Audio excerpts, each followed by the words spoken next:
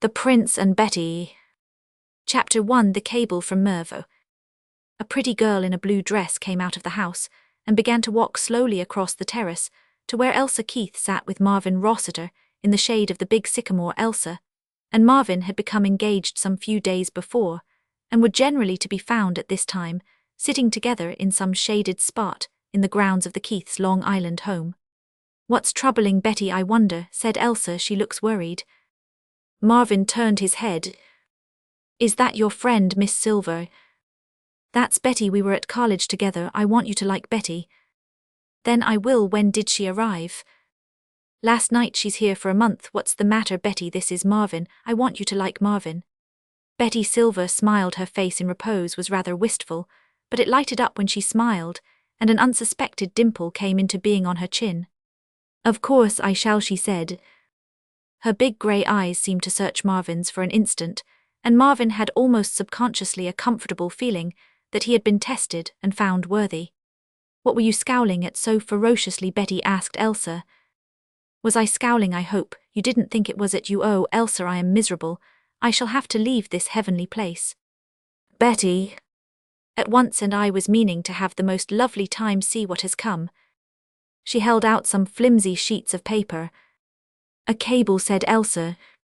"Great Scott, it looks like the scenario of a 4-act play," said Marvin. "That's not all one cable, surely. Whoever sent it must be a millionaire." "He is. It's from my stepfather." "Read it out, Elsa. I want Mr. Rossiter to hear it. He may be able to tell me where Mervo is." "Did you ever hear of Mervo, Mr. Rossiter?" "Never." "What is it?"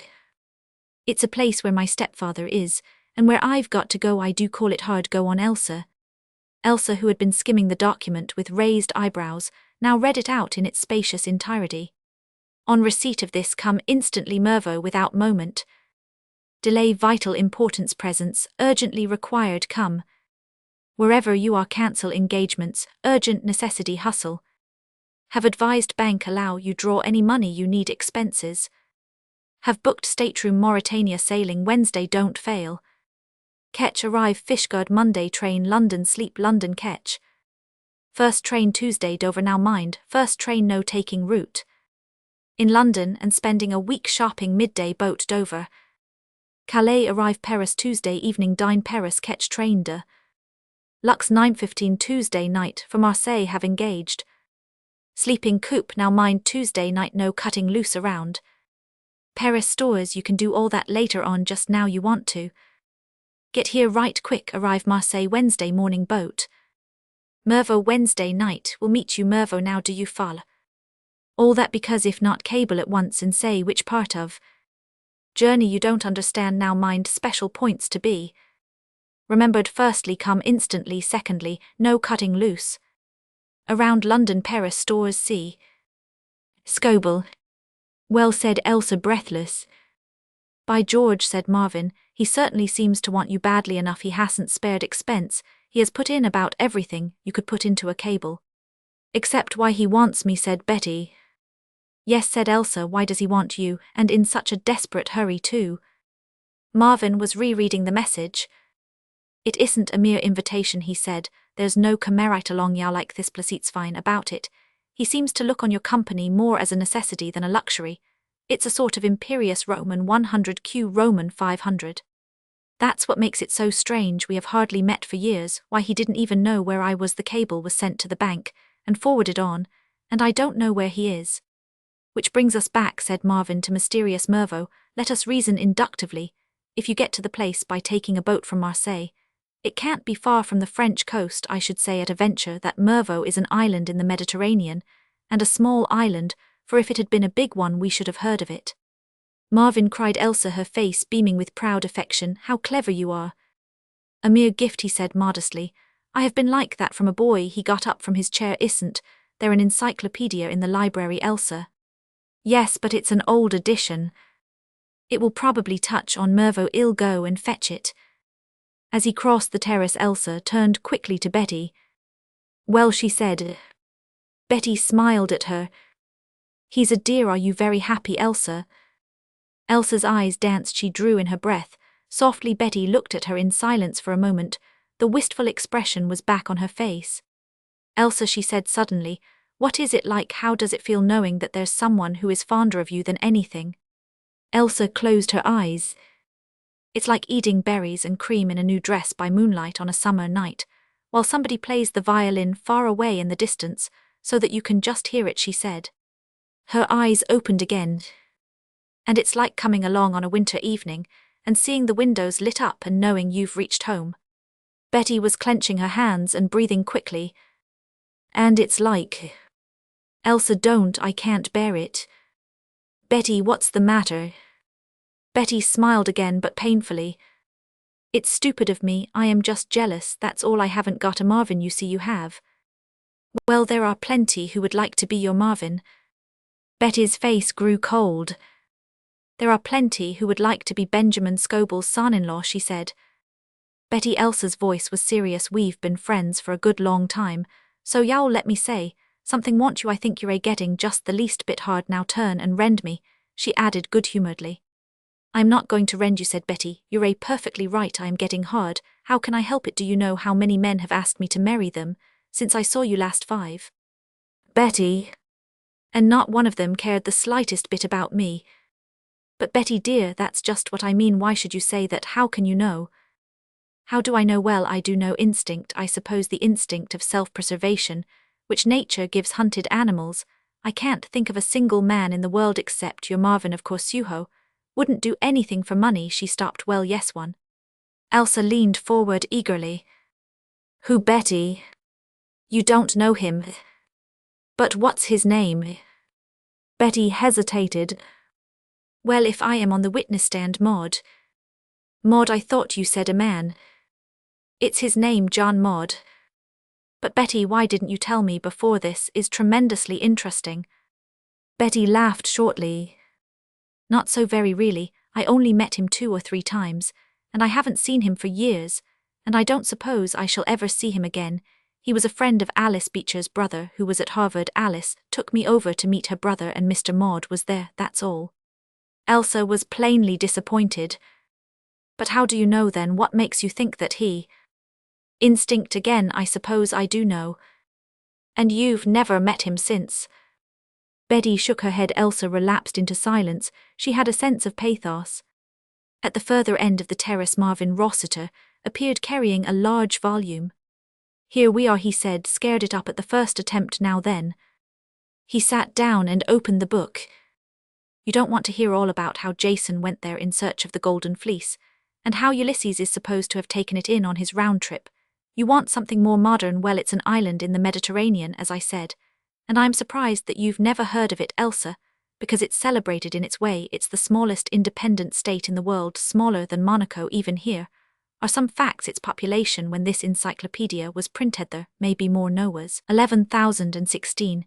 It was ruled over up to 1886 by a prince, but in that year the populace appear to have said to themselves, when in the course of human events anyway they fired the prince, and the place is now a republic. So that's where you're going, Miss Silver. I don't know if it's any consolation to you, but the island, according to this gentleman, is celebrated for the unspoilt beauty of its scenery. He also gives a list of the fish that can be caught there. It takes up about 3 lines. But what can my stepfather be doing there? I last heard of him in London. Well, I suppose I shall have to go. I suppose you will, said Elsa mournfully, but oh, Betty, what a shame. Chapter 2. Mervaux and its owner. By heck, cried Mr. Benjamin Scobel. He wheeled round from the window and transferred his gaze from the view to his sister Marian, losing by the action, for the view was a joy to the eye which his sister Marian was not.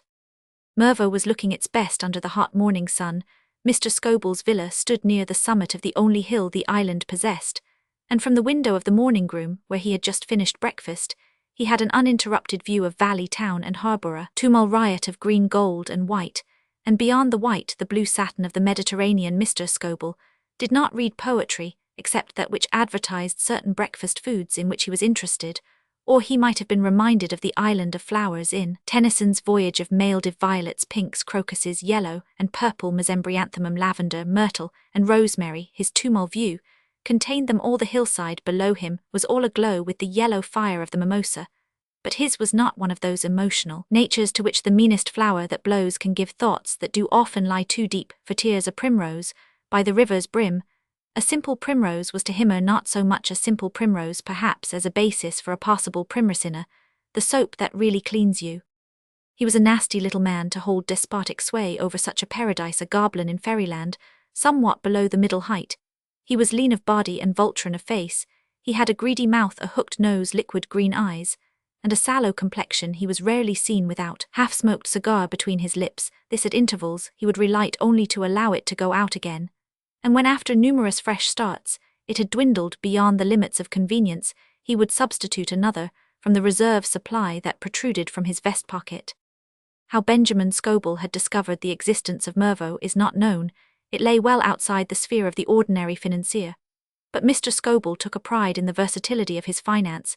It distinguished him from the uninspired, who were content to concentrate themselves on steel wheat and such-like things. It was Mr. Scobell's way to consider nothing as lying outside his sphere in a financial sense. He might have taken Terence's nihil humanum alienum as his motto. He was interested in innumerable enterprises, great and small. He was the power behind a company which was endeavouring without much success to extract gold from the mountains of North Wales, and another which was trying without any success at all to do the same by sea-water. He owned a model farm in Indiana, and a weekly paper in New York. He had financed patent medicines, patent foods, patent corks, patent corkscrews, patent devices of all kinds, some profitable, some the reverse. Also outside the ordinary gains of financier, had expectations. He was the only male relative of his aunt, the celebrated Mrs. Jane Oakley, who lived in a cottage on Staten Island, and was reputed to spend $500 a year, some said less, out of her snug income of $18 million. She was an unusual old lady in many ways, and unfortunately unusually full of deep-rooted prejudices. The fear lest he might inadvertently fall foul of these rarely ceased to haunt Mr. Scobell. This man of many projects had descended upon Mervaux like a stone on the surface of some quiet pool, bubbling over with modern enterprise in general, and in particular with a scheme. Before his arrival Mervaux had been an island of dreams and slow movement, and putting things off till tomorrow. The only really energetic thing it had ever done in its whole history had been to expel His late Highness Prince Charles, and change itself into a republic. And even that had been done with the minimum of fuss. The prince was away at the time. Indeed, he had been away for nearly 3 years, the pleasures of Paris, London, and Vienna appealing to him more keenly than life among his subjects. Mervaux, having thought the matter over during these years, decided that it had no further use for Prince Charles, quite quietly, with none of that vulgar brawling which its neighbour France had found necessary. In similar circumstances it had struck his name off the payroll and declared itself a republic. The royalist party headed by General Poyno had been distracted, but impotent. The army, 115 strong, had gone solid for the new regime, and that had settled it. Mervaux had then gone to sleep again. It was asleep when Mr. Scobell found it. The financier's scheme was first revealed to Roman 1000 d'Orby, the president of the Republic, a large stout statesman, with even more than the average Mervian instinct for slumber. He was asleep in a chair on the porch of his villa when Mr. Scobell paid his call, and it was not until the financier's secretary, who attended the séance in the capacity of interpreter, had rocked him vigorously from side to side for quite a minute, that he displayed any signs of animation beyond a snore like the growling of distant thunder. When at length he opened his eyes, he perceived the nightmare-like form of Mr. Scobell standing before him, talking. The financier, impatient of delay, had begun to talk some moments before the great awakening. So Mr. Scobell was saying, "I got a proposition to which I'd like you to give your complete attention. Shake him some more, Crump, sir. There's big money in it for all of us if you and your crowd'll sit in money, la monnaie. No, that means change. What's money, Crump? Argent. There's argent in it, squire. Get that. Oh shucks, hand it to him in French, Crump." Mr. Secretary Crump translated. The president blinked and intimated that he would hear more. Mr. Scobell relighted his cigar stump and proceeded. "Say you've heard of Monsieur Blanc?" asked the old skisix. "If he's ever heard of Monsieur Blanc, Crump, the feller who started the gamingtables at Monte Carlo." Filtered through Mr. Crump, the question became intelligible to the president. He said he had heard of Roman 1000 Blanc.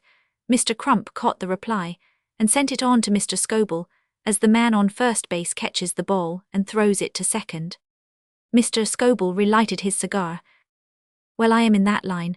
I am going to put this island on the map, just like old Dr. Blanc put Monte Carlo. I've been studying up all about the old man, and I know just what he did, and how he did it. Monte Carlo was just such another jerkwater little place, as this is before he hit it, the government was down to its last bean and wondering where the heck its next meal ticket was coming from, when in blows Mr. Man tucks up his shirt sleeves and starts the tables, and after that the place never looked back. You and your crowd gotta get together and pass a vote to give me a gambling concession here, same as they did him Scobles my name, hand him that crump.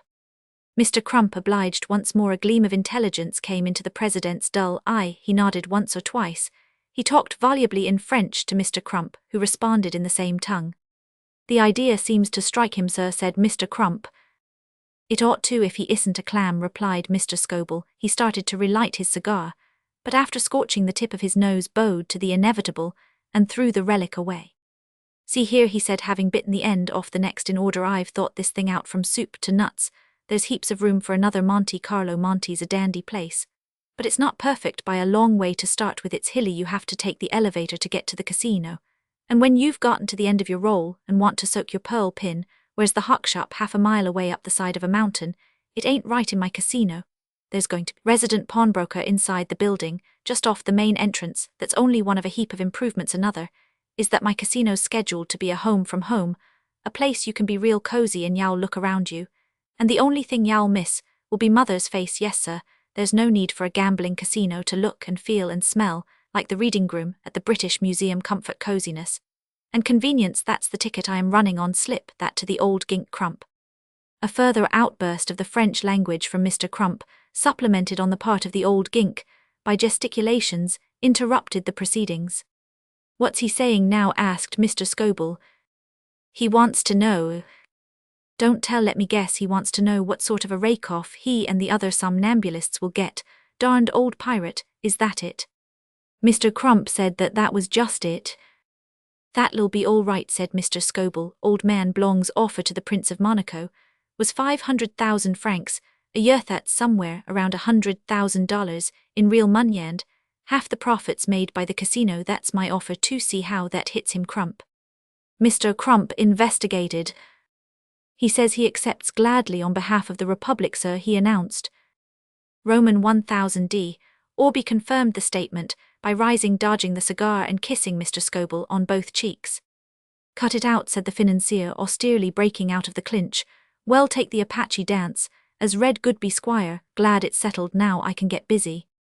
He Roman 999 workmen poured into Mervo, and in a very short time dominating the town, and reducing to insignificance the palace of the late prince. Once a passably imposing mansion, there rose beside the harbour a mammoth casino of shining stone. Imposing as was the exterior, it was on the interior that Mr. Scoble more particularly prided himself, and not without reason. Certainly a man with money to lose could lose it here under the most charming conditions. It had been Mr. Scoble's object to avoid the cheerless grandeur of the rival institution down the coast.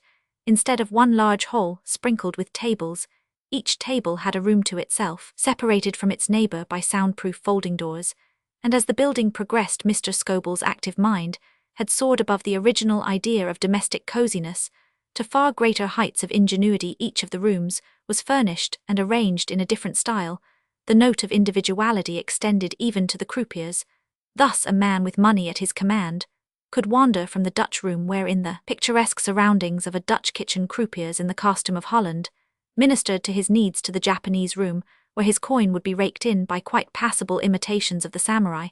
If he had any left at this point, he was free to dispose of it under the auspices of near Hindus, in the Indian room of merry Swiss peasants, in the Swiss room, or in other appropriately furnished apartments of red-shirted Bret Hart miners, fur-clad Esquimaux, or languorous Spaniards.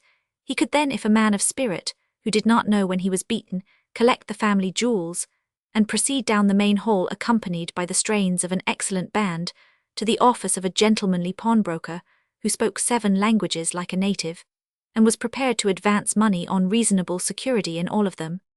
It was a colossal venture, but it suffered from the defect from which most big things suffer. It moved slowly. That it also moved steadily was to some extent a consolation to Mr. Scoble. Undoubtedly, it would progress quicker and quicker as time went on, until at length the casino became a permanent gold mine. But at present it was being conducted at a loss. It was inevitable. But it irked Mr. Scoble. He paced the island and brooded. His mind dwelt incessantly on the problem. Ideas for promoting the prosperity of his nursling came to him at all hours, at meals, in the night watches, when he was shaving, walking, washing, reading, brushing his hair. And now one had come to him, as he stood looking at the view from the window of his morning room, listening absently to his sister Marian, as she read stray items of interest from the columns of the New York Herald, and had caused him to utter the exclamation recorded at the beginning of the chapter. "By heck," he said, "read that again, Marian, I got an idea."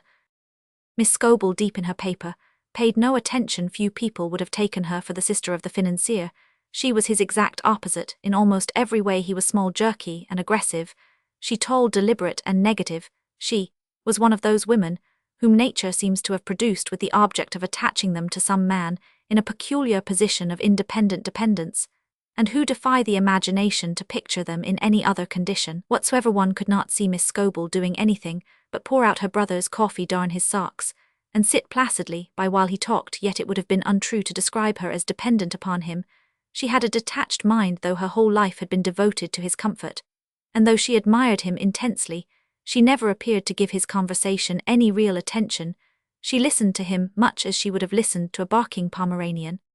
"Marian," cried Mr. Scobell, "a fiver-legged rabbit has been born in Carbondale, Southern Illinois," she announced. Mr. Scobell cursed the fiver-legged rabbit. "Never mind about your rabbits, I want to hear that piece you read before, the one about the Prince of Monaco. Will you listen, Marian?" "The Prince of Monaco, dear, yes, he has caught another fish, or something of that sort, I think. Yes, a fish with telescope eyes, the paper says, and very convenient too, I should imagine." Mr. Scobell thumped the table. "I've got it, I've found out what's the matter with this darned place. I see why the casino hasn't struck its gait. I think it must be the croupiers, dear. I am sure I never heard of croupiers in fancy costume before. It doesn't seem right. I am sure people don't like those nasty Hindus. I am quite nervous myself. When I go into the Indian room they look at me so oddly." "Nonsense, that's the whole idea of the place, that it should be different. People are sick and tired of having their money gathered in by seedy-looking dagos in second-hand morning coats. We give 'em variety. It's not the casino that's wrong, it's the darned island. What's the use of a republic to a place like this? I am not saying that you don't want a republic for a live country that's got its way to make in the world, but for a little runt of a sawn-off, hobo one-night stand like this, you gotta have something picturesque, something that'll advertise the place, something that'll give a jolt to folks' curiosity, and make 'em talk. There's this Monaco gook, he snoops around in his yacht digging up telescopied fish, and people talk about it. Another darned fish. They say that's the 16th bite the Prince of Monaco has had this year. It's like a soap advertisement. It works by suggestion. They get to thinking about the prince and his popied fishes, and first thing they know they've packed their grips and come along to Monaco to have a peek at him, and when they're there it's a safe bet they aren't going back again without trying to get a mess of easy money from the bank. That's what this place wants. Whoever heard of this blamed republic doing anything except eat and sleep? They used to have a prince here way back in 80-something. Well, I am going to have him working at the old stand again right away." Miss Scobell looked up from her paper, which she had been reading with absorbed interest throughout Tin's harangue. "Dear," she said enquiringly. "I say I am going to have him back again," said Mr. Scobell, a little damped. "I wish you would listen." "I think you're quite right, dear. Who?" "The prince. Do listen, Marian, the prince of this island, His Highness the Prince of Mervo. I am going to send for him and put him on the throne again." "You can't, dear, he's dead." "I know he's dead. You can't phase me on the history of this place. He died in 91. But before he died, he married an American girl, and there's a son who's in America now living with his uncle. It's the son I am going to send for. I got it all from General Poyno. He's a royalist. Hell be tickled to pieces when Johnny comes marching home again. Old man Poyno told me all about it. The prince married a girl called Wesley, and then he was killed in an automobile accident, and his widow went back to America with the kid to live with her brother. Poyno says he could lay his hand on him any time he pleased." "I hope you won't do anything rash, dear," said his sister comfortably. "I am sure we don't want any horrid revolution here with people shooting and stabbing each other." "Revolution," cried Mr. Scobell. "Revolution? Well, I should say nix revolution. Nothing. I am the man with the big stick in Mervo. Pretty near every adult on this island is dependent on my casino for his weekly envelope. And what I say goes without argument. I want a prince, so I gotta have a prince. And if any gazook makes a noise like a man with a grouch, hell, find himself fired." Miss Scobell turned to her paper again. "Very well, dear," she said, "just as you please. I'm sure you know best." Sure, said her brother, you're a good guesser, ill go, and beat up old man Poyner right away. Chapter 3 John. 10 days after Mr. Scoble's visit to General Poyner, John, Prince of Mervo, ignorant of the greatness so soon to be thrust upon him, was strolling thoughtfully along one of the main thoroughfares of that outpost of civilization, Jersey City. He was a big young man, tall and large of limb. His shoulders especially were of the massive type, expressly designed by nature for driving wide gaps in the opposing line on the gridiron. He looked like one of nature's center rushes, and had indeed played in that position for Harvard during 2 strenuous seasons. His face wore an expression of invincible good humor. He had a wide, good-natured mouth, and a pair of friendly grey eyes. One felt that he liked his fellow men, and would be surprised and pained if they did not like him. As he passed along the street, he looked a little anxious. Sherlock Holmes and possibly even Dr. Watson would have deduced that he had something on his conscience. At the entrance to a large office building, he paused and seemed to hesitate. Then, as if he had made up his mind to face an ordeal, he went in and pressed the button of the elevator. Leaving the elevator at the 3rd floor, he went down the passage and pushed open a door on which was inscribed the legend Wesley Martin Co. A stout youth walking across the office with his hands full of papers stopped in astonishment. "Hello, John Maud," he cried. The young man grinned. "Say, where have you been? The old man's been as mad as a hornet since he found you had quit without leave. He was asking for you just now." "I guess I'm up against it," admitted John cheerfully. "Where did you go yesterday?" John put the thing to him candidly as man to man.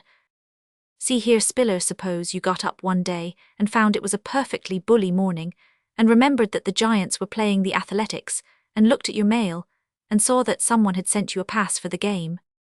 Were you at the ball game? You've got the nerve. Didn't you know there would be trouble?" "Old man," said John frankly, "I could no more have turned down that pass. Oh well, what's the use? It was just great, I suppose. I'd better tackle the boss now. It's got to be done." It was not a task to which many would have looked forward. Most of those who came into contact with Andrew Wesley were afraid of him.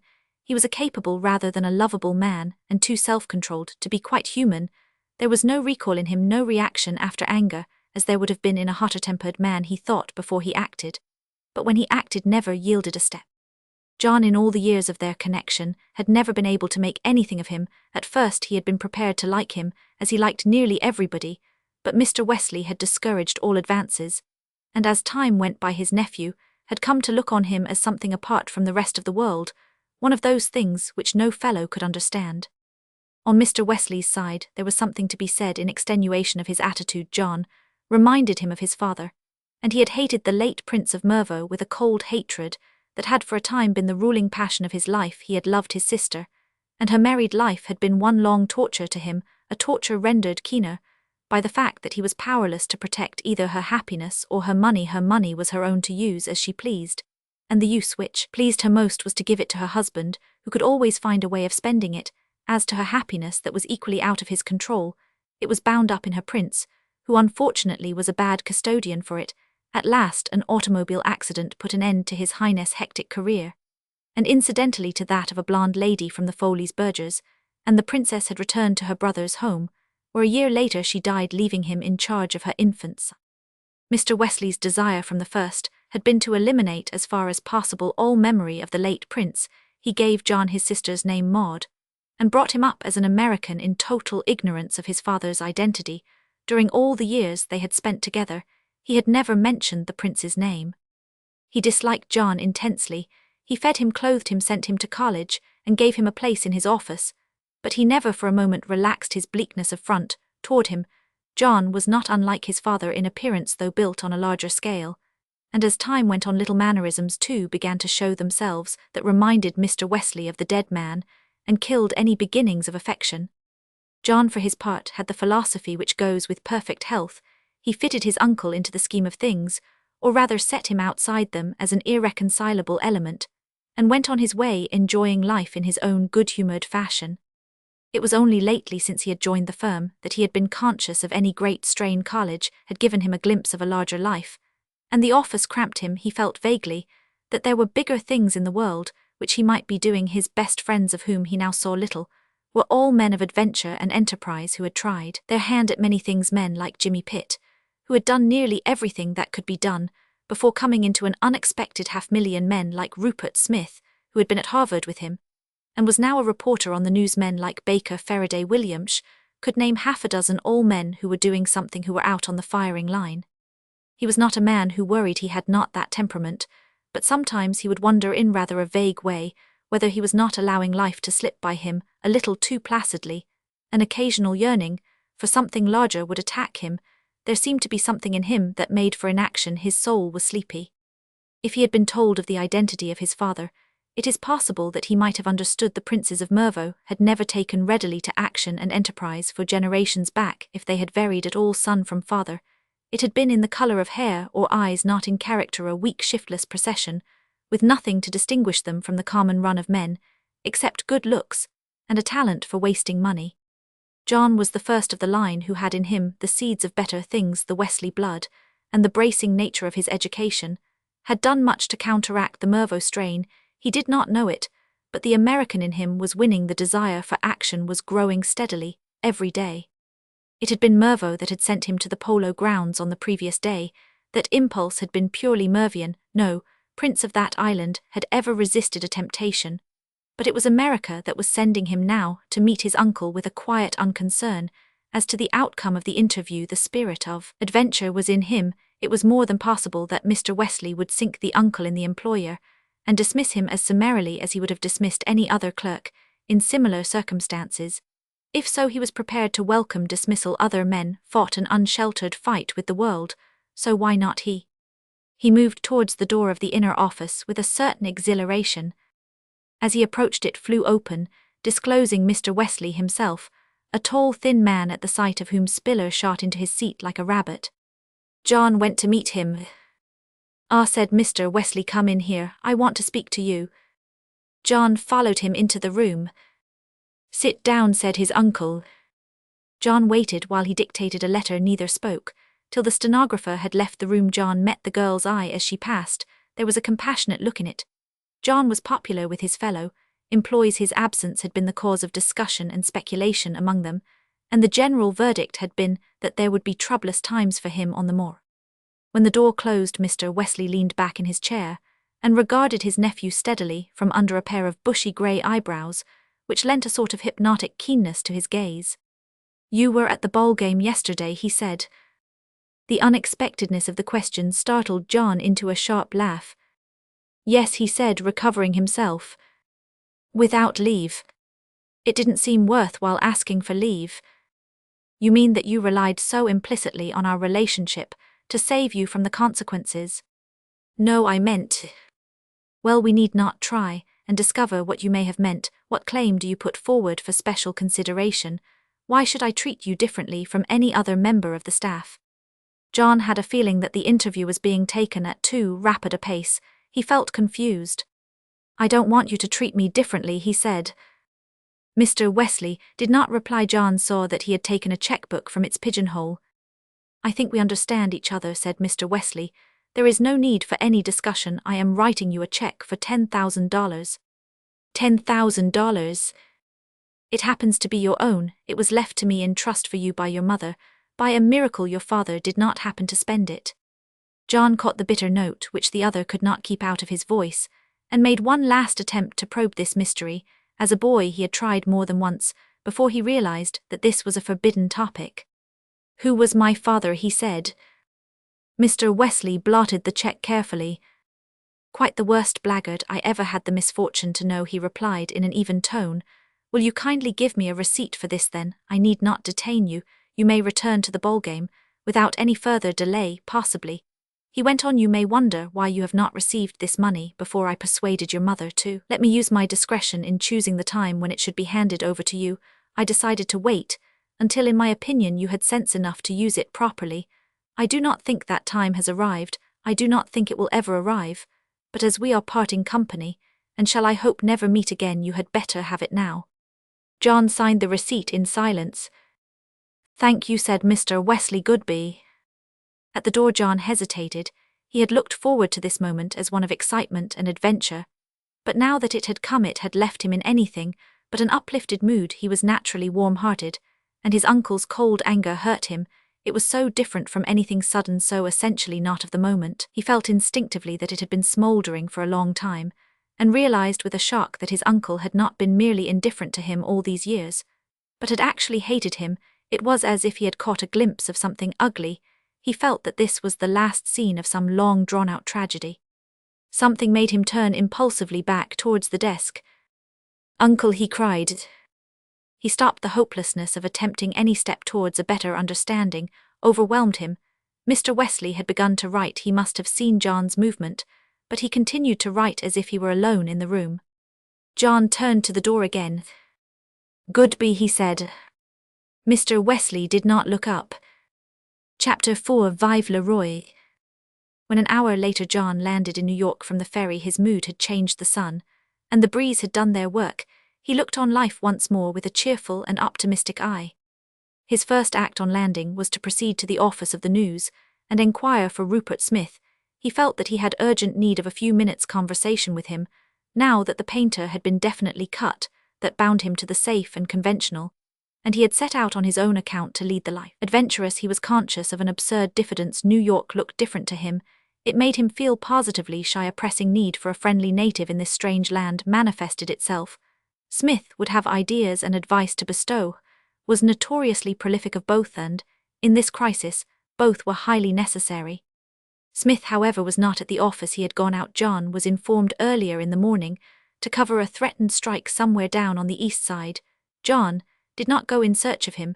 The chance of finding him in that maze of mean streets was remote. He decided to go uptown, select hotel and lunch. To the need for lunch, he attributed a certain sinking sensation of which he was becoming more and more aware, and which bore much too close a resemblance to dismay to be pleasant. The poet's statement that the man who square his chances always, are best no circumstance, can shoot scare into the contents of his vest, is only true within limits. The squarest men deposited suddenly in New York, and faced with the prospect of earning his living, there is likely to quail for a moment.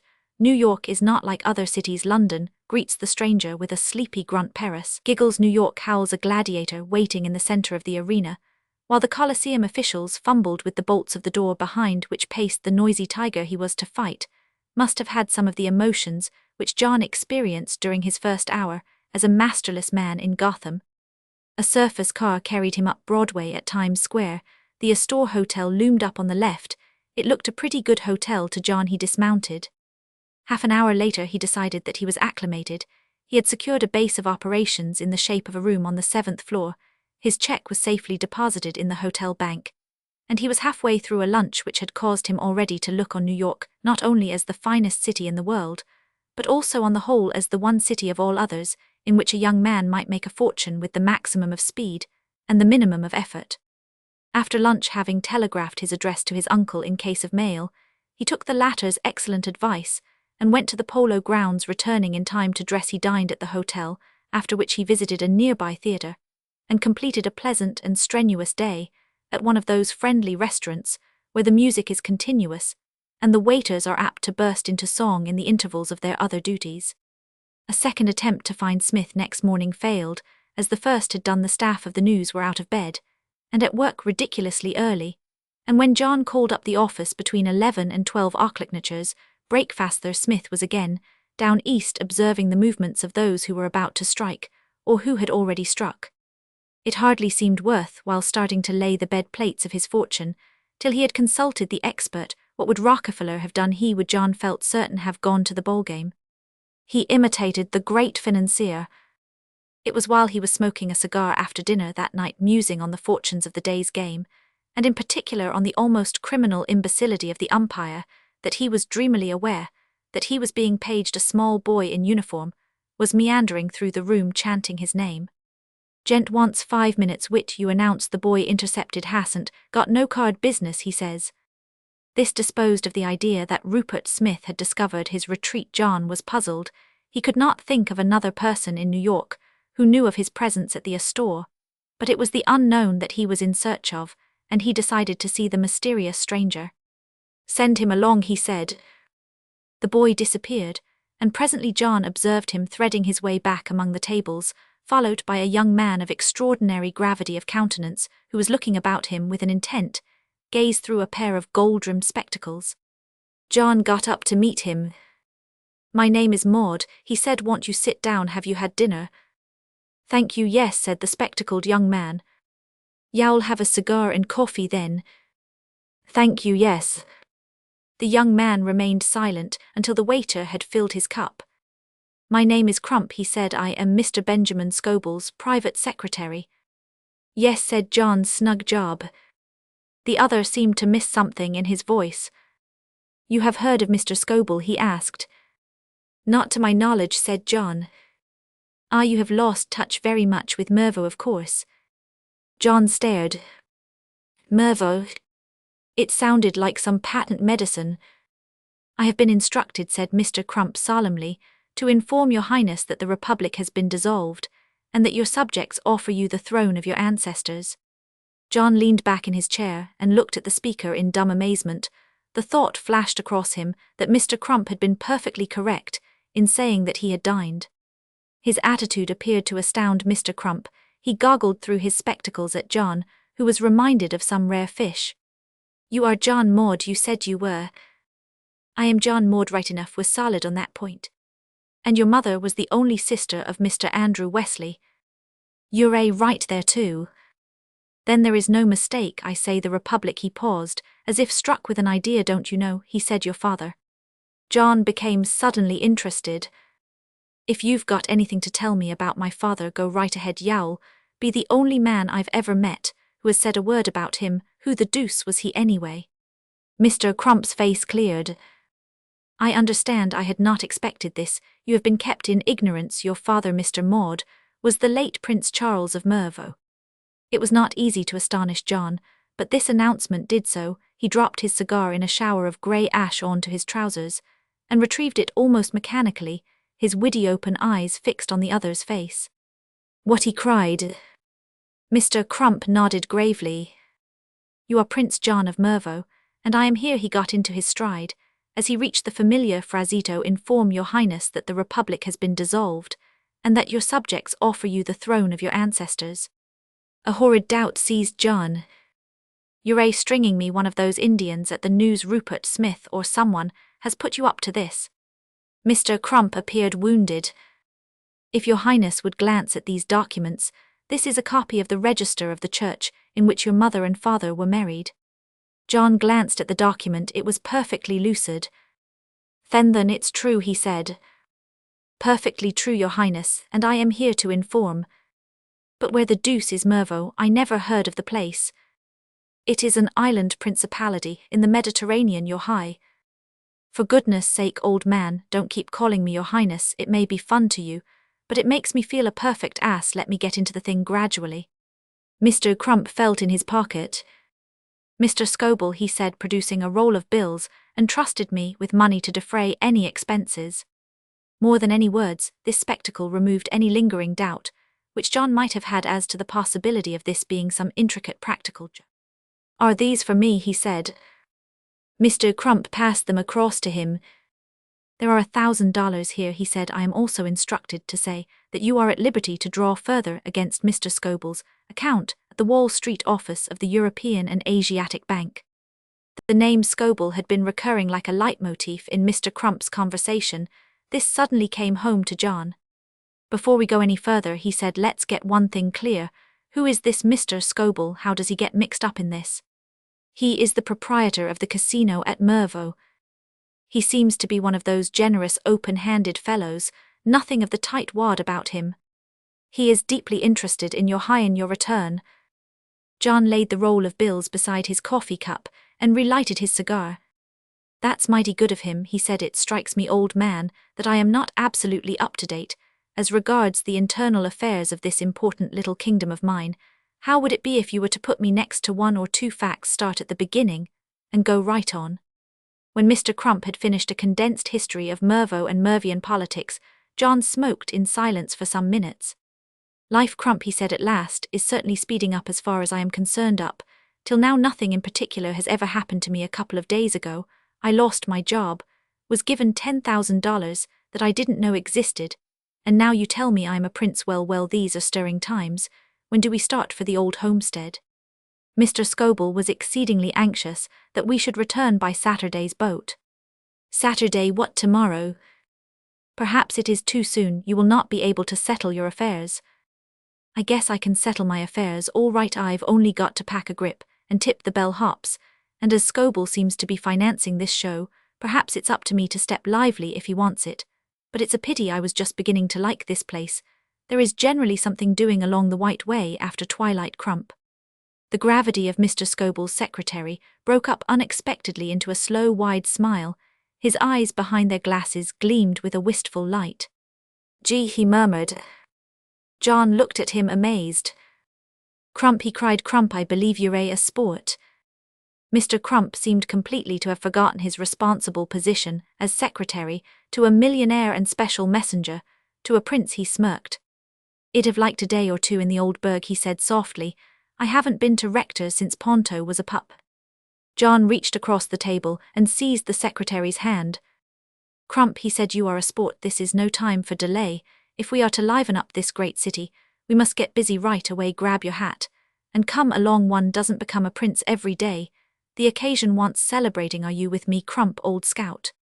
Sure thing, said the envoy ecstatically. At 8 o'clock on the following morning, two young men, hatless and a little rumpled but obviously cheerful, entered the Astor Hotel demanding breakfast.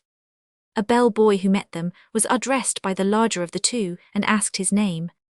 Desmond Ryan, he replied. The young man patted him on his shoulder. I appoint you Desmond Ryan, he said, grand hereditary bellhop to the court of Mervo.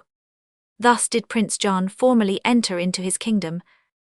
Chapter 5. Mr. Scoble has another idea. Owing to collaboration between Fate and Mr. Scoble, John's state entry into Mervo was an interesting blend between a pageant and a vaudeville sketch. The pageant idea was Mr. Scoble's Fate supplied the vaud. The reception at the quay when the little steamer that plied between Marseille and the island principality gave up its precious freight was not on quite so impressive a scale as might have been given to the monarch of a more powerful kingdom, but John was not disappointed during the voyage from New York in the intervals of seasickness, for he was a poor sailor. Mr. Crump had supplied him with certain facts about Mervo, one of which was that its adult population numbered just under 13,000, and this had prepared him for any shortcomings in the way of popular demonstration. As a matter of fact, Mr. Scoble was exceedingly pleased with the scale of the reception, which to his mind amounted practically to pomp. The palace guard 40 strong lined the quay. Besides these, there were 4 officers, a band, and 16 mounted carbineers. The rest of the army was dotted along the streets. In addition to the military, there was a gathering of 150 civilians, mainly drawn from fishing circles. The majority of these remained stolidly silent throughout, but 3 more emotional cheered vigorously as a young man was seen to step onto the gangway carrying a grip and make for the shore. General Poyno, a white-haired warrior with a fierce mustache, strode forward and saluted the palace guard's presented arms. The band struck up the Mervian national anthem. General Poyno, lowering his hand, put on a pair of pince-nez and began to unroll an address of welcome.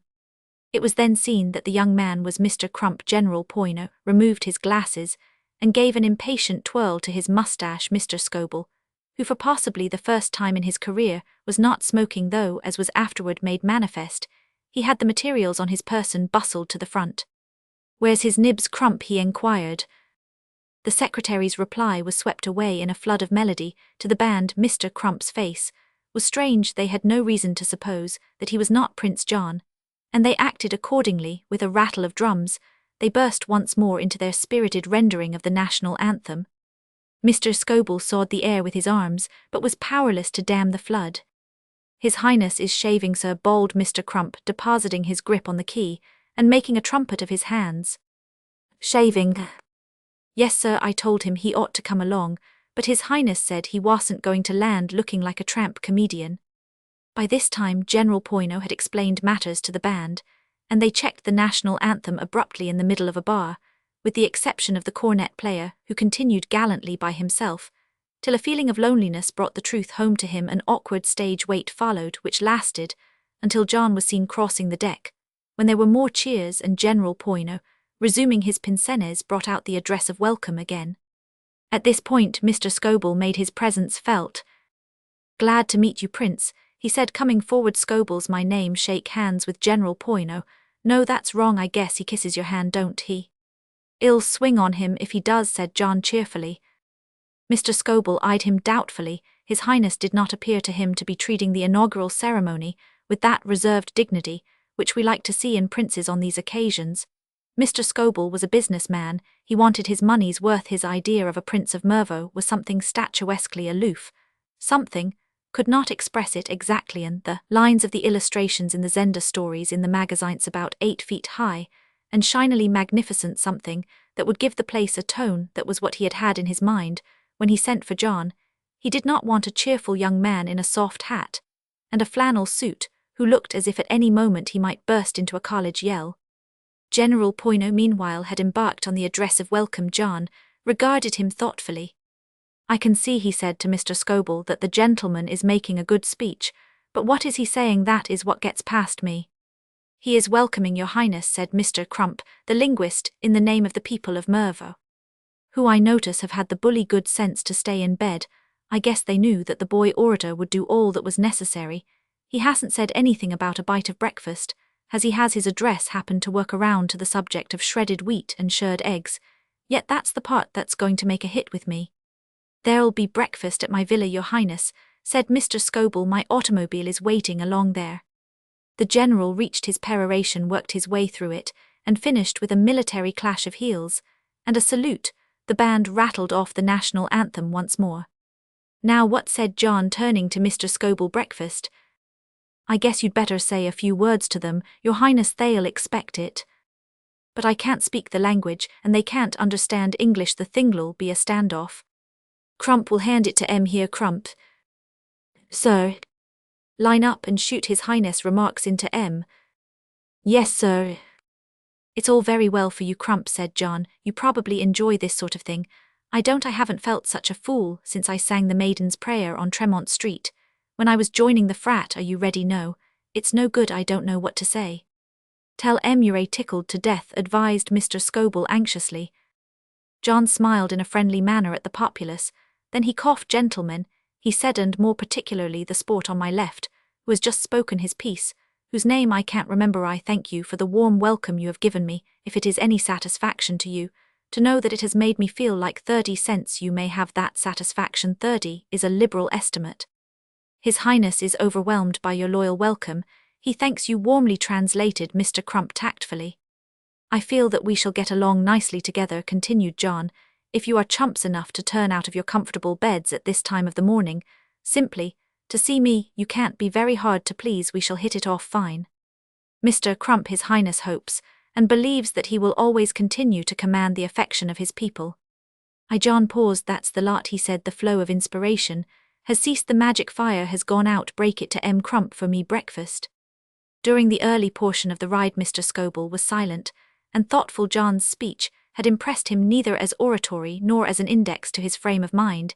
He had not interrupted him, because he knew that none of those present could understand what was being said, and that Mr. Crump was to be relied on as an editor, but he had not enjoyed it. He did not take the people of Merveau seriously himself, but in the prince such an attitude struck him as unbecoming. Then he cheered up. After all, John had given evidence of having a certain amount of what he would have called get-up in him. For the purposes for which he needed him, a tendency to make light of things was not amiss. It was essentially as a performing prince that he had engaged John. He wanted him to do unusual things, which would make people talk. Aeroplaning was one that occurred to him. Perhaps a prince who took a serious view of his position would try to raise the people's minds and start reforms, and generally be a nuisance. John could at any rate be relied upon not to do that. His face cleared. "Have a good cigar, Prince," he said cordially, inserting 2 fingers in his vest pocket. "Sure, Mike," said His Highness affably. Breakfast over. Mr. Scobel replaced the remains of his cigar between his lips and turned to business. Prince," he said. "Yes." "I want you, Prince," said Mr. Scobel, "to help boom this place. That's where you come in." "Sure," said John.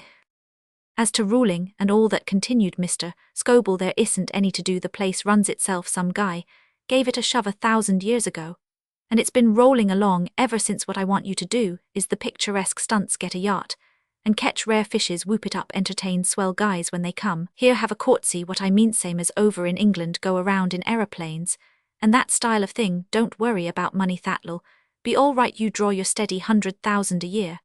And a good chunk more besides, when we begin to get a move on, so the dough proposition doesn't need to scare you any. Do I, by George, said John. It seems to me that I've fallen into a pretty soft thing here. There'll be a joker in the deck somewhere. I guess there always is in these good things. But I don't see it, yet you can count me in all right. Good boy, said Mr. Scobell, and now you'll be wanting to get to the palace. I'll have them bring the automobile round. The Council of State broke up. Having seen John off in the car, the financier proceeded to his sister's sitting room. Miss Scobell had breakfasted apart that morning, by request her brother giving her to understand that matters of state unsuited to the ear of a third party must be discussed at the meal. She was reading her New York Herald. Well, said Mr. Scobell, he's come. Yes, dear. And just the sort I want. Saw the idea of the thing right away, and is ready to go the limit. No nonsense about him. Is he nice looking, Benny? Sure, all these Mervo princes have been good lookers, I hear, and this one must be near the top of the list. You'll like him, Marian. All the girls will be crazy about him in a week. Miss Scobell turned a page. Is he married? Her brother started. Married? I never thought of that, but no, I guess he's not. He'd have mentioned it. He's not the sort to hush up a thing like that. He stopped short, his green eyes gleamed excitedly. Marian, he cried. Marian. Well, dear. Listen, gee, this thing is going to be the biggest ever. I got a new idea. It just came to me. You're saying that put it into my head. Do you know what I am going to do? I am going to cable over to Betty to come right along here, and I am going to have her marry this prince guy. Yes, sir. For once Miss Scobell showed signs that her brother's conversation really interested her. She laid down her paper and stared at him. Betty? Sure, Betty, why not? She's a pretty girl, clever too. The prince'll be lucky to get such a wife, for all his darned ancestors away back to the flood. But suppose Betty does not like him? Like him, she's gotta like him, say. Can't you make your mind sore, or want you? Can't you see that a thing like this has gotta be fixed different from a marriage between a ribbon counter clerk and the girl who takes the money at a 25-cent hash restaurant in Flatbush? This is a royal alliance. Do you suppose that, when a European princess is introduced to the prince she's going to marry, they let her say nothing doing? I don't like the shape of his nose. He gave a spirited imitation of a European princess, objecting to the shape of her selected husband's nose. It isn't very romantic, Benny sighed Miss Scobell. She was a confirmed reader of the more sentimental class of fiction, and this business-like treatment of love's young dream jarred upon her. It's founding a dynasty isn't that romantic enough for you? You make me tired, Marian. Miss Scobell sighed again. Very well, dear, I suppose you know best, but perhaps the prince won't like Betty. Mr. Scobell gave a snort of disgust.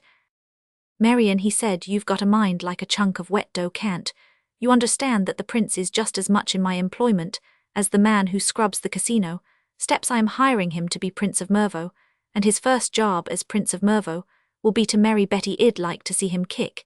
He began to pace the room. By heck, it's going to make this place boom to beat the band. It'll be the biggest kind of advertisement restoration of royalty at Mervo. That'll make them take notice by itself. Then biff right on top of that, royal romance. Prince weds American girl, love at first sight, picturesque wedding. Gee, well, wipe Monte Carlo clean off the map. Well, have him licked to a splinter. It's the greatest scheme on earth. I have no doubt you are right, Benny, said Miss Scobell, but her voice became dreamy. Agin, it's not very romantic. Oh shucks, said the schemer impatiently. Here, where's a cable form? Chapter 6. Young Adam Cupid. On a red sandstone rock at the edge of the water, where the island curved sharply out into the sea, Prince John of Mervo sat and brooded on first causes for nearly an hour and a half. He had been engaged in an earnest attempt to trace to its source the acute fit of depression which had come apparently from Najarito poison his existence that morning. It was his 7th day on the island, and he could remember every incident of his brief reign. The only thing that eluded him was the recollection of the exact point when the shadow of discontent had begun to spread itself over his mind. Looking back, it seemed to him that he had done nothing during that week but enjoy each new aspect of his position as it was introduced to his notice. Yet here he was, sitting on a lonely rock, consumed with an unquenchable restlessness, a kind of trapped sensation. Exactly when and exactly how fate, that king of gold-brick men, had cheated him, he could not say, but he knew with a certainty that defied argument that there had been sharp practice, and that in an unguarded moment he had been induced to part with something of infinite value in exchange for a gilded fraud. The mystery baffled him. He sent his mind back to the first definite entry of Mervaux into the foreground of his life.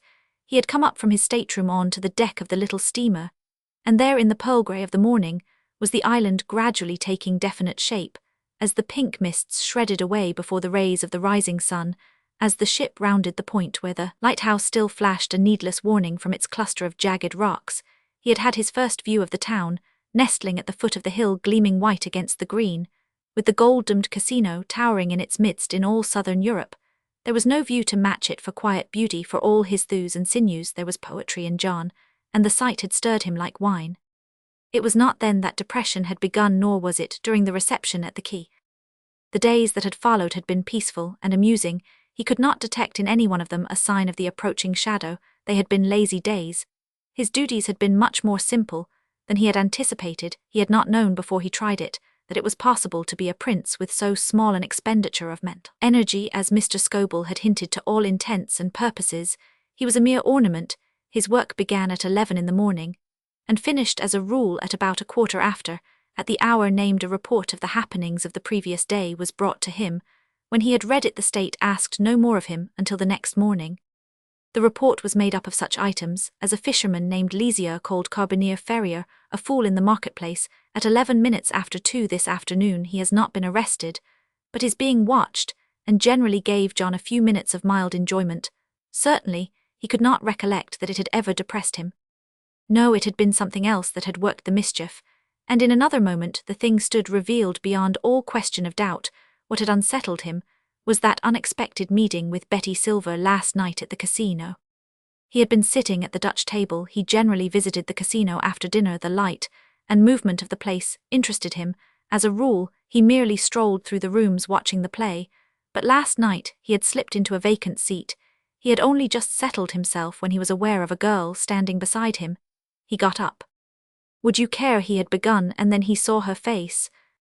It had all happened in an instant. Some chord in him, numbed till then, had begun to throb. It was as if he had awakened from a dream, or returned to consciousness after being stunned. There was something in the sight of her standing there, so cool and neat, and composed, so typically American, a sort of goddess of America in the heat and stir of the casino, that struck him like a blow. How long was it since he had seen her last? Not more than a couple of years. It seemed centuries. It all came back to him. It was during his last winter at Harvard that they had met. A college friend of hers had been the sister of a college friend of his. They had met several times, but he could not recollect having taken any particular notice of her then, beyond recognizing that she was certainly pretty. The world had been full of pretty American girls then. But now he looked at her, and as he looked he heard America calling to him. Mervaux, by the appeal of its novelty, had caused him to forget, but now quite suddenly he knew that he was homesick, and it astonished him the readiness with which he had permitted Mr. Crump to lead him away into bondage. It seemed incredible that he had not foreseen what must happen. Love comes to some gently, imperceptibly creeping in, as the tide through unsuspected creeks and inlets creeps on a sleeping man, until he wakes to find himself surrounded, but to others it comes as a wave, breaking on them, beating them down, whirling them away. It was so with John in that instant when their eyes met. The miracle must have happened. It seemed to him, as he recalled the scene now, that he had loved her before he had had time to frame his first remark. It amazed him that he could ever have been blind to the fact that he loved her. She was so obviously the only girl in the world. "Yow, you don't remember me," he stammered. She was flushing a little under his stare, but her eyes were shining. "I remember you very well, Mr. Maud," she said with a smile. "I thought I knew your shoulders before you turned round. What are you doing here?" There was a hush. The croupier had set the ball rolling. A wizened little man and two ladies of determined aspect were looking up disapprovingly. John realized that he was the only person in the room not silent. It was impossible to tell her the story of the change in his fortunes. In the middle of this crowd he stopped, and the moment passed. The ball dropped with a rattle. The tension relaxed. "Won't you take this seat?" said John. "No thank you, I am not playing. I only just stopped to look on. My aunt is in one of the rooms, and I want to make her come home. I am tired." "Have you?" He caught the eye of the wizened man and stopped again. "Have you been in Mervaux long?" he said as the bowl fell. "I only arrived this morning. It seems lovely. I must explore tomorrow." She was beginning to move off. John coughed to remove what seemed to him a deposit of sawdust and unshelled nuts in his throat. Me iwill, you let me show you prolonged struggle with the nuts and sawdust, then rapidly some of the places tomorrow. He had hardly spoken the words when it was borne in upon him that he was a vulgar pushing bounder presuming on a dead and buried acquaintanceship to force his company on a girl who naturally did not want it, and who would now proceed to snub him, as he deserved. He quailed, though he had not had time to collect and examine and label his feelings. He was sufficiently in touch with them to know that a snub from her would be the most terrible thing that could possibly happen to him. She did not snub him indeed if he had been in a state of mind coherent enough to allow him to observe. He might have detected in her eyes and her voice signs of pleasure. "I should like it very much," she said. John made his big effort. He attacked the nuts and sawdust which had come back and settled down again in company with a large lump of some unidentified material. As if he were bucking center, they broke before him, as long ago the Yale line had done, and his voice rang out, as if through a megaphone, to the unconcealed disgust of the neighboring gamesters. "If you go along the path at the foot of the hill," he bellowed rapidly, "and follow it down to the sea, you get a little bay full of red sandstone rocks. You can't miss it, and there's a fine view of the island from there. I'd like awfully well to show that to you. It's great." She nodded. "Then shall we meet there?" she said when John was in no mood to postpone the event. "As early as ever you like," he roared. "At about 10 then. Good night, Mr. Maud." John had reached the bay at 8:30, and had been on guard there ever since it was now past 10, but still, there were no signs of Betty. His depression increased. He told himself that she had forgotten, then that she had remembered, but had changed her mind, then that she had never meant to come at all. He could not decide which of the three theories was the most distressing. His mood became morbidly introspective. He was weighed down by a sense of his own unworthiness. He submitted himself to a thorough examination, and the conclusion to which he came was that as an aspirant to the regard of a girl like Betty, he did not score a single point. No wonder she had ignored the appointment. A cold sweat broke out on him. This was the snub. She had not administered it in the casino, simply in order that by being delayed its force might be the more overwhelming. He looked at his watch again, and the world grew black. It was 12 minutes after 10. John in his time had thought and read a good deal about love ever since he had grown up. He had wanted to fall in love. He had imagined love as a perpetual exhilaration, something that flooded life with a golden glow, as if by the pressing of a button or the pulling of a switch, and automatically removed from it everything mean and hard and uncomfortable, as something that made a man feel grand and godlike, looking down benevolently, of course, on his fellow men, as from some lofty mountain. That it should make him feel a worm-like humility had not entered his calculations. He was beginning to see something of the possibilities of love. His tentative excursions into the unknown emotion, while at college, had never really deceived him. Even at the time, a sort of second self had looked on and sneered at the poor imitation. This was different. This had nothing to do with moonlight and soft music. It was raw and hard. It hurt. It was a thing sharp and jagged, tearing at the roots of his soul. He turned his head and looked up the path for the 100th time, and this time he sprang to his feet between the pines on the hillside. His eye had caught the flutter of a white dress. Chapter 7. Mr. Scobell is frank. Much may happen in these rapid times in the course of an hour and a half. While John was keeping his vigil on the sandstone rock, Betty was having an interview with Mr. Scobell, which was to produce far-reaching results, and which incidentally was to leave her angrier and more at war with the whole of her world than she could remember to have been in the entire course of her life. The interview began shortly after breakfast in a gentle and tactful manner with Aunt Marian at the helm, but Mr. Scobell was not the man to stand by silently while persons were being tactful. At the end of the second minute, he had plunged through his sister's mild monologue like a rhinoceros through a cobweb, and had stated definitely, with an economy of words, the exact part which Betty was to play in Mervian affairs.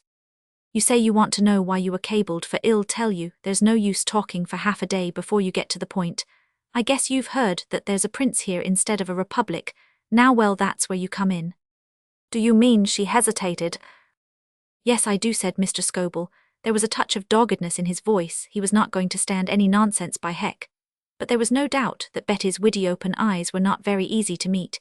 He went on rapidly. "Cut out any fool notions about romance." Miss Scobell, who was knitting a sock, checked her needles for a moment in order to sigh. Her brother eyed her morosely, then resumed his remarks. "This is a matter of state. That's it. You gotta cut out fool notions. and act for good of state. You gotta look at it in the proper spirit, great honorsy, what I mean princess, and all that chance of a lifetime dynasty, you gotta look at it that way. Miss Scobell heaved another sigh and dropped a stick. For the love of Mike, said her brother irritably, don't snort like that, Marian. Very well, dear. Betty had not taken her eyes off him from his first word. An unbiased observer would have said that she made a pretty picture standing there in her white dress, but in the matter of pictures, still life was evidently what Mr. Scobell preferred, for his gaze never wandered from the cigar stump, which he had removed from his mouth in order to knock off the ash.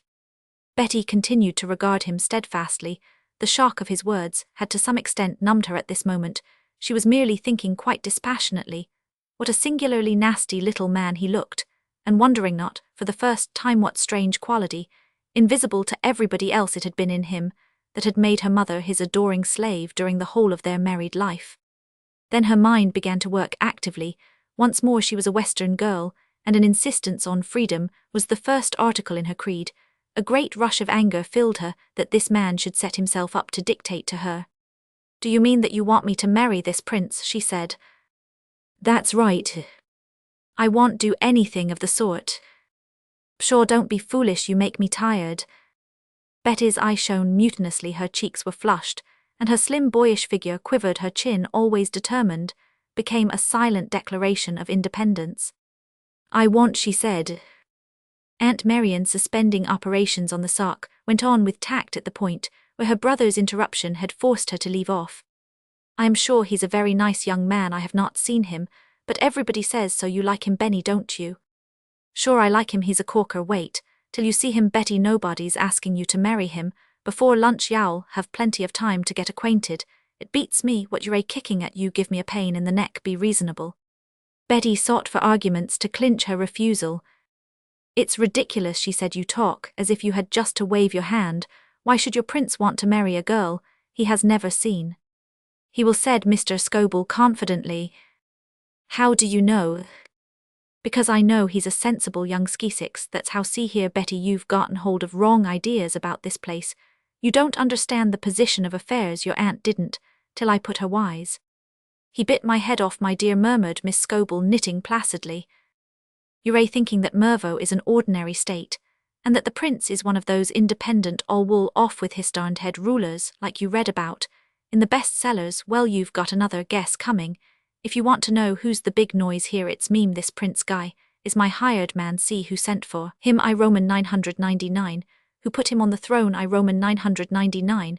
Who pays him his salary? I do, from the profits of the casino. Now, do you understand? He knows his job. He knows which side his bread's buttered.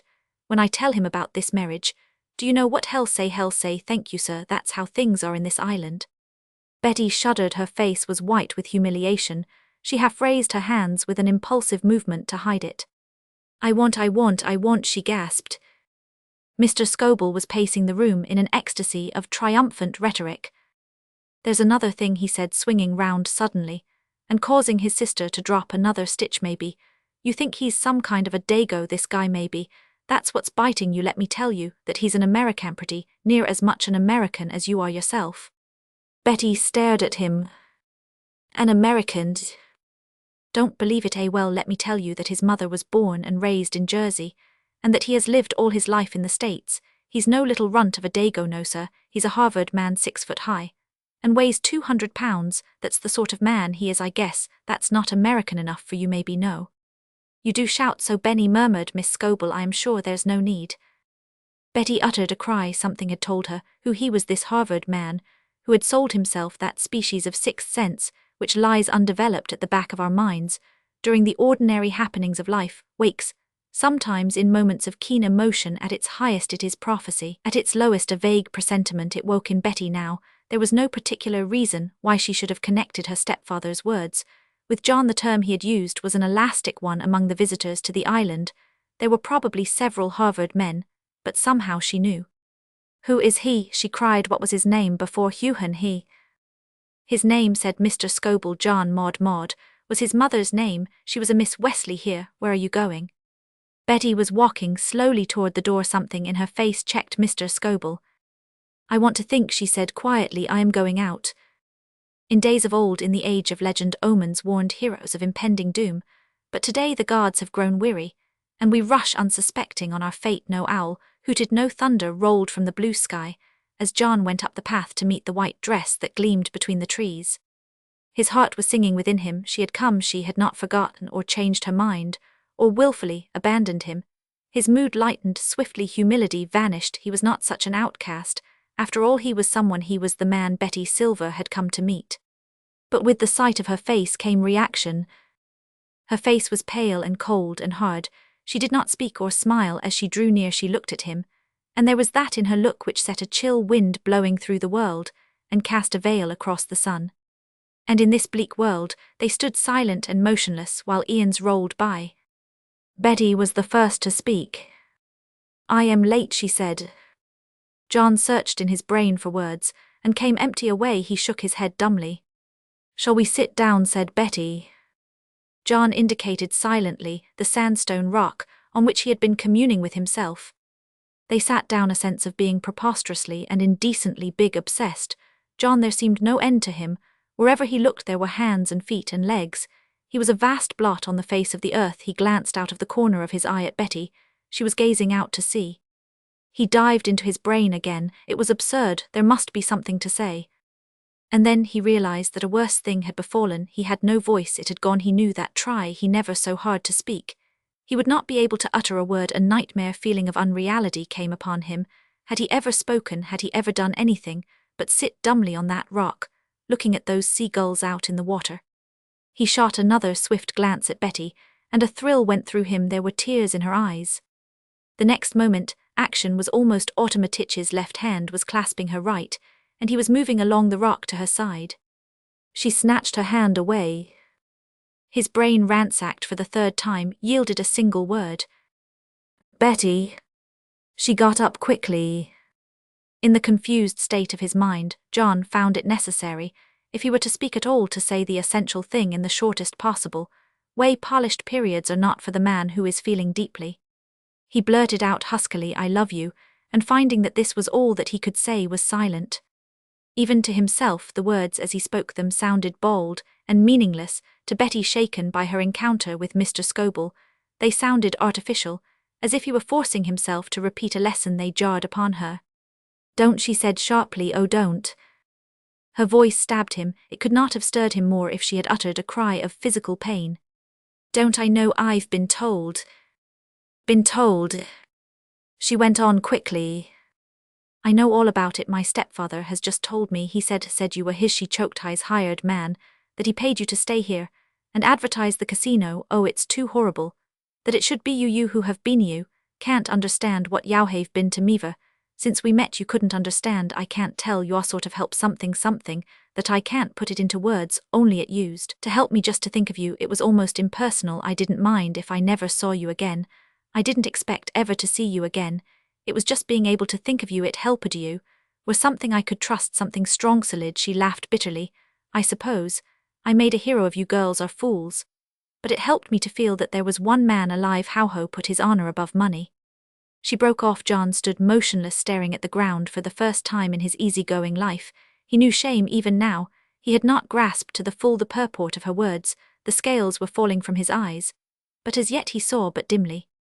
She began to speak again in a low, monotonous voice, almost as if she were talking to herself. She was looking past him at the gulls that swooped and skimmed above the glittering water. "I'm so tired of money, everything's money. Isn't there a man in the world who won't sell himself? I thought that you. I suppose I'm stupid. It's business. I suppose one expects too much." She looked at him wearily. "Good be," she said. "I am going." He did not move. She turned and went slowly up the path. Still, he made no movement. A spell seemed to be on him. His eyes never left her. As she passed into the shadow of the trees, for a moment her white dress stood out clearly. She had stopped with his whole soul. He prayed that she would look back, but she moved on once more and was gone.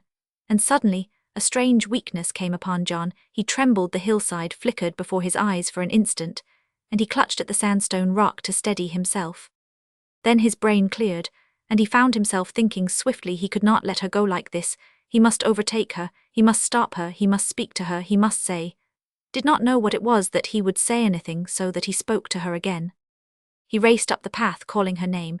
No answer came to his cries. Above him lay the hillside dozing in the noonday sun, below the Mediterranean sleek and blue without a ripple. He stood alone in a land of silence and sleep. Chapter 8: An Ultimatum from the Throne. At 12:30 that morning business took Mr. Benjamin Scobell to the royal palace. He was not a man who believed in letting the grass grow under his feet. He prided himself on his briskness of attack every now and then Mr. Crump, searching the newspapers, would discover and hand to him a paragraph alluding to his hustling methods. When this happened, he would preserve the clipping and carry it about in his vest pocket with his cigars, till time and friction wore it away. He liked to think of himself as swift and sudden human thunderbolt. In this matter of the royal alliance, it was his intention to have at it and clear it up at once. Having put his views clearly before Betty, he now proposed to lay them with equal clarity before the prince. There was no sense in putting the thing off. The sooner all parties concerned understood the position of affairs, the sooner the business would be settled. That Betty had not received his information with joy did not distress him. He had a poor opinion of the feminine intelligence girls got their minds full of nonsense from reading novels and seeing plays like Betty. Betty objected to those who were wiser than herself, providing a perfectly good prince for her to marry. Some fool notion of romance, of course. Not that he was angry, he did not blame her any more than the surgeon blames a patient for the possession of an unsuitable appendix. There was no animus in the matter. Her mind was suffering from foolish ideas, and he was the surgeon whose task it was to operate upon it. That was all one had to expect. Foolishness in women, it was their nature. The only thing to do was to tie a rope to them and let them run around till they were tired of it, then pull them in. He saw his way to managing Betty. Nor did he anticipate trouble with John. He had taken an estimate of John's character, and it did not seem to him likely that it contained unsuspected depths. He set John down, as he had told Betty, as a young man, acute enough to know when he had a good job, and sufficiently sensible to make concessions in order to retain it. Betty, after the manner of woman, might make a fuss before yielding to the inevitable, but from level-headed John he looked for placid acquiescence. His mood as the automobile whirred its way down the hill toward the town was sunny. He looked on life benevolently, and found it good. The view appealed to him more than it had managed to do on other days. As a rule, he was the man of blood and iron who had no time for admiring scenery, but today he vouchsafed it a not unkindly glance. It was certainly a dandy little place. This island of his, a vineyard on the right, caught his eye. He made a mental note to uproot it and run up a hotel in its place further down the hill.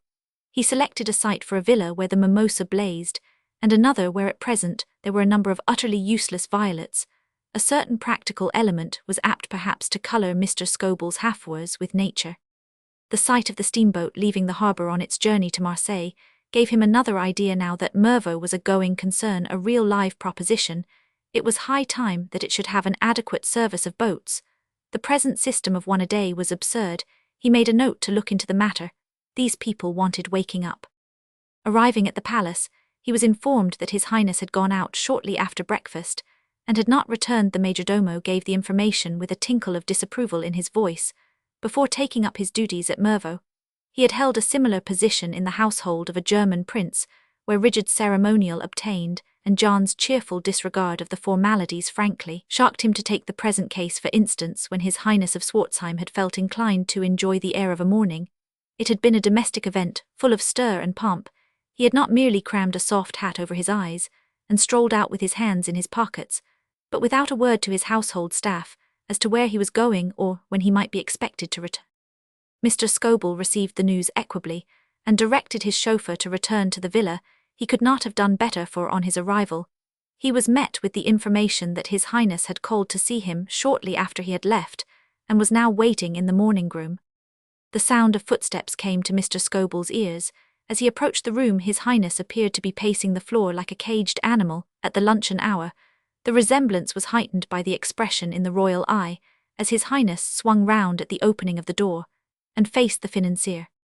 "Why, say, Prince," said Mr. Scobell, "this is lucky. I been looking for you. I just been to the palace, and the main guy there told me you had gone out. I Roman 999, and I met your stepdaughter." Mr. Scobell was astonished. Fate was certainly smoothing his way if it arranged meetings between Betty and the prince before he had time to do it himself. There might be no need for the iron hand after all. "You did," he said. "Say, how the heck did you come to do that? What did you know about Betty?" "Miss Silver and I had met before in America when I was in college.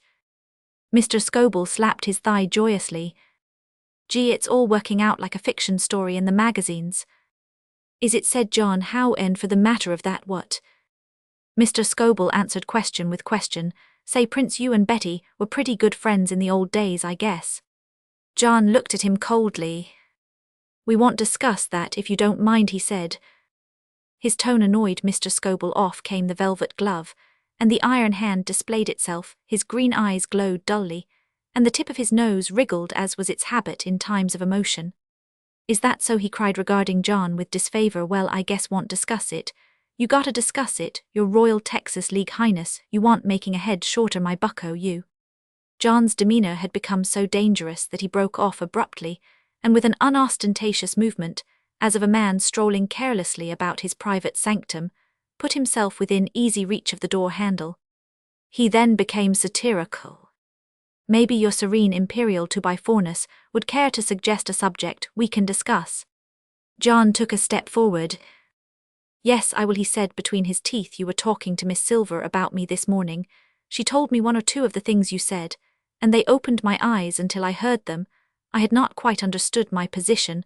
I do now. You said, among other things, that I was your hired man.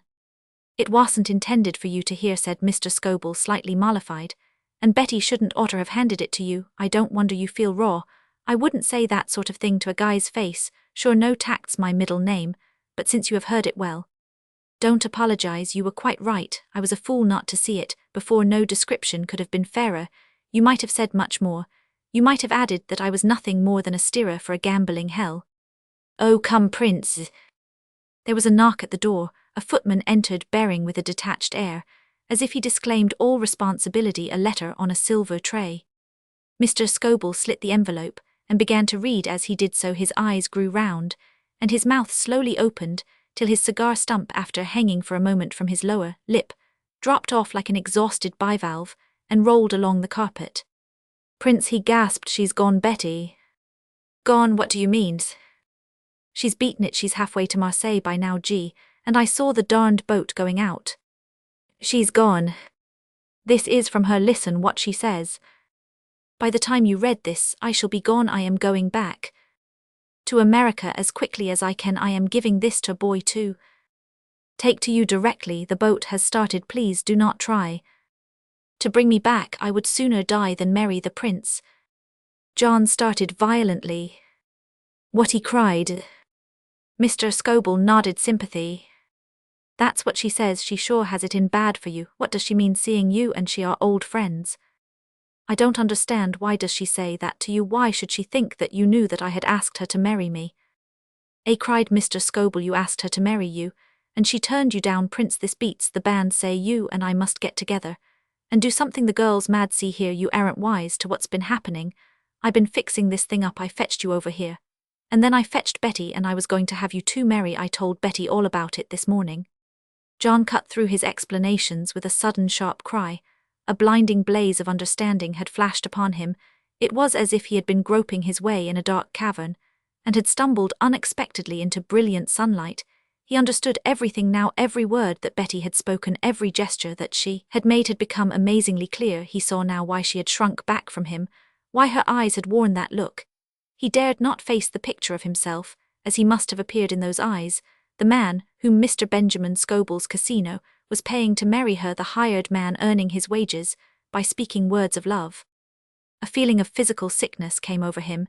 He held to the table for support as he had held to the sandstone rock, and then came rage such as he had never felt before, rage that he had not thought himself capable of feeling. It swept over him in a wave, pouring through his veins and blinding him, and he clung to the table till his knuckles whitened under the strain, for he knew that he was very near to murder. A minute passed. He walked to the window and stood there looking out vaguely. He heard Mr. Scobell's voice at his back, talking on, but the words had no meaning for him. He had begun to think with a curious coolness. His detachment surprised him.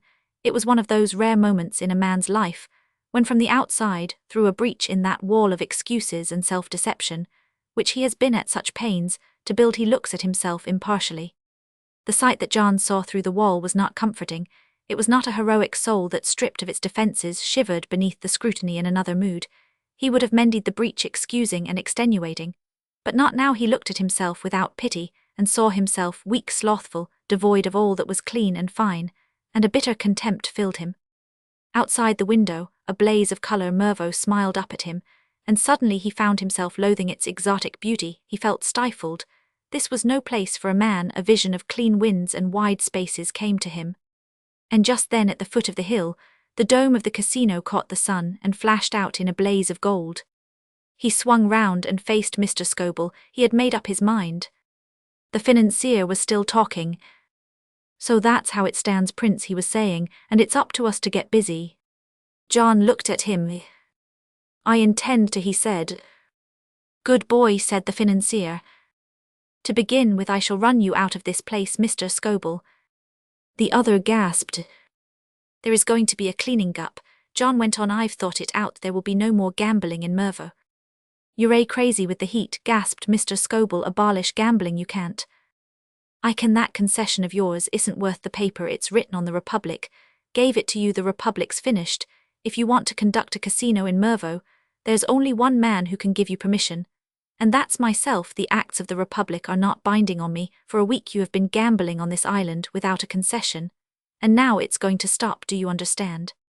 "But Prince, talk sense." Mr. Scoble's voice was almost tearful. "It's you who don't understand. Do, for the love of Mike, come down off the roof and talk sense. Do you suppose that these guys here will stand for this? Not on your life, not for a minute. See here, I'm not blaming you. I know you don't know what you're saying, but listen here, you must cut out this kind of thing. You mustn't get these ideas in your head. You stick to your job, and don't butt in on other folks. Do you know how long you'd stay prince of this joint if you started in to monkey with my casino? Just about long enough to let you pack a collar stud and a toothbrush into your grip. And after that there wouldn't be any more, Prince Sani. You stick to your job and I'll stick to mine. You're a mighty good prince for all that's required of you. You're ornamental, and you've got get-up in you. You just keep right on being a good boy, and don't start trying stunts off your own beat, and y'all do fine. Don't forget that I am the big noise here. I am old Greyback from way back in Mervo. See, I've only to twiddle my fingers, and there'll be a revolution, and you for the Down and Out Club. Don't you forget it, Sani." John shrugged his shoulders. "I've said all I have to say. You've had your notice to quit. After tonight the casino is closed. But don't I tell you the people won't stand for it? That's for them to decide. They may have some self-respect.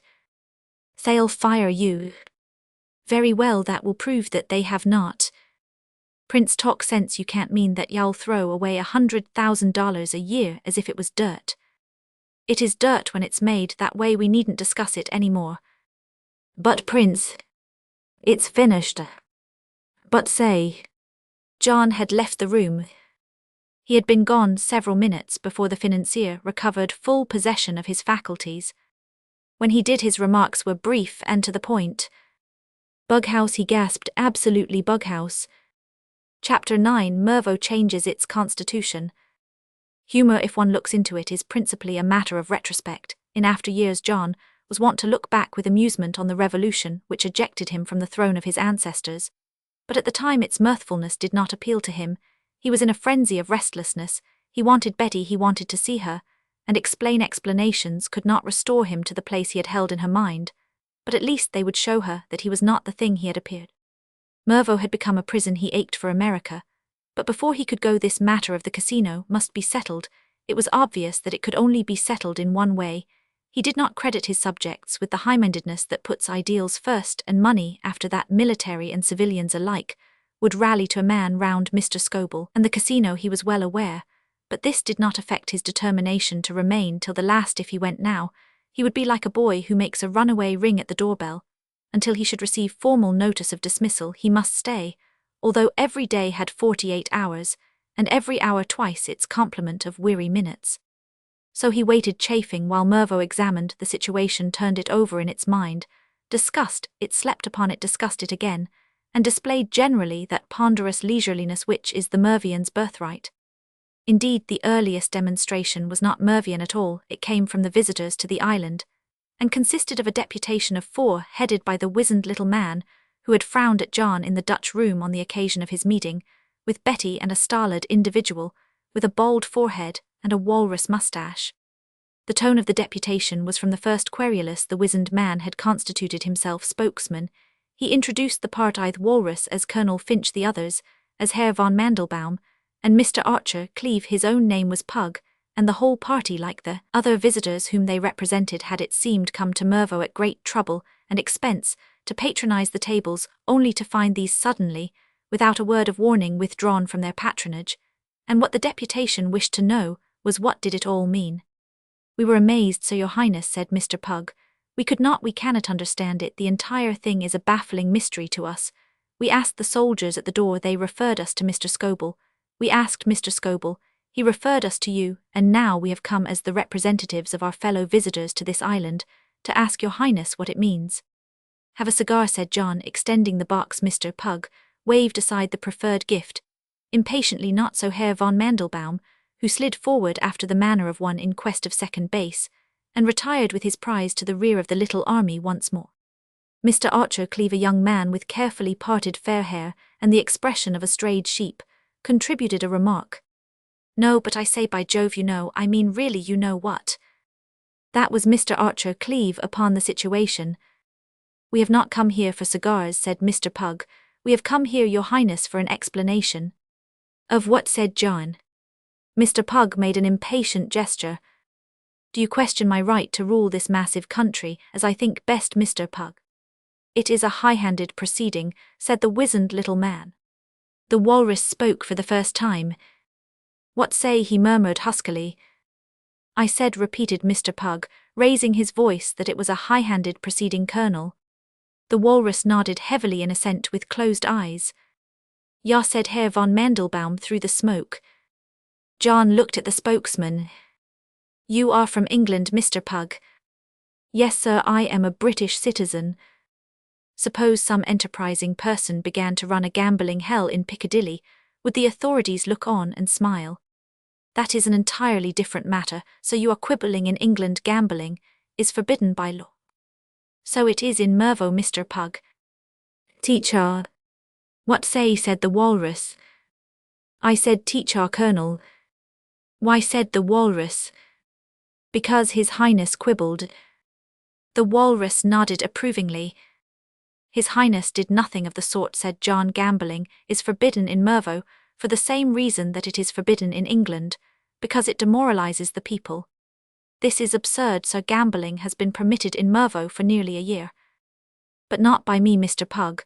The Republic certainly granted Mr. Scobell a concession, but when I came to the throne it became necessary for him to get a concession from me. I refused it, hence the closed doors. Mr. Archer Cleeve once more, but he paused, forgotten what I was going to say. He said to the room at large. Herr von Mandelbaum made some remark at the back of his throat, but was ignored. John spoke again. If you were a prince, Mr. Pug, would you find it pleasant to be in the pay of a gambling hell? That is neither here nor. On the contrary, it is very much. I happen to have some self-respect. I've only just found it out, it's true. But it's there all right. I don't want to be a prince, take it from me. It's a much overrated profession, but if I've got to be one, I'll specialize. I won't combine it with being a bunco steerer on the side. As long as I am on the throne, this heightened crapshooting will continue a back number. What say? Said the walrus. I said that while I am on the throne here, people who feel it necessary to chant "Come Little Seven" must do it elsewhere. I don't understand you, said Mr. Pug. Your remarks are absolutely unintelligible. Never mind, my actions speak for themselves. It doesn't matter how I describe it. What it comes to is that the casino is closed. You can follow that Mervaux is no longer running wide open. The lid is on. Then let me tell you, sir, Mr. Pug brought a bony fist down with a thump on the table, that you are playing with fire. Understand me, sir. We are not here to threaten. We are a peaceful deputation of visitors. But I have observed your people, sir. I have watched them narrowly. And let me tell you that you are walking on a volcano already. There are signs of grave discontent. Already, cried John. Already's good. I guess they call it going some in this infernal country. If they can keep awake long enough to take action within a year, after a thing has happened. I don't know if you have any influence with the populace, Mr. Pug. You seem a pretty warm and important sort of person, but if you have, do please ask them as a favor to me to get a move on. It's no good saying that I am walking on a volcano. I am from Missouri. I want to be shown. Let's see this volcano, bring it out and make it trot around. You may jest. Who's jesting? I am not. It's a mighty serious thing for me. I want to get away. The only thing that's keeping me in this forsaken place is this delay. These people are obviously going to fire me sooner or later. Why on earth can't they do it at once? What say, said the walrus. You may well ask, Colonel, said Mr. Pug, staring amazed at John. His Highness appears completely to have lost his senses. The walrus looked at John, as if expecting some demonstration of practical insanity, but finding him outwardly calm closed his eyes and nodded heavily again. I must say, don't you know, said Mr. Archer Cleeve, it beats me what. The entire deputation seemed to consider that John's last speech needed footnotes. John was in no mood to supply them, his patience was exhausted. I guess we'll call this conference finished, he said. You've been told all you came to find out my reason for closing the casino. If it doesn't strike you as a satisfactory reason, that's up to you, do what you like about it. The one thing you may take as a solid fact, and you can spread it around the town as much as ever you please, that it is closed, and is not going to be reopened while I am ruler here. The deputation then withdrew reluctantly. On the following morning there came a note from Mr. Scoble. It was brief. Come on down, before the shooting begins. It ran. John tore it up. It was on the same evening that definite hostilities may be said to have begun. Between the palace and the marketplace there was a narrow street of flagged stone, which was busy during the early part of the day, but deserted after sundown. Along this street, at about 7 o'clock, John was strolling with a cigarette, when he was aware of a man crouching, with his back toward him. So absorbed was the man in something which he was writing on the stones that he did not hear John's approach, and the latter, coming up from behind, was enabled to see over his shoulder in large letters of chalk. He read the words "Conspues le Prince." John's knowledge of French was not profound, but he could understand this, and it annoyed him. As he looked, the man squatting on his heels bent forward to touch up one of the letters. If he had been deliberately posing, he could not have assumed a more convenient attitude. John had been a footballer before he was a prince. The temptation was too much for him. He drew back his foot. There was a howl and a thud, and John resumed his stroll. The first gun from Fort Sumter had been fired. Early next morning, a window at the rear of the palace was broken by a stone, and toward noon one of the soldiers on guard in front of the casino was narrowly missed by an anonymous orange. For Mervaux, this was practically equivalent to the attack on the Bastille, and John, when the report of the atrocities was brought to him, became hopeful. But the effort seemed temporarily to have exhausted the fury of the mob the rest of that day, and the whole of the next passed without sensation. After breakfast on the following morning, Mr. Crump paid a visit to the palace. John was glad to see him. The staff of the palace were loyal, but considered as cheery companions. They were handicapped by the fact that they spoke no English while John spoke no French. Mr. Crump was the bearer of another note from Mr. Scoble. This time John tore it up unread, and turning to the secretary, invited him to sit down and make himself at home. Sipping a cocktail and smoking one of John's cigars, Mr. Crump became confidential.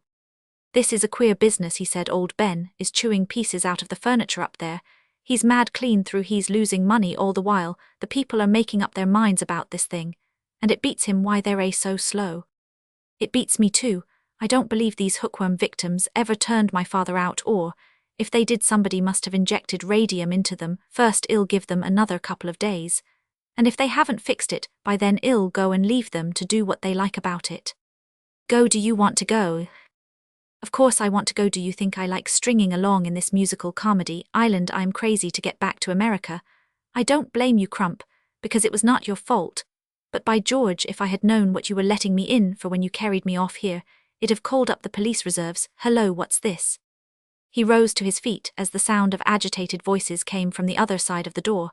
The next moment it flew open, revealing General Poyno and an assorted group of footmen and other domestics. Excitement seemed to be in the air. General Poyno rushed forward into the room and flung his arms above his head. Then he dropped them to his side and shrugged his shoulders, finishing in an attitude reminiscent of Plate 6 Despair in the Home Reciter. Moan, Prince, he moaned. A perfect avalanche of French burst from the group outside the door. Crump, cried John, stand by me. Crump, get busy. This is where you make your big play. Never mind the chorus gentlemen in the passage. Concentrate yourself on Poyno. What's he talking about? I believe he's come to tell me the people have wakened up. Offer him a cocktail. What's the French for corpse reviver?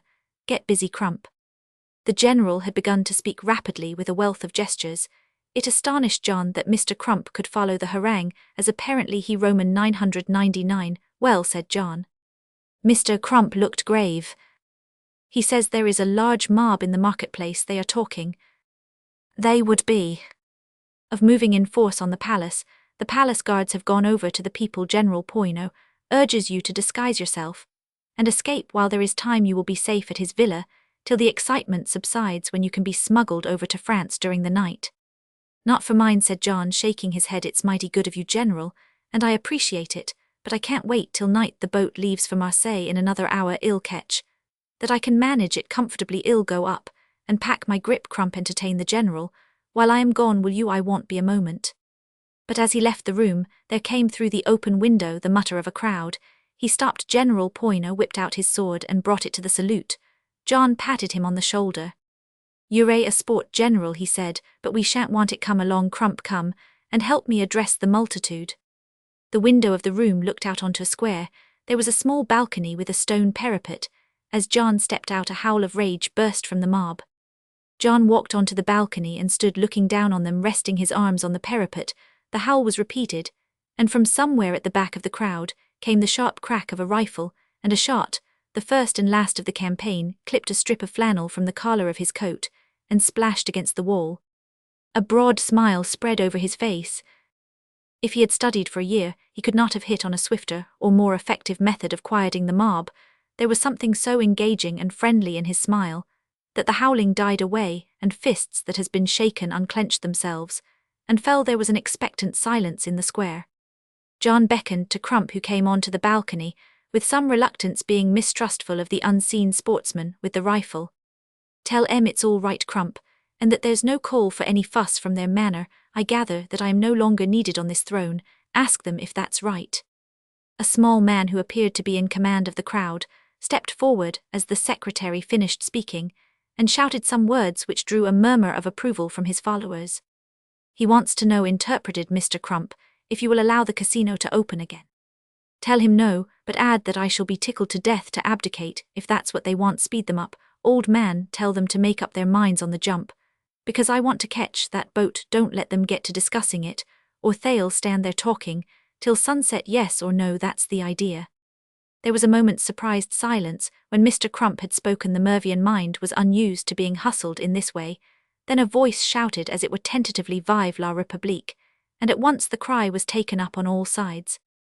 John beamed down on them. That's right, he said, bully. I knew you could get a move on as quick as anyone else if you gave your minds to it. This is what I call something like a revolution. It's a model to every country in the world. But I guess we must close down the entertainment now, or I shall be missing the boat. Will you tell them, Crump, that any citizen who cares for a drink and a cigar will find it in the palace? Tell the household staff to stand by to pull corks. It's dry work revolutionizing. And now I really must be going. I've run it. Mighty fine. Slip one of these fellows down there $50 and send him to fetch a cab. I must step lively. 5 minutes later, the revolutionists, obviously embarrassed and ill at ease, were sheepishly gulping down their refreshment beneath the stony eye of the majordomo and his assistants, while upstairs in the state bedroom the deposed prince was whistling Dixie and packing the royal pajamas into a suitcase. Chapter 10. Mrs. Oakley. Betty, when she stepped on board the boat for Marseille, had had no definite plan of action. She had been caught up and swept away by an overmastering desire for escape that left no room in her mind for thoughts of the morrow.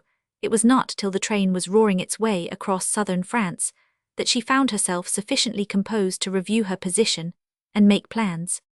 She would not go back. She could not. The words she had used in her letter to Mr. Scobel were no melodramatic rhetoric. They were a plain and literal statement of the truth. Death would be infinitely preferable to life at Mervaux on her stepfather's conditions. But that settled what then? What was she to do? The guards are businesslike. They sell, they do not give, and, for what they sell, they demand a heavy price. We may buy life of them in many ways, with our honor, our health, our independence, our happiness, with our brains, or with our hands, but somehow or other, in whatever currency we may choose to pay it, the price must be paid. Betty faced the problem. What had she? What could she give her independence? That certainly, she saw now what a mockery that fancied independence had been. She had come and gone as she pleased, her path smoothed by her stepfather's money, and she had been accustomed to consider herself free. She had learned wisdom now, and could understand that it was only by sacrificing such artificial independence that she could win through to freedom. The world was a market, and the only independent people in it were those who had a market value. What was her market value? What could she do? She looked back at her life, and saw that she had dabbled, she had a little of most things, enough of nothing. She could sketch a little, play a little, sing a little, write a little also, and, as she remembered it, she felt for the first time a tremor of hope. She could use a typewriter reasonably well. That one accomplishment stood out in the welter of her thoughts, solid and comforting like a rock in a quicksand. It was something definite, something marketable, something of value, for which persons paid.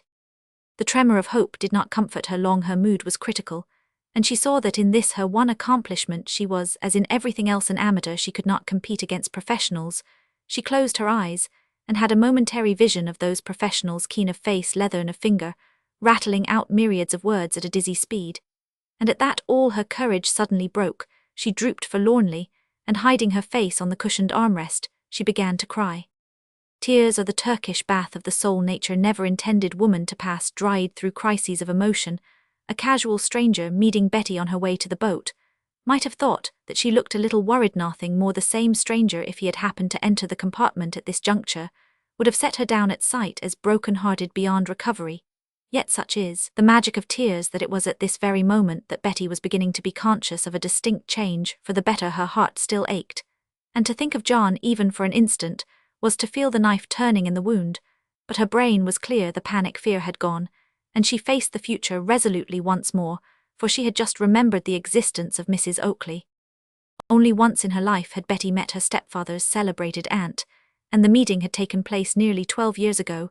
The figure that remained in her memory was of a pallid grenadier-like old lady, almost entirely surrounded by clocks. It was these clocks that had impressed her most. She was too young to be awed by the knowledge that the tall old woman who stared at her just like a sandy cat she had once possessed was one of the 3 richest women in the whole wide world.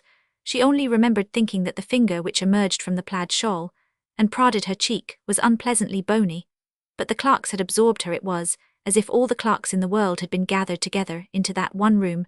There had been big clocks with almost human faces, small perky clocks, clocks of strange shape, and one dingy medium-sized clock in particular, which had made her cry out with delight. Her visit had chanced to begin shortly before 11 in the morning, and she had not been in the room 10 minutes before there was a whirring, and the majority of the clocks began to announce the hour each after its own fashion, some with a slow bloom, some with a rapid bell-like sound. But the medium-sized clock, unexpectedly belying its appearance of being nothing of particular importance, had performed its task in a way quite distinct from the others.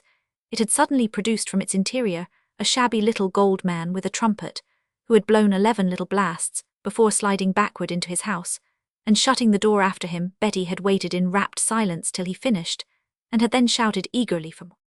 Just as the beginner at golf may effect a drive surpassing that of the expert, so may a child unconsciously eclipse the practiced courtier. There was no soft side to Mrs. Oakley's character, as thousands of suave wood borrowers had discovered in their time, but there was a soft spot to general praise of her collection of clocks. She was impervious, it was unique, and she did not require you to tell her so, but exhibit admiration for the clock with the little trumpeter, and she melted it, was the one oasis of sentiment in the Sahara of her mental outlook. The grain of radium in the pitchblende. Years ago it had stood in a little New England farmhouse, and a child had clapped her hands and shouted even as Betty had done. When the golden man slid from his hiding place, much water had flowed beneath the bridge. Since those days, many things had happened to the child, but she still kept her old love for the trumpeter. The world knew nothing of this. The world, if it had known, would have been delighted to stand before the clock and admire it volubly by the day, but it had no inkling of the trumpeter's importance. And when it came to visit, Mrs. Oakley was apt to waste its time showering compliments on the obvious beauties of the queens of the collection. But Betty, ignoring these, jumped up and down before the dingy clock demanding further trumpetings, and turning to Mrs. Oakley as one possessing influence, she was aware of a curious intent look in the old lady's eyes. "Do you like that clock, my dear?" said Mrs. Oakley. "Yes, oh yes. Perhaps you shall have it some day, honey." Betty was probably the only person who had been admitted to that room who would not, on the strength of this remark, have steered the conversation gently to the subject of a small loan. Instead, she ran to the old lady and kissed her. And as to what had happened after that, memory was vague. There had been some talk, she remembered, of $1 to buy candy, but it had come to nothing, and, now that she had grown older, and had read the frequent paragraphs and anecdotes that appeared in the papers about her stepfather's aunt, she could understand why. She knew now what everybody knew of Mrs. Oakley, her history, her eccentricities, and the miserliness of which the papers spoke with a satirical lightness that seemed somehow but a thin disguise for what was almost admiration. Mrs. Oakley was one of 2 children, a son and a daughter of a Vermont farmer. Of her early life, no records remain. Her public history begins when she was 22 and came to New York after 2 years struggling.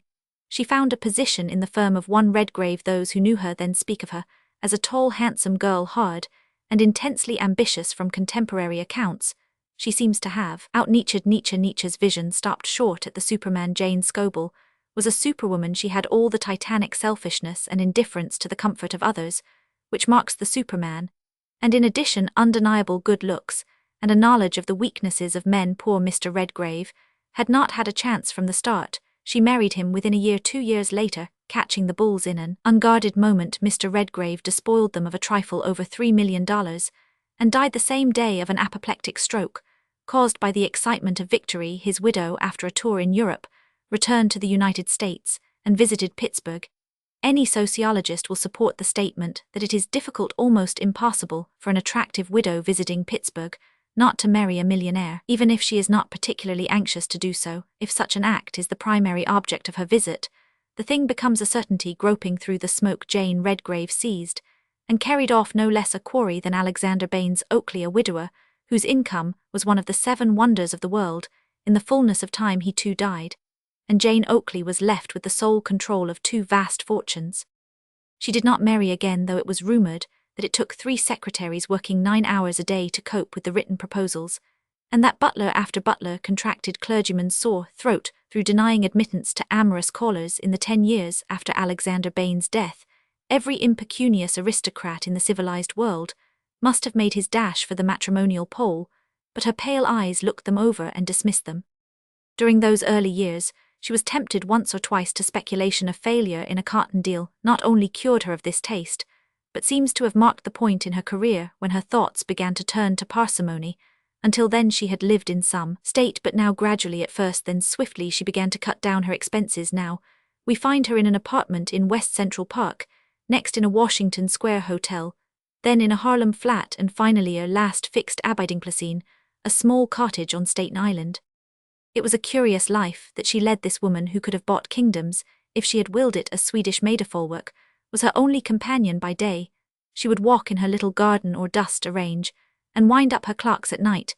She would knit or read one of the frequent reports that arrived at the cottage from charity workers on the East Side.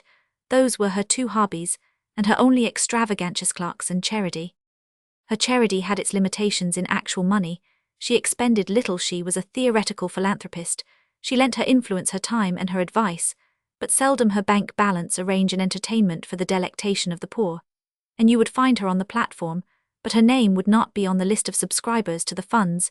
She would deliver a lecture on thrift to an audience of factory girls, and she would give them a practical example of what she preached. Yet with all its limitations, her charity was partly genuine. Her mind was like a country in the grip of civil war. One half of her sincerely pitied the poor, burned at any story of oppression, and cried give, but the other cried halt and held her back, and between the two she fell. It was to this somewhat unpromising haven of refuge that Betty's mind now turned in her trouble. She did not expect great things. She could not have said exactly what she did expect, but at least the cottage on Staten Island offered a resting place on her journey. Even if it could not be the journey's end, her mad dash from Mervo ceased to be objectless. It led somewhere. Chapter 11: A Letter of Introduction. New York Revisited had much the same effect on Betty as it had on John during his first morning of independence. As the liner came up the bay, and the great buildings stood out against the clear blue of the sky, she felt afraid and lonely. That terror which is said to attack immigrants on their first sight of the New York skyline came to her as she leaned on the rail, and with it a feeling of utter misery. By a continual effort during the voyage, she had kept her thoughts from turning to John, but now he rose up insistently before her, and she realized all that had gone out of her life. She rebelled against the mad cruelty of the fate which had brought them together again. It seemed to her now that she must always have loved him, but it had been such a vague, gentle thing, this love before that last meeting, hardly more than a pleasant accompaniment to her life, something to think about in idle moments, a help and a support when things were running crosswise. She had been so satisfied with it, so content to keep him a mere memory. It seemed so needless and wanton to destroy her illusion. Of love as a wild beast passion tearing and torturing quite ordinary persons like herself, she had always been a little skeptical. The great love poems of the world, when she read them, had always left her with the feeling that their authors were of different clay from herself, and had no common meeting ground with her. She had seen her friends fall in love, as they called it, and it had been very pretty and charming, but as far removed from the frenzies of the poets as an amateur's snapshot of Niagara from the cataract itself. Elsa Keith, for instance, was obviously very fond and proud of Marvin, but she seemed perfectly placid about it. She loved, but she could still spare half an hour for the discussion of a new frock. Her soul did not appear to have been revolutionized in any way. Gradually Betty had come to the conclusion that love in the full sense of the word was one of the things that did not happen, and now, as if to punish her presumption, it had leaped from hiding and seized her. There was nothing exaggerated or unintelligible in the poets now. They ceased to be inhabitants of another world swayed by curiously complex emotions.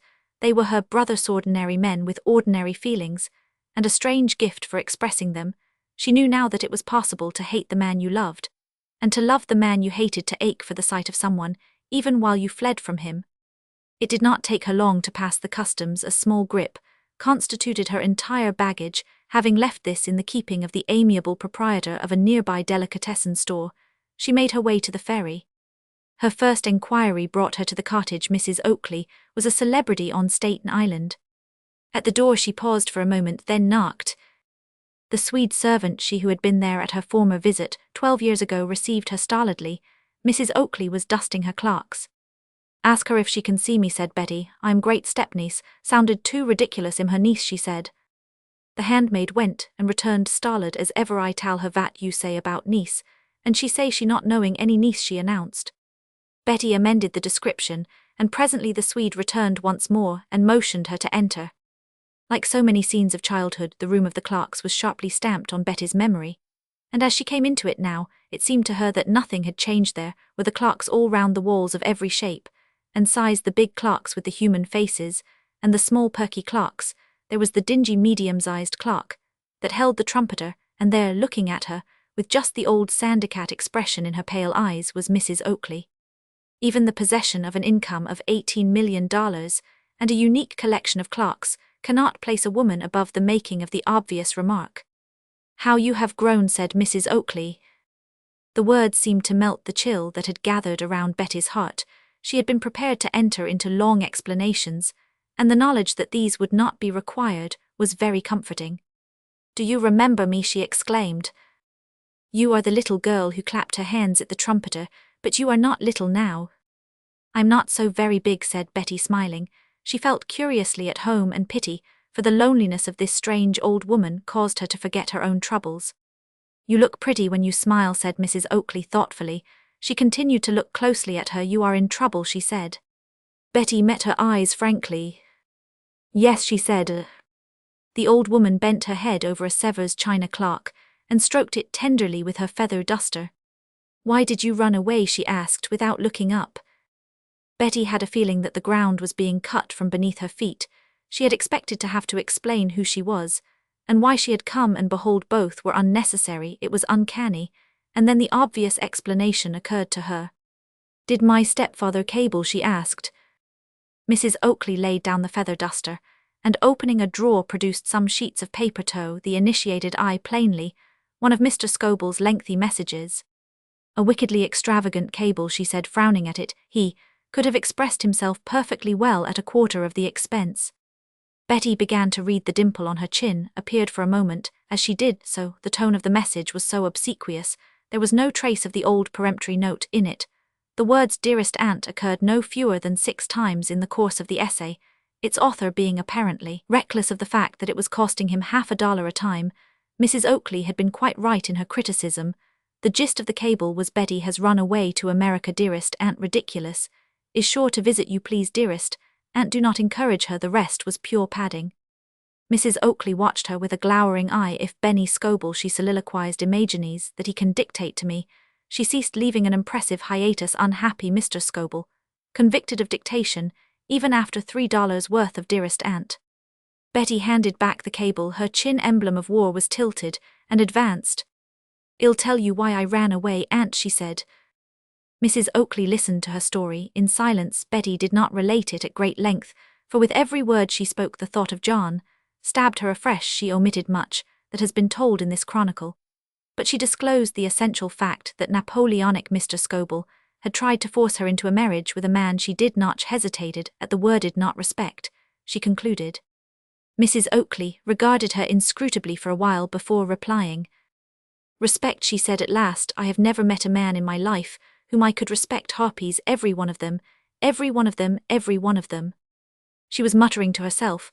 It is possible that her thoughts were back with those persevering young aristocrats of her second widowhood. Certainly, if she had sometimes displayed a touch of the pirate in her dealings with man, it must be said in fairness, had not always shown his best side to her.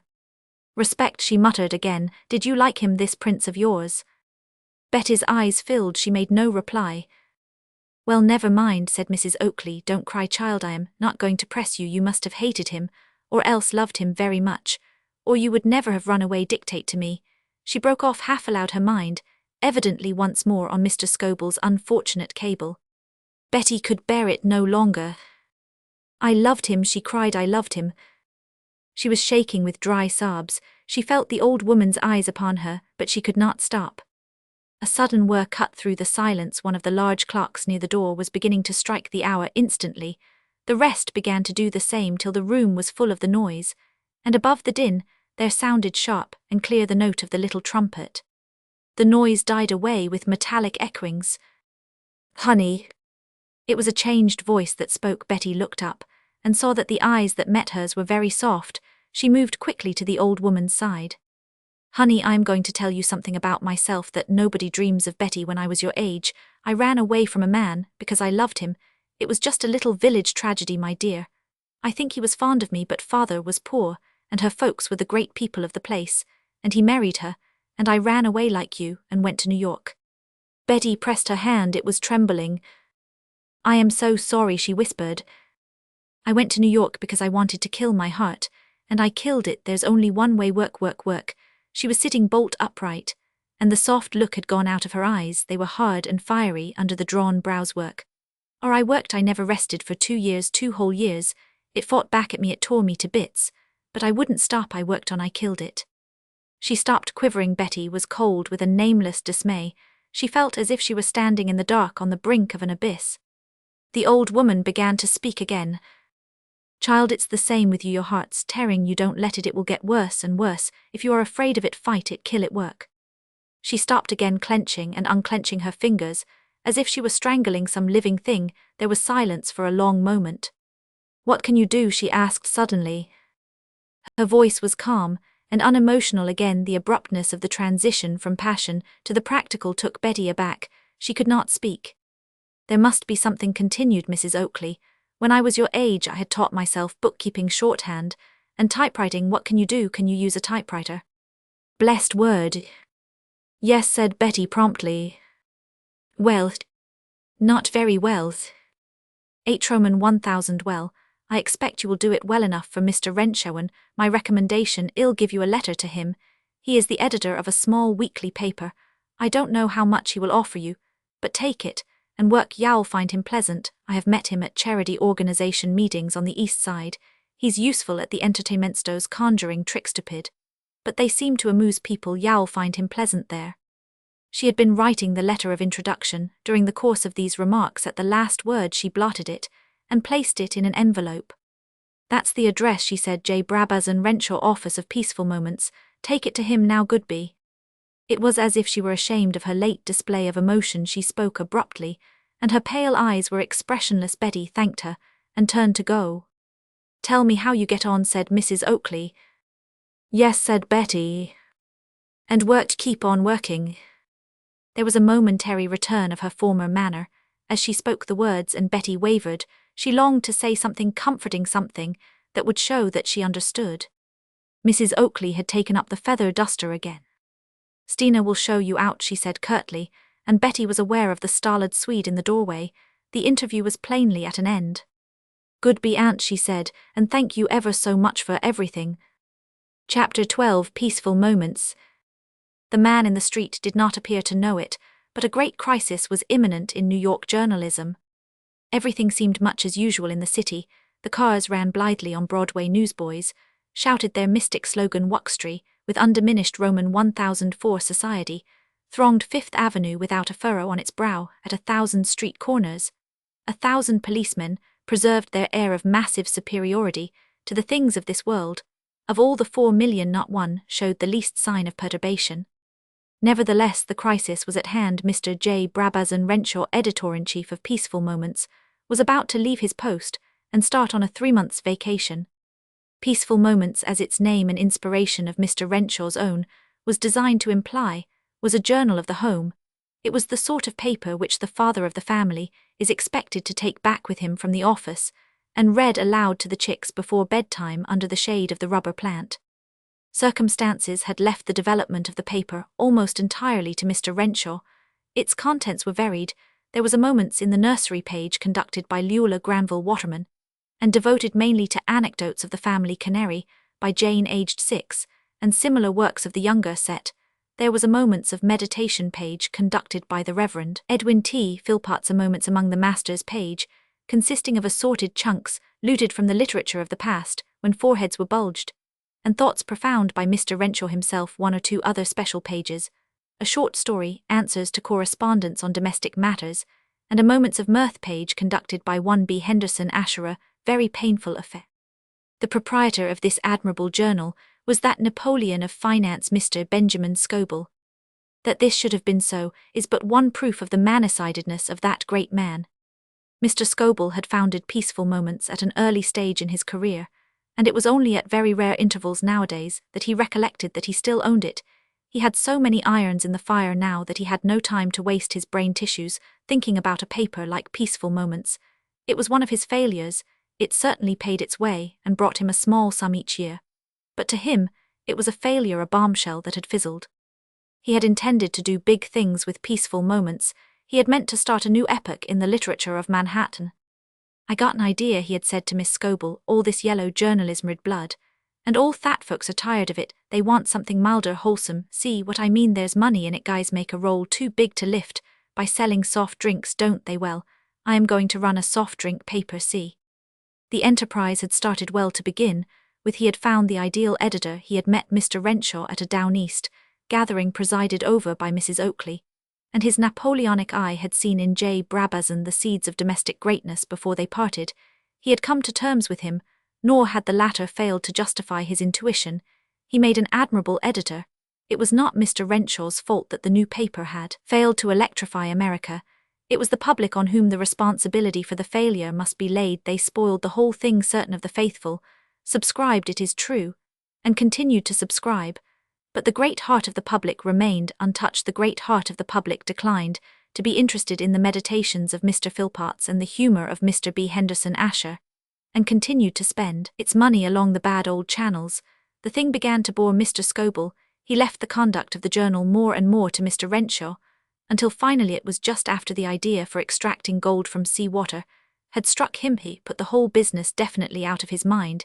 His actual words were that he never wanted to see or hear of the darned thing again, inasmuch as it gave him a pain in the neck. Mr. Renshaw was given a free hand as to the editing, and all matters of finance connected with the enterprise were placed in the hands of Mr. Scoble's solicitors, who had instructions to sell the journal, if, as its owner crisply put it, they could find any chump who was enough of a darned chump to give real money for it. Up to the present, the great army of chumps had fallen short of this ideal standard of darned chumpford. Ever since this parting of the ways, Mr. Renshaw had been in his element. Under his guidance, Peaceful Moments had reached a level of domesticity which made other so-called domestic journals look like sporting supplements. But at last the work had told upon him, whether it was the effort of digging into the literature of the past every week, or the strain of reading B. Henderson Asher's Moments of Mirth, is uncertain. At any rate, his labours had ended in wrecking his health, to such an extent that the doctor had ordered him 3 months' complete rest in the woods or mountains, whichever he preferred, and being a far-seeing man who went to the root of things, had absolutely declined to consent to Mr. Renshaw's suggestion that he keep in touch with the paper during his vacation. He was adamant he had seen copies of Peaceful Moments once or twice, and refused to permit a man in Mr. Renshaw's state of health to come in contact with Leula Granville Waterman's Moments in the Nursery and B. Henderson Asher's Moments of Mirth. You must forget that such a paper exists, he said. You must dismiss the whole thing from your mind, live in the open, and develop some flesh and muscle. Mr. Renshaw had bowed before the sentence, howbeit gloomily, and now on the morning of Betty's departure from Mrs. Oakley's house, with the letter of introduction, was giving his final instructions to his temporary successor. This temporary successor in the editorship was none other than John's friend Rupert Smith, late of the News. Smith, on leaving Harvard, had been attracted by newspaper work, and had found his first billet on a Western journal of the type, whose society column consists of such items as Jim Thompson was to town yesterday with a bunch of other cheap skates. We take this opportunity of once more informing Jim that he is a liar and a skunk, and whose editor works with a pistol on his desk, and another in his hip pocket. Graduating from this, he had proceeded to a reporter's post on a daily paper in Kentucky, where there were blood feuds and other Southern devices for preventing life from becoming dull. All this was good. But even while he enjoyed these experiences, New York, the magnet, had been tugging at him, and at last, after 2 eventful years on the Kentucky paper, he had come east and eventually won through to the staff of the News. His presence in the office of Peaceful Moments was due to the uncomfortable habit of most of the New York daily papers of cutting down their staff of reporters. During the summer, the dismissed had to sustain them the knowledge that they would return like the swallows anon, and be received back into their old places. But in the meantime, they suffered the inconvenience of having to support themselves, as best they could. Smith, when in the company of half a dozen others he had had to leave the News, had heard of the vacant post of assistant editor on Peaceful Moments, and had applied for and received it, whereby he was more fortunate than some of his late colleagues, though as the character of his new work unrolled itself before him, he was frequently doubtful on that point, for the atmosphere of Peaceful Moments, however wholesome, was certainly not exciting, and his happened to be essentially a nature that needed the stimulus of excitement. Even in Park Row, the denizens of which street are rarely slaves to the conventional and safe, he had a well-established reputation in this matter. Others of his acquaintances welcomed excitement when it came to them in the course of the day's work, but it was Smith's practice to go in search of it. He was a young man of spirit and resource. His appearance, to those who did not know him, hardly suggested this. He was very tall and thin, with a dark, solemn face. He was a purist in the matter of clothes, and even in times of storm and stress, presented an immaculate appearance to the world. In his left eye, attached to a cord, he wore a monocle. Through this, at the present moment, he was gazing benevolently at Mr. Renshaw, as the latter fussed about the office in the throes of departure, to the editor's rapid fire of advice and warning. He listened with the pleased and indulgent air of a father whose infant son frisks before him. Mr. Renshaw interested him to Smith's mind. Mr. Renshaw put him in any show you pleased would alone have been worth the price of admission. Well, Chirrup the holiday-maker was a little man with a long neck, and he always chirruped well. I think that is all, Mr. Smith. Oh, yes, the stenographer. You will need a new stenographer. The Peaceful Moments stenographer had resigned her position 3 days before in order to get married. Unquestionably, Comrade Renshaw, said Smith, a blonde. Mr. Renshaw looked annoyed. I have told you before, Mr. Smith, I object to your addressing me as comrade. It is not fitting. Smith waved a deprecating hand. Say no more, he said. I will correct the habit. I have been studying the principles of socialism somewhat deeply of late, and I came to the conclusion that I must join the cause. It looked good to me. You work for the equal distribution of property, and start in by swiping all you can, and sitting on it, a noble scheme. Me for it, but I am interrupting you. Mr. Renshaw had to pause for a moment to reorganize his ideas. I think it would be best perhaps to wait for a day or two in case Mrs. Oakley should recommend someone. I mentioned the vacancy in the office to her, and she said she would give the matter her attention. I should prefer, if possible, to give the place to her nominee. She has 18 million a year, said Smith. I understand. Scatter seeds of kindness. Mr. Renshaw looked at him sharply. Smith's face was solemn and thoughtful. Nothing of the kind, the editor said after a pause. I should prefer Mrs. Oakley's nominee, because Mrs. Oakley is a shrewd, practical woman. Woa how-ho, in fact. Just so, said Smith, eyeing him gravely through the monocle entirely. The scrutiny irritated Mr. Renshaw. Do put that thing away, Mr. Smith, he said. That thing? Yes, that ridiculous glass. Put it away. Instantly, said Smith, replacing the monocle in his vest pocket. You object to it? Well, many people do. We all have these curious likes and dislikes. It is these clashings of personal taste which constitute what we call life. Yes, you were saying. Mr. Renshaw wrinkled his forehead. I have forgotten what I intended to say, he said querulously. You have driven it out of my head. Smith clicked his tongue sympathetically. Mr. Renshaw looked at his watch. Dear me, he said, I must be going, I shall miss my train. But I think I have covered the ground quite thoroughly. You understand everything. Absolutely, said Smith. I look on myself as some engineer controlling a machine with a light hand on the throttle, or like some faithful hound whose master. There is just one thing. Mrs. Julia Burdett Parslow is a little inclined to be unpunctual with her moments, with budding girlhood. If this should happen while I am away, just write her a letter, quite a pleasant letter. You understand, pointing out the necessity of being in good time. She must realize that we are a machine. Exactly, murmured Smith.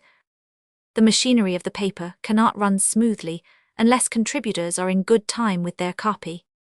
Precisely, said Smith. They are the janitors of the literary world. Let them turn off the steam heat. And where are we if Mrs. Julia Burdett Parslow is not up to time with the hot air? How shall our girlhood escape being nipped in the bud?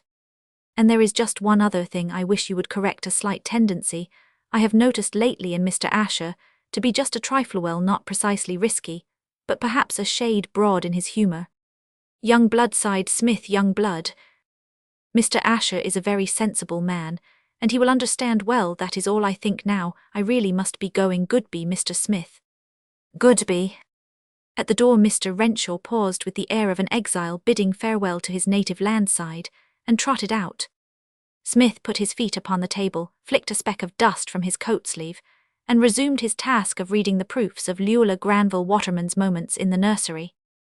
He had not been working long when Pugsy Maloney, the office boy, entered. Say, said Pugsy. Say on, Comrade Maloney. Dera's a loidy out. Dera wit a letter for Mr. Renshaw. Have you acquainted her with the fact that Mr. Renshaw has passed to other climes? Have you, in the course of your conversation with this lady, mentioned that Mr. Renshaw has beaten it? Sure, I Roman 999, and she says, can she see you? Smith removed his feet from the table. Certainly, he said, who am I that I should deny people these little treats? Ask her to come in, Comrade Maloney.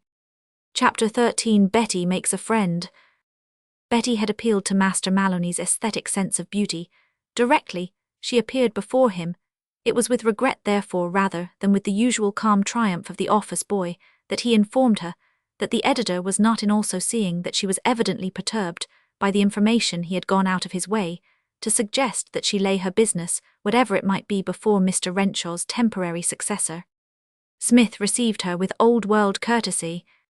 Will you sit down? He said, not to wait for Comrade Renshaw. Of course, he will not be back for another 3 months. Perhaps I can help you. I am acting editor. The work is not light.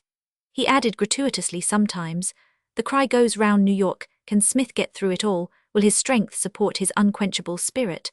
But I stagger on, I do not repine. What was it that you wished to see Comrade Renshaw about? He swung his monocle lightly by its cord. For the first time since she had entered the office, Betty was rather glad that Mr. Renshaw was away, conscious of her defects as a stenographer. She had been looking forward somewhat apprehensively to the interview with her prospective employer. But this long, solemn youth put her at her ease. His manner suggested in some indefinable way that the whole thing was a sort of round game. I came about the typewriting, she said. Smith looked at her with interest. Are you the nominee? I beg your pardon. Do you come from Mrs. Oakley? Yes. Then all is well. The decks have been cleared against your coming. Consider yourself engaged as our official typist. By the way, can you type? Betty laughed. This was certainly not the awkward interview she had been picturing in her mind. Yes, she said, but I'm afraid I am not very good at it. Never mind, said Smith, I am not very good at editing, yet here I am. I foresee that we shall make an ideal team together. We will toil early and late, till we whoop up this domestic journal into a shining model of what a domestic journal should be. What that is at present, I do not exactly know. Excursion trains will be run from the Middle West to see this domestic journal. Visitors from Oshkosh will do it before going on to Grant's tomb. What exactly is your name? Betty hesitated. Yes, perhaps it would be better Brown, she said. Mine is Smith. The smiling child in the outer office is Pugsy Maloney, one of our most prominent citizens, homely in appearance perhaps, but one of us you will get to like, Comrade Maloney. And now to touch on a painful subject, work. Would you care to start in now, Or have you any other engagements? Perhaps you wish to see the sights of this beautiful little city before beginning. You would prefer to start in now. Excellent, you could not have come at a more suitable time, for I was on the very point of sallying out to purchase about 25 cents worth of lunch. We editors, Comrade Brown, find that our tissues need constant restoration. Such is the strenuous nature of our duties. You will find 1 or 2 letters on that table, Goodby. Then for the present. He picked up his hat, smoothed it carefully, and with a courtly inclination of his head left the room. Betty sat down and began to think. So she was really earning her own living. It was a stimulating thought. She felt a little bewildered. She had imagined something so different. Mrs. Oakley had certainly said that Peaceful Moments was a small paper, but despite that her imagination had conjured up visions of bustle and activity and a peremptory overdriven editor snapping out words of command. Smith, with his careful speech and general air of calm detachment from the noisy side of life, created an atmosphere of restfulness. If this was a sample of life in the office, she thought the paper had been well named. She felt soothed and almost happy. Interesting and exciting things, New York things, began to happen at once to her. Meditating, there entered Pugsy Maloney, the guardian of the gate of this shrine of peace. A nonchalant youth of about 15, with a freckled mask-like face, the expression of which never varied, bearing in his arms a cat. The cat was struggling violently, but he appeared quite unconscious of it. Its existence did not seem to occur to him. "Say," said Pugsy. Betty was fond of cats. "Oh, don't hurt her," she cried anxiously. Master Maloney eyed the cat as if he were seeing it for the first time. "I wasn't hoitin' her," he said without emotion. "Dere was 2 fresh kids in the street, sickin' a dog onto her, and I comes up and says, 'Gwan, what do yous tink yous doin' fussin' de poor dumb animal?' And one of de guys, he says, 'Gwan, who do yous tink yous is?' And I says, 'I am de guy what's goin' to swat yous on de coke. Smarty, if yous don't quit fussin' de poor dumb animal so wit dat, he makes a break at swattin' me one. But I swats him one, and I swats de odder feller one, and den I swats dem boat some more, and I gits de kitty, and I brings her in here, 'cause I tinks maybe yous'll look after her. I can't be bothered myself. Cats is foolishness.'" And having finished this Homeric narrative, Master Maloney fixed an expressionless eye on the ceiling and was silent. "How splendid of you, Pugsy," cried Betty. "She might have been killed, poor thing." "She had it pretty fierce," admitted Master Maloney, gazing dispassionately at the rescued animal, which had escaped from his clutch and taken up a strong position on an upper shelf of the bookcase. "Will you go out and get her some milk, Pugsy? She's probably starving. Here's a quarter. Will you keep the change?" "Sure thing," assented Master Maloney. He strolled slowly out, while Betty, mounting a chair, proceeded to chirrup and snap her fingers in the effort to establish the foundations of an entente cordiale with the cat. By the time Pugsy returned carrying a 5-cent bottle of milk, the animal had vacated the shelf and was sitting on the table polishing her face, the milk having been poured into the lid of a tobacco tin in lieu of a saucer. She suspended her operations and adjourned for refreshments. Pugsy, having no immediate duties on hand, concentrated himself on the cat. "Say," he said, "well, dat kitty pipe de leather collar she's wearin'." Betty had noticed earlier in the proceedings that a narrow leather collar encircled the animal's neck. "Guess I know where dat kitty belongs. Dey all has dose collars, I guess. She's one of Bat Jarvis' kitties. He's got 23 of dem, and dey all has dose collars." "Bat Jarvis? Sure. Who is he?" Pugsy looked at her incredulously. "Say, ain't yous never heard of Bat Jarvis? Hesh's Bat Jarvis. Do you know him?" "Sure I knows him." "Does he live near here?" "Sure he lives near here." "Then I think the best thing for you to do is to run round and tell him that I am taking care of his cat, and that he had better come and fetch it. I must be getting on with my work, or I shall never finish it." She settled down to type the letters Smith had indicated. She attacked her task cautiously. She was one of those typists who are at their best when they do not have to hurry. She was putting the finishing touches to the last of the batch, when there was a shuffling of feet in the outer room, followed by a knock on the door. The next moment, there entered a short, burly young man around whom there hung like an aroma an indescribable air of toughness, partly due perhaps to the fact that he wore his hair in a well-oiled fringe, almost down to his eyebrows, thus presenting the appearance of having no forehead at all. His eyes were small and set close together, his mouth was wide, his jaw prominent, not in short the sort of man you would have picked out on sight as a model citizen. He blinked furtively as his eyes met Betty's, and looked round the room. His face lighted up as he saw the cat. "Say," he said, stepping forward and touching the cat's collar. "Mom, mine." "Are you Mr. Jarvis?" asked Betty. The visitor nodded, not without a touch of complacency, as of a monarch abandoning his incognito. For Mr. Jarvis was a celebrity. By profession, he was a dealer in animals, birds and snakes. He had a fancier's shop on Groom Street in the heart of the Bowery. This was on the ground floor. His living abode was in the upper story of that house, and it was there that he kept the 23 cats whose necks were adorned with leather collars. But it was not the fact that he possessed 23 cats with leather collars that had made Mr. Jarvis a celebrity. A man may win a local reputation, if only for eccentricity, by such means. Mr. Jarvis' reputation was far from being purely local. Broadway knew him, and the Tenderloin Tammany Hall knew him. Long Island City knew him, for Bat Jarvis was the leader of the famous Groom Street gang, the largest and most influential of the 4 big gangs of the East Side. To Betty, so little does the world often know of its greatest men. He was merely a decidedly repellent-looking young man in unbecoming clothes, but his evident affection for the cat gave her a feeling of fellowship. Toward him she beamed upon him, and Mr. Jarvis, who was wont to face the glare of rivals without flinching, avoided her eye and shuffled with embarrassment. "I am so glad she's safe," said Betty. "There were 2 boys teasing her in the street. I've been giving her some milk." Mr. Jarvis nodded with his eyes on the floor. There was a pause, then he looked up and, fixing his gaze some 3 feet above her head, spoke. "Say," he said, and paused again. Betty waited expectantly. He relaxed into silence again, apparently thinking. "Say," he said, "Mom, obliged, fond of de kit I am." "She's a dear," said Betty, tickling the cat under the ear. "Mom," went on Mr. Jarvis, pursuing his theme, "obliged, shan't forget it any time you're in bad, glad to be of service. Bat Jarvis, Groom Street, anybody'll show you's where I live." He paused and shuffled his feet, then tucking the cat more firmly under his arm, left the room. Betty heard him shuffling downstairs. He had hardly gone when the door opened again, and Smith came in. "So you have had company while I was away," he said. "Who was the grandee with the cat? An old childhood's friend? Was he trying to sell the animal to us?" "That was Mr. Bat Jarvis," said Betty. Smith looked interested. "Bat, what was he doing here?" Betty related the story of the cat. Smith nodded thoughtfully. "Well," he said, "I don't know that Comrade Jarvis is precisely the sort of friend I would go out of my way to select. Still, you never know what might happen. He might come in useful.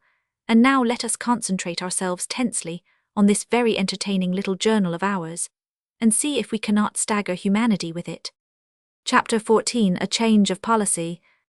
The feeling of tranquility which had come to Betty on her first acquaintance with peaceful moments seemed to deepen as the days went by, and with each day she found the sharp pain at her heart less vehement. It was still there, but it was dulled. The novelty of her life and surroundings kept it in check. New York is an egotist. It will suffer no divided attention. "Look at me," says the voice of the city imperiously, and its children obey. It snatches their thoughts from their inner griefs and concentrates them on the pageant that rolls unceasingly from one end of the island to the other. One may despair in New York, but it is difficult to brood on the past, for New York is the city of the present, the city of things that are going on. To Betty everything was new and strange. Her previous acquaintance with the metropolis had not been extensive. Mr. Scoble's home here, rather the house which he owned in America, was on the outskirts of Philadelphia, and it was there that she had lived when she was not paying visits occasionally during Horse-Show Week, or at some other time of festivity. She had spent a few days with friends who lived in Madison or Upper Fifth Avenue, but beyond that New York was a closed book to her. It would have been a miracle in the circumstances if John and Mervo and the whole of the events since the arrival of the great cable had not to some extent become a little dreamlike when she was alone at night, and had leisure to think. The dream became a reality once more, but in her hours of work, or what passed for work in the office of Peaceful Moments, and in the hours she spent walking about the streets and observing the ways of this new world of hers, it faded. Everything was so bright and busy, every moment had its fresh interest. And above all there was the sense of adventure. She was 24, she had health and an imagination, and almost unconsciously she was stimulated by the thrill of being for the first time in her life genuinely at large. The child's love of hiding dies hard in us. To Betty, to walk abroad in New York, in the midst of hurrying crowds, just Betty Brownon of 4 million, and no longer the beautiful Miss Silver of the society column, was to taste the romance of disguise or invisibility. During office hours, she came near to complete contentment to an expert stenographer. The amount of work to be done would have seemed ridiculously small, but Betty, who liked plenty of time for a task, generally managed to make it last comfortably through the day. This was partly owing to the fact that her editor, when not actually at work himself, was accustomed to engage her in conversation, and to keep her so engaged until the entrance of Pugsy Maloney heralded the arrival of some caller. Betty liked Smith, his odd ways, his conversation, and his extreme solicitude for his clothes amused her. She found his outlook on life refreshing. Smith was an optimist. Whatever cataclysm might occur, he never doubted for a moment that he would be comfortably on the summit of the debris. When all was over, he amazed Betty with his stories of his reportorial adventures. He told them for the most part as humorous stories at his own expense, but the fact remained that in a considerable proportion of them, he had only escaped a sudden and violent death by adroitness or pure good luck. His conversation opened up a new world to Betty. She began to see that in America, and especially in New York, anything may happen to anybody. She looked on Smith with new eyes. But surely all this, she said one morning after he had come to the end of the story of a highly delicate piece of interviewing work, in connection with some Cumberland mountains, feudists, surely all this. She looked round the room. Domesticity, suggested Smith. Yes, said Betty, surely it all seems rather tame to you. Smith sighed. Comrade Brown, he said, you have touched the spot with an unerring finger. Since Mr. Renshaw's departure, the flatness of life had come home to Smith with renewed emphasis. Before, there had always been the quiet entertainment of watching the editor at work. But now, he was feeling restless like John at Mervaux.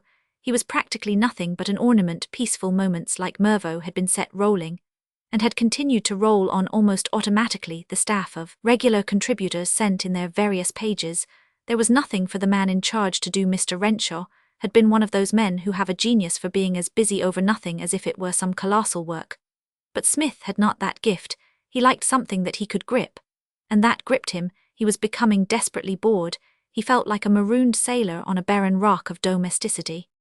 A visitor who called at the office at this time did nothing to remove this sensation of being outside everything that made life worth living. Betty, returning to the office one afternoon, found Smith in the doorway, just parting from a thick-set young man. There was a rather gloomy expression on the thick-set young man's face. Smith, too, she noted when they were back in the inner office, seemed to have something on his mind. He was strangely silent. Comrade Brown, he said at last, I wish this little journal of ours had a sporting page. Betty laughed. Less ribaldry, protested Smith. Pain, this is a sad affair. You saw the man I was talking to, that was Kid Brady. I used to know him when I was out west. He wants to fight anyone in the country at £133. We all have our hobbies, that is Comrade Brady's. Is he a boxer? He would like to be out west. Nobody could touch him. He's in the championship class. But he has been pottering about New York for a month without being able to get a fight. If we had a sporting page on peaceful moments, we could do him some good. But I don't see how we can write him up, said Smith, picking up a copy of the paper and regarding it gloomily. In Moments in the Nursery or Moments with Budding Girlhood. He put up his eyeglass and stared at the offending journal with the air of a vegetarian who has found a caterpillar in his salad. Incredulity, dismay, and disgust fought for precedence in his expression. B. Henderson Asher, he said severely, ought to be in some sort of a home. Cain killed Abel for telling him that story. He turned to another page and scrutinized it with deepening gloom. Is Leula Granville Waterman by any chance a friend of yours, Comrade Brown? No, I am glad, for it seems to me that, for sheer concentrated piffle, she is in a class by herself. He read on for a few moments in silence, then looked up and fixed Betty with his monocle. There was righteous wrath in his eyes. And people, he said, are paying money for this money even now. They are sitting down and writing checks for a year's subscription. It isn't right. It's a skin game. I am assisting in a carefully planned skin game. But perhaps they like it, suggested Betty. Smith shook his head. It is kind of you to try and soothe my conscience, but it is useless. I see my position too clearly. Think of it, Comrade Brown. Thousands of poor doddering half-witted creatures in Brooklyn and Flatbush, who ought not really to have control of their own money at all, are getting buncoed out of whatever it is per annum in exchange for, how shall I put it in a forcible yet refined and gentlemanly manner, for cat's meat of this description. Why, selling gold bricks is honest compared with it, and I am temporarily responsible for the black business. He extended a lean hand with melodramatic suddenness toward Betty. The unexpectedness of the movement caused her to start back in her chair. With a little exclamation of surprise, Smith nodded with a kind of mournful satisfaction. "Exactly," he said, "as I expected. You shrink from me, you avoid my polluted hand. How could it be otherwise? A conscientious Greengoods man would do the same." He rose from his seat. "Your attitude," he said, "confirms me in a decision that has been in my mind for some days. I will no longer calmly accept this terrible position. I will try to make amends. While I am in charge, I will give our public something worth reading. All these Watermans and Ashers and Parslows must go." "Go. Go," repeated Smith firmly. "I have been thinking it over for days. You cannot look me in the face, Comrade Brown, and say that there is a single feature which would not be better away, I mean in the paper, not in my face. Every one of these punk pages must disappear. Letters must be dispatched at once informing Julia Burdett Parslow and the others, and in particular B. Henderson Asher, who on brief acquaintance strikes me as an ideal candidate for a lethal chamber. That, unless they cease their contributions instantly, we shall call up the police reserves. Then we can begin to move." Betty, like most of his acquaintances, seldom knew whether Smith was talking seriously or not. She decided to assume, till he should dismiss the idea, that he meant what he said. "But you can't," she exclaimed. "With your kind cooperation, nothing easier. You supply the mechanical work. I will compose the letters first. B. Henderson Asher, dear sir." But she fell back on her original remark. "But you can't. What will Mr. Renshaw say when he comes back?" "Sufficient unto the day. I have a suspicion that he will be the first to approve. His vacation will have made him see things differently, purified him, as it were. His conscience will be alive once more. But why should we worry ourselves? Because the end of this venture is wrapped in obscurity. Why, Columbus didn't know where he was going to when he set out. All he knew was some highly interesting fact about an egg. What that was I do not at the moment recall, but I understand it acted on Columbus like a tonic.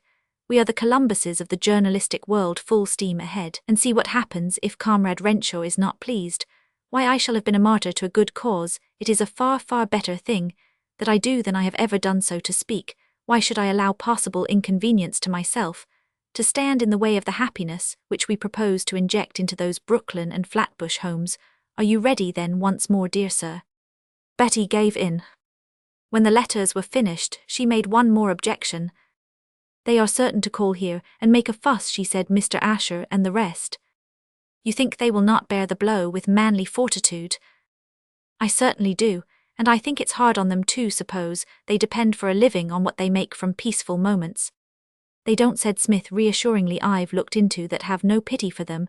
They are amateurs, degraded creatures of substance, who take the cocktails out of the mouths of deserving professionals. B. Henderson Asher, for instance, is largely interested in gents' haberdashery. And so with the others we touch their pride perhaps, but not their purses." Betty's soft heart was distinctly relieved by the information. "I see," she said, "but suppose they do call, what will you do?" "It will be very unpleasant." Smith pondered. "True," he said, "true. I think you are right there. My nervous system is so delicately attuned that anything in the shape of a brawl would reduce it to a frazzle. I think that for this occasion only we will promote Comrade Maloney to the post of editor. He is a stern, hard, rugged man, who does not care how unpopular he is. Yes, I think that would be best." He signed the letters with a firm hand, per Pro P. Maloney, editor. Then he lit a cigarette and leaned back in his chair. "An excellent morning's work," he said. "Already I begin to feel the dawnings of a new self-respect." Betty, thinking the thing over a little dazed by the rapidity of Smith's method of action, had found a fresh flaw in the scheme. "If you send Mr. Asher and the others away, how are you going to bring the paper out at all? You can't write it all yourself." Smith looked at her with benevolent admiration. "She thinks of everything," he murmured. "That busy brain is never still. No, Comrade Brown, I do not propose to write the whole paper myself. I do not shirk work when it gets me in a corner, and I can't sidestep, but there are limits I propose to apply to a few of my late companions of Park Row, bright boys, who will be delighted to come across with red-hot stuff for a moderate fee. And the proprietor of the paper, won't he make any objection?" Smith shook his head with a touch of reproof. "You seem determined to try to look on the dark side. Do you insinuate that we are not acting in the proprietor's best interests? When he gets his check for the receipts, after I have handled the paper a while, he will go singing about the streets. His beaming smile will be a byword. Visitors will be shown it as one of the sights his only doubt will be whether to send his money to the bank, or keep it in tubs, and roll in it, and anyway, he added he's in Europe somewhere, and never sees the paper sensible man. He scratched a speck of dust off his coat sleeve with his finger-nail.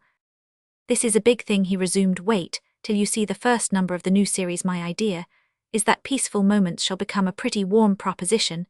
Its tone shall be such that the public will wonder why we do not print it on asbestos. We shall comment on all the live events of the week, murders, Wall Street scandals, glove fights, and the like, in a manner which will make our readers' spines thrill. Above all, we shall be the guardians of the people's rights. We shall be a spotlight showing up the dark places, and bringing into prominence those who would endeavor in any way to put the people in Dutch. We shall detect the wrongdoer, and hand him such a series of resentful wallops that he will abandon his little games, and become a model citizen in this way. We shall produce a bright, readable little sheet, which will make our city sit up and take notice. I think so, and now I must be hustling about and seeing our new contributors. There is no time to waste. Chapter 15. The Honeyed Word. The offices of Peaceful Moments were in a large building in a street off Madison Avenue. They consisted of a sort of outer lair, where Pugsy Maloney spent his time reading tales of life on the prairies, and heading off undesirable visitors, a small room into which desirable but premature visitors were loose to wait their turn for admission into the presence, and a larger room beyond, which was the editorial sanctum. Smith, returning from luncheon on the day following his announcement of the great change, found both Betty and Pugsy waiting in the outer lair, evidently with news of import. "Mr. Smith," began Betty. "Dare in Dara," said Master Maloney with his customary terseness. "Who exactly?" asked Smith. "De whole bunch of dem." Smith inspected Pugsy through his eyeglass. "Can you give me any particulars?" he asked patiently. "You are well-meaning, but vague, Comrade Maloney, who are in there." "About Steen of dem," said Pugsy. "Mr. Asher," said Betty, "and Mr. Philpotts, and all the rest of them." She struggled for a moment, but unable to resist the temptation, added, "I told you so." A faint smile appeared upon Smith's face. "Dey just buted in," said Master Maloney, resuming his narrative. "I was sittin' here readin' me book, when de foist of de guys blows in. Boy says he is de editor in Nope. I says, 'I'll go in,' and wait, says he, 'Nuttin' doin',' says Roman, 'one nix on de goinin'. Act, I might as well have saved me breet,' and he butts in. About 3 minutes along comes another gazebo boy, says he is de editor in Nope. I says, 'I'll wait,' says he, lightin' out for de door, and in he butts wit dat. I sees de proposition's too fierce for ma. I can't keep de sair big husky guys out if dey bucks center like dat, so when de rest of de bunch comes along, I don't try to give dem de trun down. I says, 'Well, gent,' I says, 'it's up to you's, de editor ain't in.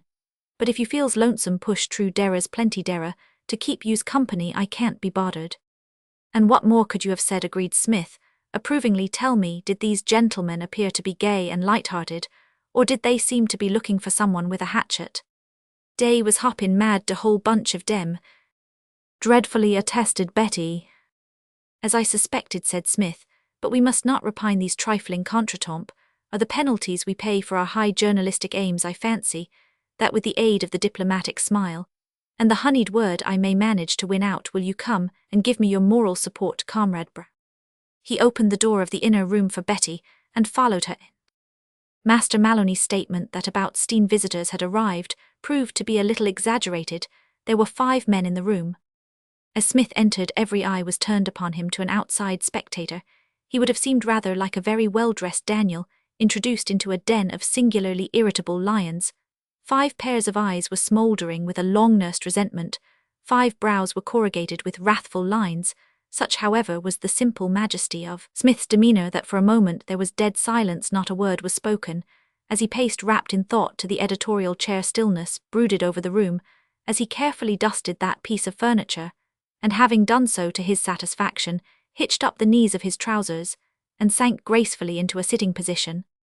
This accomplished, he looked up and started. He gazed round the room. "I am observed," he murmured. The words broke the spell. Instantly, the 5 visitors burst simultaneously into speech. "Are you the acting editor of this paper?" "I wish to have a word with you, sir." "Mr. Maloney, I presume?" "Pardon me. I should like a few moments' conversation." The start was good, and even but the gentleman who said "pardon me" necessarily finished first with the rest nowhere. Smith turned to him, bowed, and fixed him with a benevolent gaze through his eyeglass. "Are you Mr. Maloney, may I ask?" inquired the favoured one. The others paused for the reply. Smith shook his head. "My name is Smith." "Where is Mr. Maloney?" Smith looked across at Betty, who had seated herself in her place by the typewriter. "Where did you tell me Mr. Maloney had gone to Miss Brown? Ah, well, never mind. Is there anything I can do for you gentlemen? I am on the editorial staff of this paper." "Then maybe," said a small round gentleman, who so far had done only chorus work, "you can tell me what all this means. My name is Waterman, sir. I am here on behalf of my wife, whose name you doubtless know." "Correct me if I am wrong," said Smith, "but I should say it also was Waterman." "Luella Granville Waterman," so said the little man proudly. "My wife," he went on, "has received this extraordinary communication from a man signing himself P. Maloney. We are both at a loss to make head or tail of it." "It seems reasonably clear to me," said Smith, reading the letter. "It's an outrage. My wife has been a contributor to this journal. Since its foundation we are both intimate friends of Mr. Renshaw, to whom my wife's work has always given complete satisfaction. And now, without the slightest warning, comes this peremptory dismissal from P. Maloney. Who is P. Maloney? Where is Mr. Renshaw?" The chorus burst forth. It seemed that was what they all wanted to know. Who was P. Maloney? Where was Mr. Renshaw? "I am the Reverend Edwin T. Philpott," so said a cadaverous-looking man with light blue eyes and a melancholy face. "I have contributed moments of meditation to this journal for some considerable time." Smith nodded. "I know yours has always seemed to me work which the world will not willingly let die." The Reverend Edwin's frosty face thawed into a bleak smile. "And yet," continued Smith, "I gather that P. Maloney, on the other hand, actually wishes to hurry on its deceased strain." A man in a serge suit, who had been lurking behind Betty, barbed into the open. "Where's this fellow Maloney? P. Maloney, that's the man we want to see. I've been working for this paper, without a break, except when I had the grip for 4 years, and now up comes this Maloney fellow, if you please, and tells me in so many words that the paper's got no use for me. These are life's tragedies," sighed Smith. "What does he mean by it? That's what I want to know, and that's what these gentlemen want to know. See here." "I am addressing," said Smith. "Asher's my name, B. Henderson Asher. I write moments of mirth." A look almost of excitement came into Smith's face, such a look as a visitor to a foreign land might wear when confronted with some great national monument. He stood up and shook Mr. Asher reverently by the hand. "Gentlemen," he said, reseating himself, "this is a painful case. The circumstances, as you will admit when you have heard all, are peculiar. You have asked me where Mr. Renshaw is. I don't know." "You don't know?" exclaimed Mr. Asher. "Nobody knows. With luck you may find a black cat in a coal cellar on a moonless night, but not Mr. Renshaw. Shortly after I joined this journal, he started out on a vacation by his doctor's orders, and left no address. No letters were to be forwarded. He was to enjoy complete rest. Who can say where he is now? Possibly racing down some rugged slope in the Rockies with 2 grizzlies and a wildcat in earnest pursuit, possibly in the midst of Florida Everglades, making a noise like a piece of meat, in order to snare alligators. Who can tell?" Silent consternation prevailed among his audience. "Then do you mean to say," demanded Mr. Asher, "that this fellow Maloney's the boss here, and that what he says goes?" Smith bowed. "Exactly, a man of intensely masterful character. He will brook no opposition. I am powerless to sway him. Suggestions from myself as to the conduct of the paper would infuriate him. He believes that radical changes are necessary in the policy of peaceful moments, and he will carry them through. If it snows, doubtless he would gladly consider your work. If it fitted in with his ideas, a rapid-fire impression of a glove fight, a spine-shaking word picture of a railway smash, or something on those lines, would be welcomed. But—" "I have never heard of such a thing," said Mr. Waterman indignantly. "In this life," said Smith, shaking his head, "we must be prepared for every emergency. We must distinguish between the unusual and the impossible. It is unusual for the acting editor of a weekly paper to revolutionize its existing policy, and you have rashly ordered your life on the assumption that it is impossible. You are unprepared. The thing comes on you as a surprise. The cry goes round New York. Comrades, Asher, Waterman, Philpotts, and others have been taken unawares. They cannot cope with the situation." "But what is to be done?" cried Mr. Asher. "Nothing, I fear, except to wait. It may be that, when Mr. Renshaw, having dodged the bears and eluded the wildcat, returns to his post, he will decide not to continue the paper on the lines at present mapped out. He should be back in about 10 weeks. 10 weeks as. Till then the only thing to do is to wait. You may rely on me to keep a watchful eye on your interests when your thoughts tend to take a gloomy turn. Say to yourselves all, is well Smith is keeping a watchful eye on our interests. All the same I should like to see this P. Maloney, said Mr. Asher. I shouldn't, said Smith, I speak in your best interests. P. Maloney is a man of the fiercest passions. He cannot brook interference. If you should argue with him, there is no knowing what might not happen. He would be the first to regret any violent action, when once he had cooled off. But of course if you wish it I could arrange a meeting. No, I think you are wise, and now gentlemen, as I have a good deal of work to get through. All very disturbing to the man of culture and refinement, said Smith, as the door closed behind the last of the malcontents. But I think that we may now consider the line clear. I see no further obstacle in our path. I fear I have made Comrade Maloney perhaps a shade unpopular with our late contributors, but these things must be. We must clench our teeth and face them manfully. He suffers in an excellent cause. Chapter 16. 2 Visitors to the office. There was once an editor of a paper in the far west who was sitting at his desk, musing pleasantly on life, when a bullet crashed through the window and embedded itself in the wall at the back of his head. A happy smile lighted up the editor's face. Ah, he said complacently, I knew that personal column of ours would make a hit. What the bullet was to the Far West editor, the visit of Mr. Martin Parker to the offices of Peaceful Moments was to Smith. It occurred shortly after the publication of the second number of the new series, and was directly due to Betty's first and only suggestion for the welfare of the paper. If the first number of the series had not staggered humanity, it had at least caused a certain amount of comment. The warm weather had begun, and there was nothing much going on in New York. The papers were consequently free to take notice of the change in the policy of Peaceful Moments through the agency of Smith's newspaper, Friends. It received some very satisfactory free advertisement, and the sudden increase in the sales enabled Smith to bear up with fortitude against the numerous letters of complaint from old subscribers, who did not know what was good for them. Visions of a large new public, which should replace these Brooklyn and Flatbush ingrates, filled his mind. The sporting section of the paper pleased him most. The personality of Kid Brady bulked large in it. A photograph of the ambitious pugilist, looking moody and important in an attitude of self-defense, filled half a page, and under the photograph was the legend Jimmy Garvin must meet. This boy Jimmy was the present holder of the lightweight title. He had won it a year before, and since then had confined himself to smoking cigars as long as walking sticks, and appearing nightly in a vaudeville sketch entitled A Fight for Honor. His reminiscences were being published in a Sunday paper. It was this that gave Smith the idea of publishing Kid Brady's autobiography in Peaceful Moments, an idea which won the Kid's wholehearted gratitude. Like most pugilists, he had a passion for bursting into print. Is the fighter's accolade. It signifies that he has arrived. He was grateful to Smith, too, for not editing his contributions. Jimmy Garvin groaned under the supervision of a member of the staff of his Sunday paper, who deleted his best passages and altered the rest into Addisonian English. The readers of Peaceful Moments got their Brady raw. Comrade Brady, said Smith meditatively to Betty one morning, has a singularly pure and pleasing style. It is bound to appeal powerfully to the many-headed. Listen to this. Our hero is fighting one Benson in the latter's hometown, San Francisco, and the audience is rooting hard for the native son. Here is Comrade Brady on the subject. I looked around that house and I seen I hadn't a friend in it.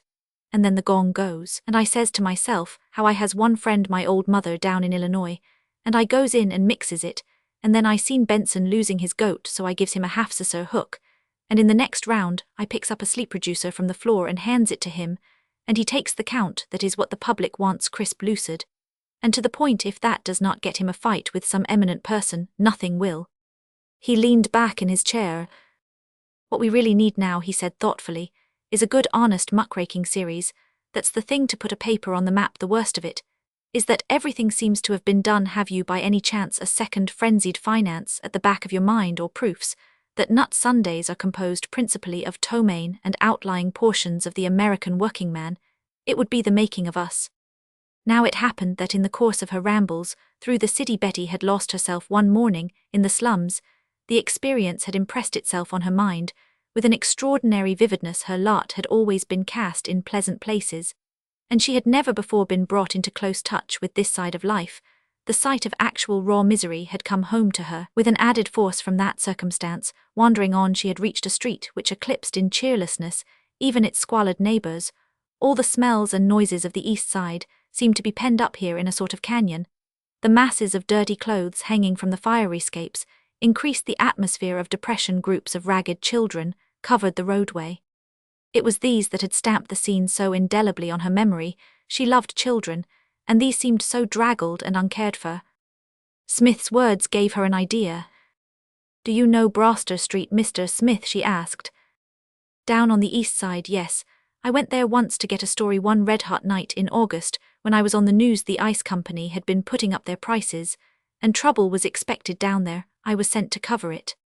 He did not add that he had spent a week's salary that night buying ice and distributing it among the denizens of Broster Street. "It's an awful place," said Betty, her eyes filling with tears. "Those poor children." Smith nodded. "Some of those tenement houses are fierce," he said thoughtfully. Like Betty, he found himself with a singularly clear recollection of his one visit to Broster Street. "But you can't do anything." "Why not?" cried Betty. "Oh, why not? Surely you couldn't have a better subject for your series. It's wicked people only want to be told about them to make them better. Why can't we draw attention to them?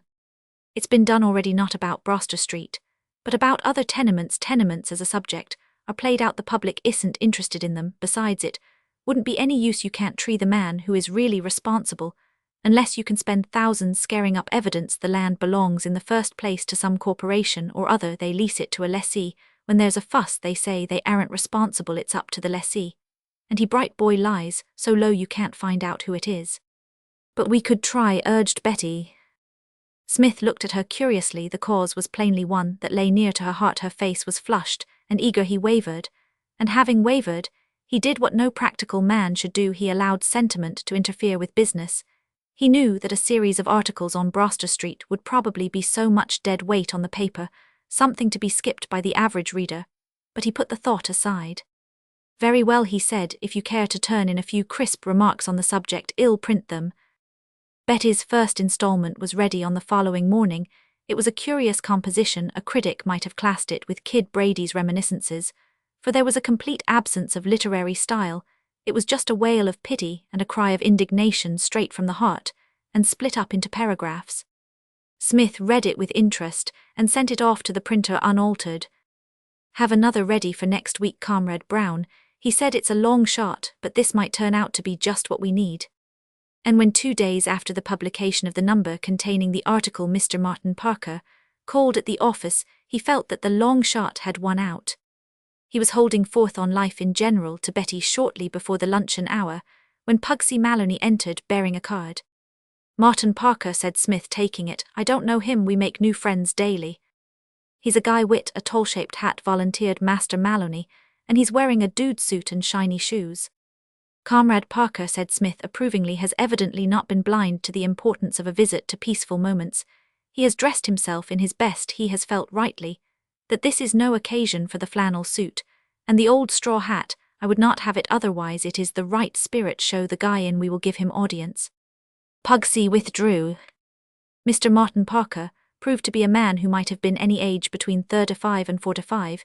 He had a dark face and a black mustache. As Pugsy had stated, in effect he wore a morning coat, trousers with a crease which brought a smile of kindly approval to Smith's face, and patent leather shoes of pronounced shininess.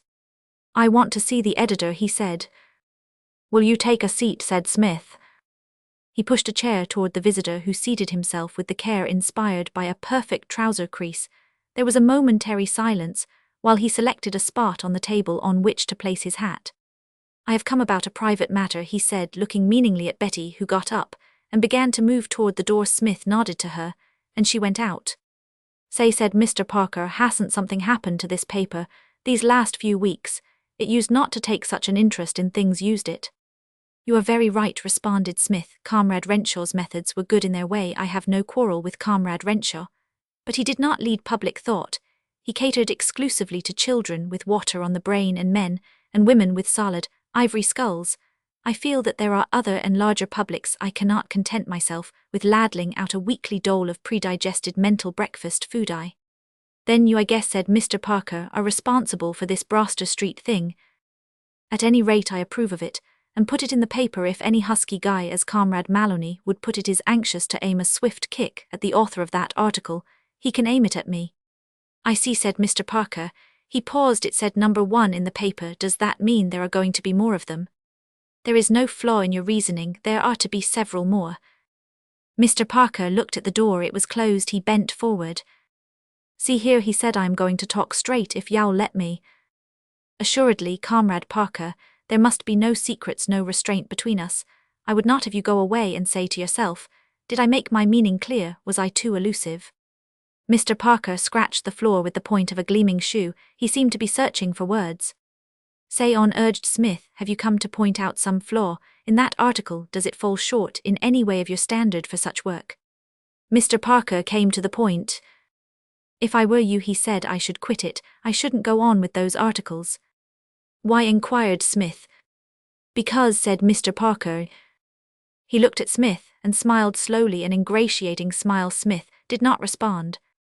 I do not completely gather your meaning, he said. I fear I must ask you to hand it to me with still more breezy frankness. Do you speak from purely friendly motives? Are you advising me to discontinue the series because you fear that it will damage the literary reputation of the paper? Do you speak solely as a literary connoisseur, or are there other reasons? Mr. Parker leaned forward. The gentleman whom I represent. Then this is no matter of your own personal taste. There is another. See here, I am representing a gentleman who shall be nameless, and I've come on his behalf to tip you off to quit this game. These articles of yours are liable to cause him inconvenience. Financial? Do you mean that he may possibly have to spend some of his spare doubloons in making Broster Street fit to live in? It's not so much the money, it's the publicity. There are reasons why he would prefer not to have it made too public that he's the owner of the tenements down there. Well, he knows what to do if he makes Broster Street fit for a not a fastidious pig to live in. Mr. Parker coughed a tentative cough, suggesting that the situation was now about to enter upon a more delicate phase. Now see here, sir, he said, I am going to be frank. I am going to put my cards on the table and see if we can't fix something up. Now see here, we don't want any unpleasantness. You aren't in this business for your health. You've got your living to make same as everybody else, I guess. Well, this is how it stands to a certain extent. I don't mind owning, since we're being frank with one another, you've got us. That's to say this, gentlemen, I am speaking off in a cleft stick. Frankly, that Broster Street story of yours has attracted attention. I saw it myself in 2 Sunday papers, and if there's going to be any more of them, well now, here's a square proposition. How much do you want to stop those articles? That's straight. I've been frank with you, and I want you to be frank with me. What's your figure? Name it. And if you don't want the earth, I guess we needn't quarrel. He looked expectantly at Smith. Smith, gazing sadly at him through his monocle, spoke quietly with the restrained dignity of some old Roman senator dealing with the enemies of the Republic. Comrade Parker, he said, I fear that you have allowed your intercourse with this worldly city to undermine your moral sense.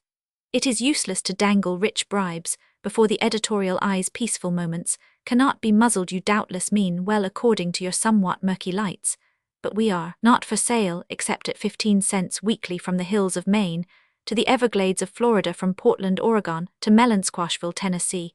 One sentence is in every man's mouth. And what is that sentence? I give you 3 guesses, you give it up. It is this: peaceful moments cannot be muzzled. Mr. Parker rose. Nothing doing then, he said. Nothing. Mr. Parker picked up his hat. See here, he said, a grating note in his voice hitherto smooth and conciliatory. I've no time to fool away talking to you. I've given you your chance. Those stories are going to be stopped. And if you've any sense in you at all, you'll stop them yourself before you get hurt. That's all I've got to say, and that goes. He went out, closing the door behind him with a bang that added emphasis to his words. All very painful and disturbing, murmured Smith. Comrade Brown, he called. Betty came in. Did our late visitor bite a piece out of you on his way out? He was in the mood to do something of the sort. He seemed angry, said Betty. He was angry, said Smith. Do you know what has happened, Comrade Brown? With your very first contribution to the paper you have hit the bulls. You have done the state some service. Friend Parker came as the representative of the owner of those Broster Street houses. He wanted to buy us off. We've got them scared. Or he wouldn't have shown his hand with such refreshing candor. Have you any engagements at present? I was just going out to lunch, if you could spare me. Not alone. This lunch is on the office. As editor of this journal, I will entertain you, if you will allow me, to a magnificent banquet. Peaceful Moments is grateful to you. Peaceful Moments, he added with the contented look The Far West editor must have worn, as the bullet came through the window is owing to you going some now. When they returned from lunch, and re-entered the outer office, Pugsy Maloney, raising his eyes for a moment from his book, met them with the information that another caller had arrived, and was waiting in the inner room. "Dera's a guy in Dera waitin' to see yous," he said, jerking his head towards the door. "Yet another guy, this is our busy day. Did he give a name?" "Says his name's Maud," said Master Maloney, turning a page. "Maud," cried Betty, falling back. Smith beamed. "Old John Maud," he said, "great, I've been wondering what on earth he's been doing with himself all this time. Good old John Yowl like him," he said, turning, and stopped abruptly, for he was speaking to the empty air. Betty had disappeared. "Where's Miss Brown, Pugsy?" he said. "Where did she go?" Pugsy vouchsafed another jerk of the head, in the direction of the outer door.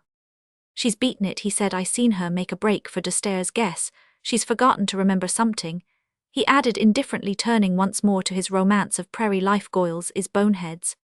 Chapter 17. The Man at the Store.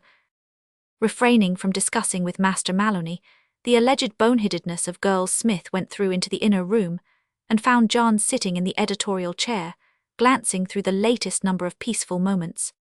"Why, John, friend of my youth," he said, "where have you been hiding all this time? I called you up at your office weeks ago, and an acid voice informed me that you were no longer there. Have you been fired?" "Yes," said John. "Why aren't you on the news any more? Nobody seemed to know where you were till I met Faraday this morning, who told me you were here." Smith was conscious of an impression that in some subtle way John had changed since their last meeting. For a moment he could not have said what had given him this impression.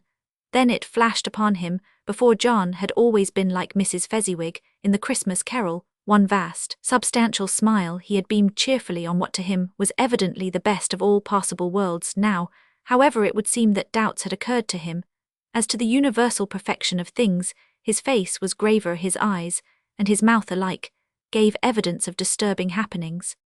In the matter of confidences, Smith was not a believer in spadework.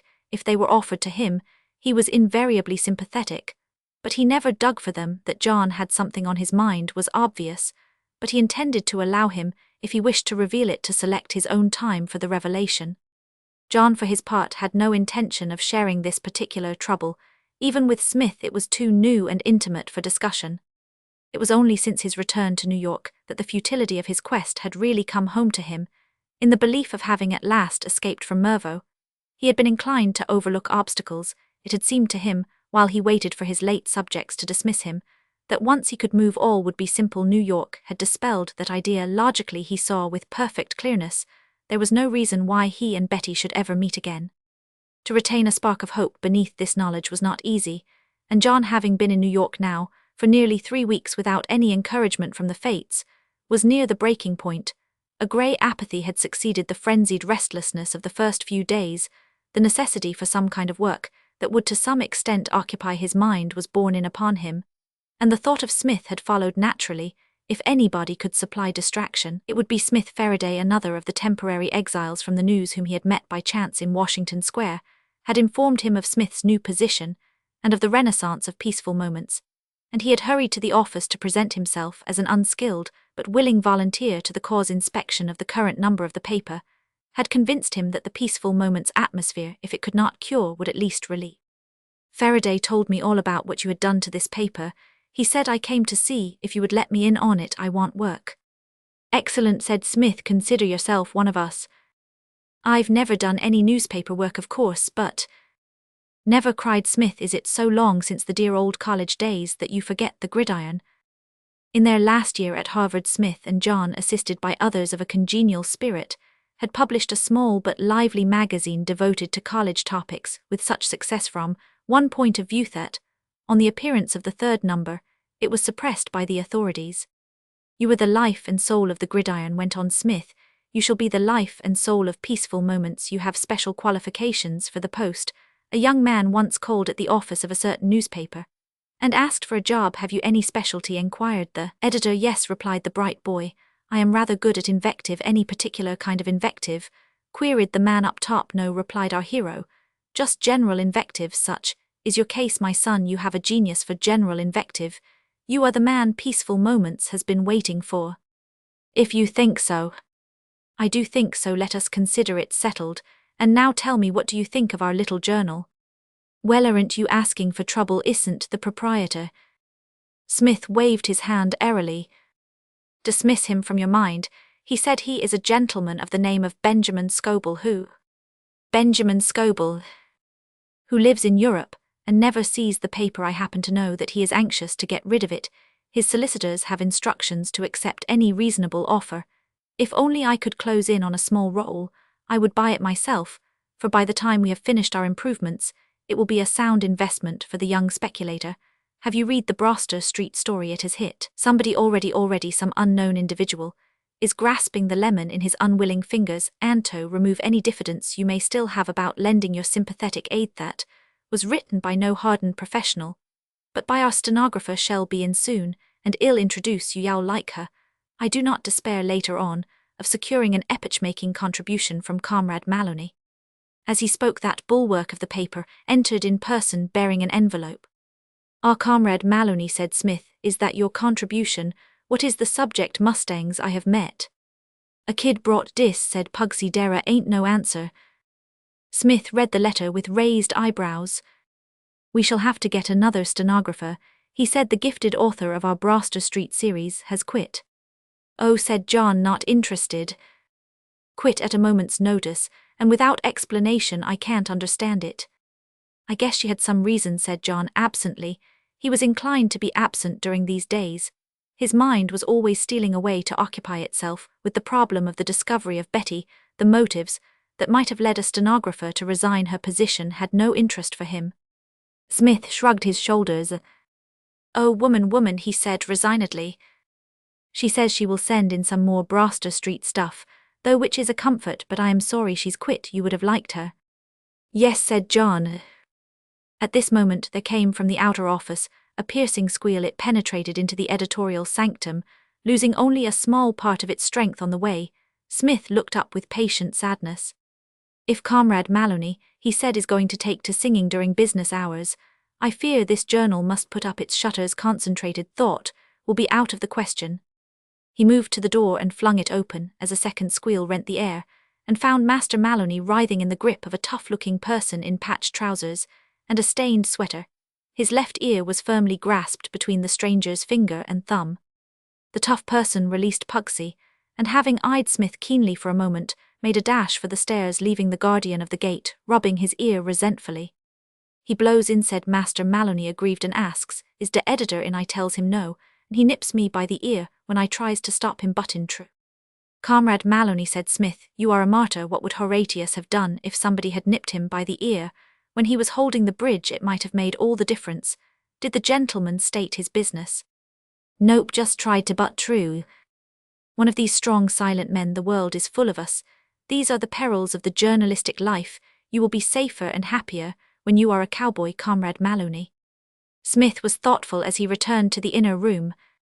Things are warming up, John, he said. The sport who has just left evidently came just to get a sight of me. Otherwise, why should he tear himself away without stopping for a chat? I suppose he was sent to mark me down for whichever gang Comrade Parker is employing. What do you mean, said John. All this gets past me. Who is Parker? Smith related the events leading up to Mr. Parker's visit and described what had happened on that occasion. So before you throw in your lot with this journal, he concluded, it would be well to think the matter over. You must weigh the pros and cons. Is your passion for literature such that you do not mind being put out of business with a blackjack for the cause? Will the knowledge that a low-browed gentleman is waiting round the corner for you stimulate or hinder you in your work? There's no doubt now that we are up against a tough crowd. By Jove, said John, I hadn't a notion it was like that. You feel then that on the whole? I feel that on the whole this is just the business I've been hunting for. You couldn't keep me out of it now with an axe. Smith looked at him curiously, but refrained from inquiries that there must be something at the back of this craving for adventure and excitement. He knew the easy-going John he had known of old would certainly not have deserted the danger zone, but he would not have welcomed entry to it so keenly. It was plain that he was hungry for work that would keep him from thought. Smith was eminently a patient young man, and though the problem of what upheaval had happened to change John to such an extent interested him greatly, he was prepared to wait for explanations. Of the imminence of the danger, He was perfectly aware he had known from the first that Mr. Parker's concluding words were not an empty threat. His experience as a reporter had given him the knowledge that is only given in its entirety to police and newspaper men, that there are two New Yorks, a modern, well-policed city, through which one may walk from end to end, without encountering adventure. The other city as full of sinister intrigue, of whisperings and conspiracies, of battle, murder, and sudden death in dark byways, as any town of medieval Italy given certain conditions. Anything may happen in New York, and Smith realized that these conditions now prevailed in his own case. He had come into conflict with New York's underworld. Circumstances had placed him below the surface, where only his wits could help him. He would have been prepared to see the thing through by himself, but there was no doubt that John as an ally would be a distinct comfort. Nevertheless, he felt compelled to give his friend a last chance of withdrawing. "You know," he said, "there is really no reason why you should." "But I am going to," interrupted John. "That's all there is to it. What's going to happen anyway? I don't know anything about these gangs. I thought they spent all their time shooting each other up." "Not all, unfortunately, Comrade John. They are always charmed to take on a small job like this on the side." "And what does it come to do? We have an entire gang camping on our trail in a solid mass, or only one or two toughs?" "Merely a section, I should imagine. Comrade Parker would go to the main boss of the gang, Bat Jarvis, if it was the Groom Street gang, or Spider Riley, and Dude Dawson, if he wanted the 3 Points, or the Table Hill lot. The boss would chat over the matter with his own special partners, and they would fix it up among themselves. The rest of the gang would probably know nothing about it. The fewer in the game, you see, the fewer to divide the Parker dollars. So what we have to do is to keep a lookout for a dozen or so aristocrats of that dignified deportment which comes from constant association with the main boss, and if we can elude these, all will be well." It was by Smith's suggestion that the editorial staff of Peaceful Moments dined that night at the Astor roof garden. "The tired brain," he said, "needs to recuperate to feed on such a night as this in some low-down hostelry on the level of the street, with German waiters breathing heavily down the back of one's neck, and 2 fiddles, and a piano hitting up ragtime about 3 feet from one's tympanum, would be false economy here, fanned by cool breezes, and surrounded by passably fair women and brave men. One may do a certain amount of tissuresting. Moreover, there is little danger up here of being slugged by our Marthian acquaintance of this afternoon. We shall probably find him waiting for us at the main entrance with a blackjack, but till then—" He turned with gentle grace to his soup. It was a warm night, and the roof garden was full. From where they sat they could see the million twinkling lights of the city. John, watching them, as he smoked a cigarette, at the conclusion of the meal, had fallen into a dream. He came to himself with a start to find Smith in conversation with a waiter. "Yes, my name is Smith," he was saying. The waiter retired to one of the tables and spoke to a young man sitting there. John recollected having seen this solitary diner looking in their direction once or twice during dinner, but the fact had not impressed him. "What's the matter?" he asked. "The man at that table sent over to ask if my name was Smith. It was he. Is now coming along to chat in person. I wonder why I don't know him from Adam." The stranger was threading his way between the tables. "Can I have a word with you, Mr. Smith?" he said. The waiter brought a chair and he seated himself. "By the way," said Smith, "my friend Mr. Maud, your own name, will doubtless come up in the course of general chit-chat over the coffee cups." "Not on your tintype, it won't," said the stranger decidedly. "It won't be needed. Is Mr. Maud on your paper? That's all right then, I can go ahead." He turned to Smith. "It's about that Broster Street thing." "More fame," murmured Smith. "We certainly are making a hit with the great public over Broster Street." "Well, you understand, certain parties have got it in against you." A charming conversationalist, one Comrade Parker, hinted at something of the sort in a recent conversation. "We shall endeavor, however, to look after ourselves. You'll need to. The man behind is a big bug." "Who is he?" The stranger shrugged his shoulders. "Search me, you wouldn't expect him to give that away." "Then on what system have you estimated the size of the gentleman's bughood? What makes you think that he's a big bug?" "By the number of dollars he was ready to put up to have you put through." Smith's eyes gleamed for an instant, but he spoke as coolly as ever. "Oh," he said, "and which gang has he hired?" "I couldn't say. Hehi's agent that is came to Bat Jarvis. Bat, for some reason, turned the job down." "He did? Why?" "Search me, nobody knows, but just as soon as he heard who it was he was being asked to lay for, he turned it down cold. Said none of his fellows was going to put a finger on anyone who had anything to do with your paper. I don't know what you've been doing to Bat, but he sure is the long-lost brother to you." A powerful argument in favor of kindness to animals, said Smith.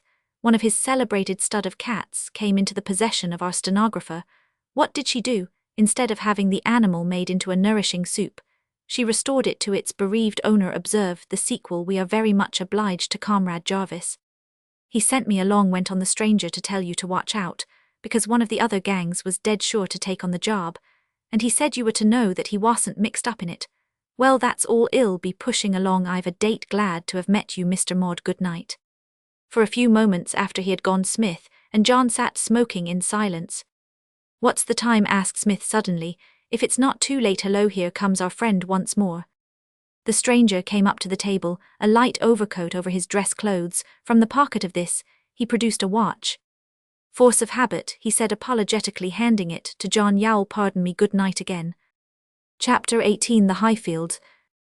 John looked after him open-mouthed. The events of the evening had been a revelation to him. He had not realized the ramifications of New York's underworld. That members of the gangs should appear in gorgeous raiment in the Astor roof garden was a surprise, and now, said Smith, that our friend has so sportingly returned your watch. Take a look at it, and see the time. 9. Excellent, we shall do it comfortably. "What's that?" asked John. "Our visit to the Highfield. A young friend of mine who is fighting there tonight sent me tickets a few days ago. In your perusal of Peaceful Moments, you may have chanced to see mention of one Kid Brady. He is the man. I was intending to go in any case, but an idea has just struck me that we might combine pleasure with business. Has it occurred to you that these blackjack specialists may drop in on us at the office, and if so, that Comrade Maloney's statement that we are not in may be insufficient to keep them out? Comrade Brady would be an invaluable assistant, and as we are his pugilistic sponsors, without whom he would not have got this fight at all, I think we may say that he will do any little thing we may ask of him." It was certainly true that from the moment the paper had taken up his cause, Kid Brady's star had been in the ascendant. The sporting pages of the big dailies had begun to notice him, until finally the management of the Highfield Club had signed him on for a 10-round bout with a certain cyclone Dick Fisher. He should, continued Smith, if equipped in any degree with the finer feelings, be bubbling over with gratitude toward us. At any rate, it is worth investigating. Far away from the comfortable glare of Broadway, in a place of disheveled houses and insufficient street lamps, there stands the old warehouse which modern enterprise has converted into the Highfield Athletic and Gymnastic Club. The imagination, stimulated by the title, conjures up picture-covered walls, padded chairs, and seas of white shirt front. The Highfield differs in some respects from this fancy picture. Indeed, it would be hard to find a respect in which it does not differ, but these names are so misleading. The title under which the Highfield used to be known till a few years back was Swifty Bob's. It was a good honest title. You knew what to export, and if you attended séances at Swifty Bob's, you left your gold watch and your little savings at home. But a wave of anti-pugilistic feeling swept over the New York authorities. Promoters of boxing contests found themselves, to their acute disgust, raided by the police. The industry began to languish. Persons avoided places where at any moment the festivities might be marred by an inrush of large men in blue uniforms armed with locust sticks. And then some big-brained person suggested the club idea, which stands alone as an example of American dry humor. At once there were no boxing contests in New York. Swifty Bob and his fellows would have been shocked at the idea of such a thing. All that happened now was exhibition sparring bouts between members of the club. It is true that next day the papers very tactlessly reported the friendly exhibition spar, as if it had been quite a serious affair, but that was not the fault of Swifty Bob.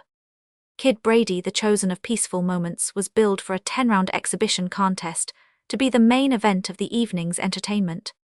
A long journey on the subway took them to the neighborhood, and after considerable wandering they arrived at their destination. Smith's tickets were for a ringside box, a species of sheep pen of unpolished wood, with 4 hard chairs in it. The interior of the Highfield Athletic and Gymnastic Club was severely free from anything in the shape of luxury and ornament. Along the 4 walls were raised benches in tiers. On these were seated as tough-looking a collection of citizens as one might wish to see on chairs at the ringside, were the reporters with tickers at their sides. In the center of the room, brilliantly lighted by half a dozen electric chandeliers, was the ring. There were preliminary bouts before the main event. A burly gentleman in shirt-sleeves entered the ring, followed by 2 slim youths in fighting costume, and a massive person in a red jersey, blue serge trousers, and yellow braces, who chewed gum with an abstracted air throughout the proceedings. The burly gentleman gave tongue in a voice that cleft the air like a cannon ball. Exhibition 4-round bout between Patsy Milligan and Tommy. Goodly members of this club, Patsy on my right, Tommy on my left, gentlemen, will kindly stop smockin'. The audience did nothing of the sort. Possibly they did not apply the description to themselves. Possibly they considered the appeal a mere formula. Somewhere in the background a gong sounded, and Patsy from the right stepped briskly forward to meet Tommy approaching from the left. The contest was short but energetic. At intervals, the combatants would cling affectionately to one another. And on these occasions, the regicide man, still chewing gum and still wearing the same air of being lost in abstract thought, would split up the mass by the simple method of ploughing his way between the pair. Toward the end of the first round, Thomas, eluding a left swing, put Patrick neatly to the floor, where the latter remained for the necessary 10 seconds. The remaining preliminaries proved disappointing, so much so that in the last of the series, a soured sportsman on one of the benches near the roof began in satirical mood to whistle the Merry Widow waltz. It was here that the regicide thinker, for the first and last time, came out of his meditative trance. He leaned over the ropes and spoke without heat, but firmly. If that guy whistling back up yonder thinks he can do better than these boys, he can come right down into the ring. The whistling ceased. There was a distinct air of relief when the last preliminary was finished, and preparations for the main bout began. It did not commence at once. There were formalities to be gone through, introductions, and the burly gentleman reappeared from nowhere, ushering into the ring a sheepishly grinning youth in a flannel suit. Introducing young Leary, he bellowed impressively, a new member of this club who will box some good boy here in September. He walked to the other side of the ring and repeated the remark. A raucous welcome was accorded to the new member. 2 other notable performers were introduced in a similar manner, and then the building became suddenly full of noise, for a tall youth in a bath-robe, attended by a little army of assistants, had entered the ring. One of the army carried a bright green bucket, on which were painted in white letters the words "Cyclone Dick Fisher." A moment later there was another, though a far less uproar, as Kid Brady, his pleasant face wearing a self-conscious smirk, ducked under the ropes and sat down in the opposite corner. Exhibition 10-round bout, thundered the burly gentleman, between Cyclone Dick Fisher. Loud applause. Mr. Fisher was one of the famous, a fighter with a reputation from New York to San Francisco. He was generally considered the most likely man to give the hitherto invincible Jimmy Garvin a hard battle for the lightweight championship. "Oh, you Dick," roared the crowd. Mr. Fisher bowed benevolently. "And Kid Brady, member of this." There was noticeably less applause for the Kid. He was an unknown. A few of those present had heard of his victories in the West, but these were but a small section of the crowd. When the faint applause had ceased, Smith rose to his feet. "Oh, you Kid," he observed encouragingly, "I should not like Comrade Brady," he said, reseating himself, "to think that he has no friend but his poor old mother, as occurred on a previous occasion." The burly gentleman, followed by the 2 armies of assistants, dropped down from the ring, and the gong sounded. Mr. Fisher sprang from his corner as if somebody had touched a spring. He seemed to be of the opinion that if you are a cyclone, it is never too soon to begin behaving like one. He danced round the Kid with an indie-rubber agility. The Peaceful Moments representative exhibited more stolidity, except for the fact that he was in fighting attitude, with one gloved hand moving slowly in the neighborhood of his stocky chest, and the other pawing the air on a line with his square jaw. One would have said that he did not realize the position of affairs. He wore the friendly smile of the good-natured guest, who is led forward by his hostess to join in some game to amuse the children. Suddenly his opponent's long left shot out. The Kid, who had been strolling forward, received it under the chin and continued to stroll forward. As if nothing of note had happened, he gave the impression of being aware that Mr. Fisher had committed a breach of good taste, and of being resolved to pass it off with ready tact. The cyclone, having executed a backward leap, a forward leap, and a feint, landed heavily with both hands. The Kid's genial smile did not even quiver, but he continued to move forward. His opponent's left flashed out again, but this time, instead of ignoring the matter, the Kid replied with a heavy right swing, and Mr. Fisher, leaping back, found himself against the ropes. By the time he had got out of that uncongenial position, 2 more of the Kid's swings had found their mark. Mr. Fisher, somewhat perturbed, scuttled out into the middle of the ring, the Kid following in his self-contained, stolid way. The cyclone now became still more cyclonic. He had a left arm which seemed to open out in joints like a telescope several times. When the Kid appeared well out of distance, There was a thud as a brown glove ripped in over his guard and jerked his head back, but always he kept boring in delivering an occasional right to the body with the pleased smile of an infant, destroying a Noah's Ark with a tack hammer. Despite these efforts, however, he was plainly getting all the worst of it. Energetic Mr. Fisher, relying on his long left, was putting in 3 blows to his 1. When the gong sounded ending the first round, the house was practically solid for the cyclone whoops, and yells rose from everywhere. The building rang with shouts of "Oh, you dick." Smith turned sadly to John. "It seems to me," he said, "that this merry meeting looks like doing Comrade Brady no good. I should not be surprised at any moment to see his head bounce off onto the floor." Rounds 2 and 3 were a repetition of round 1.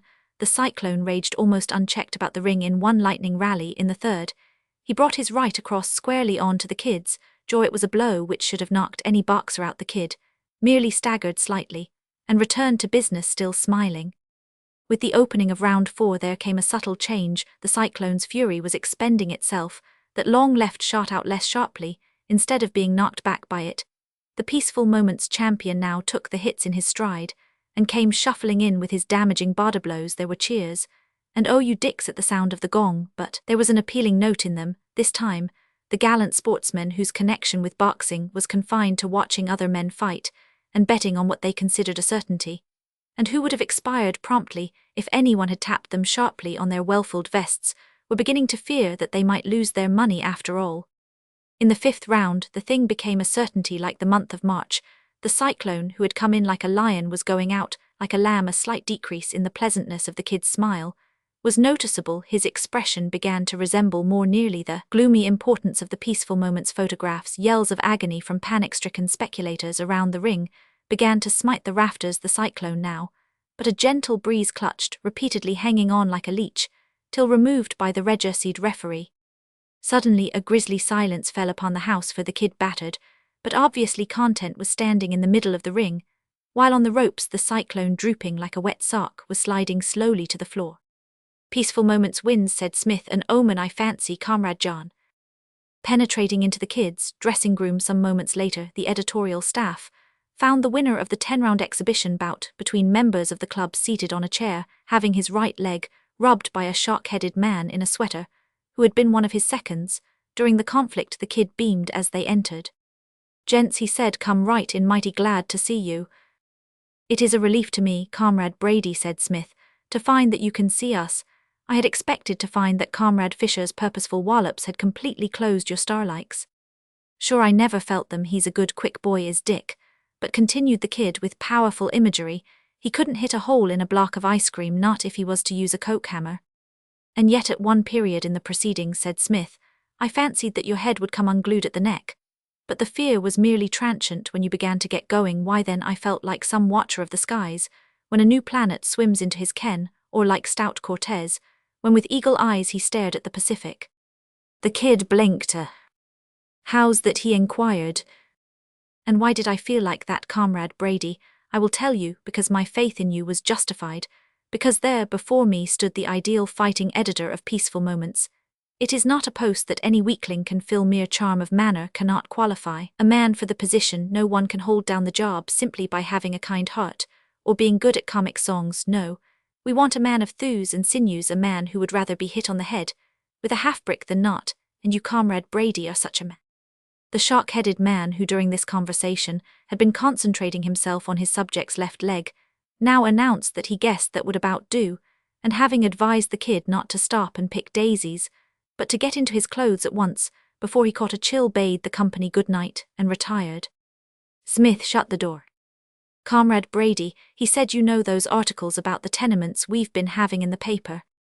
"Sure, I read 'em. They're to the good. It was about time some strong josher came and put it across 'em. So we thought Comrade Parker, however, totally disagreed with us." "Parker?" "That's what I am coming to," said Smith. "The day before yesterday, a man named Parker called at the office and tried to buy us off."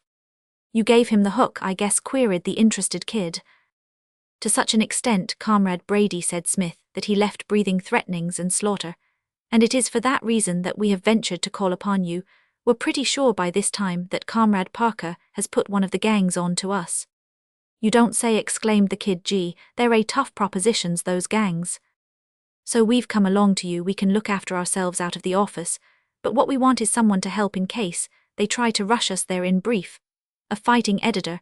At all costs we must have privacy. No writer can prune and polish his sentences to his satisfaction if he is compelled constantly to break off in order to eject boisterous toughs. We therefore offer you the job of sitting in the outer room and intercepting these bravos before they can reach us. The salary we leave to you there are doubloons, and to spare in the old oak chest. Take what you need and put the rest if any back. How does the offer strike you, Comrade Brady? Gents, said the kid, it's this way. He slipped into his coat and resumed. Now that I've made good by licking Dick, they'll be giving me a chance of a big fight maybe, with Jimmy Garvin. Well, if that happens, see what I mean, I'll have to be going away somewhere and getting into training. I shouldn't be able to come and sit with you, but if you gents feel like it, I'd be mighty glad to come in till I'm wanted to go into training camp. Great, said Smith, and touching salary. Shucks, said the kid with emphasis. Nix on the salary thing. I wouldn't take a dime if it hadn't been for you. I'd have been waiting still for a chance of lining up in the championship class. That's good enough for me. Any old thing you want me to do, I'll do it, and glad to. Comrade Brady, said Smith warmly, you are, if I may say so, the goods. You are beyond a doubt supremely the stuff. We three then hand in hand will face the foe, and if the foe has good sound sense, he will keep right away. You appear to be ready. Shall we meander forth? The building was empty, and the lights were out when they emerged from the dressing room. They had to grope their way in darkness. It was raining when they reached the street, and the only signs of life were a moist policeman and the distant glare of saloon lights down the road. They turned off to the left, and after walking some 100 yards found themselves in a blind alley.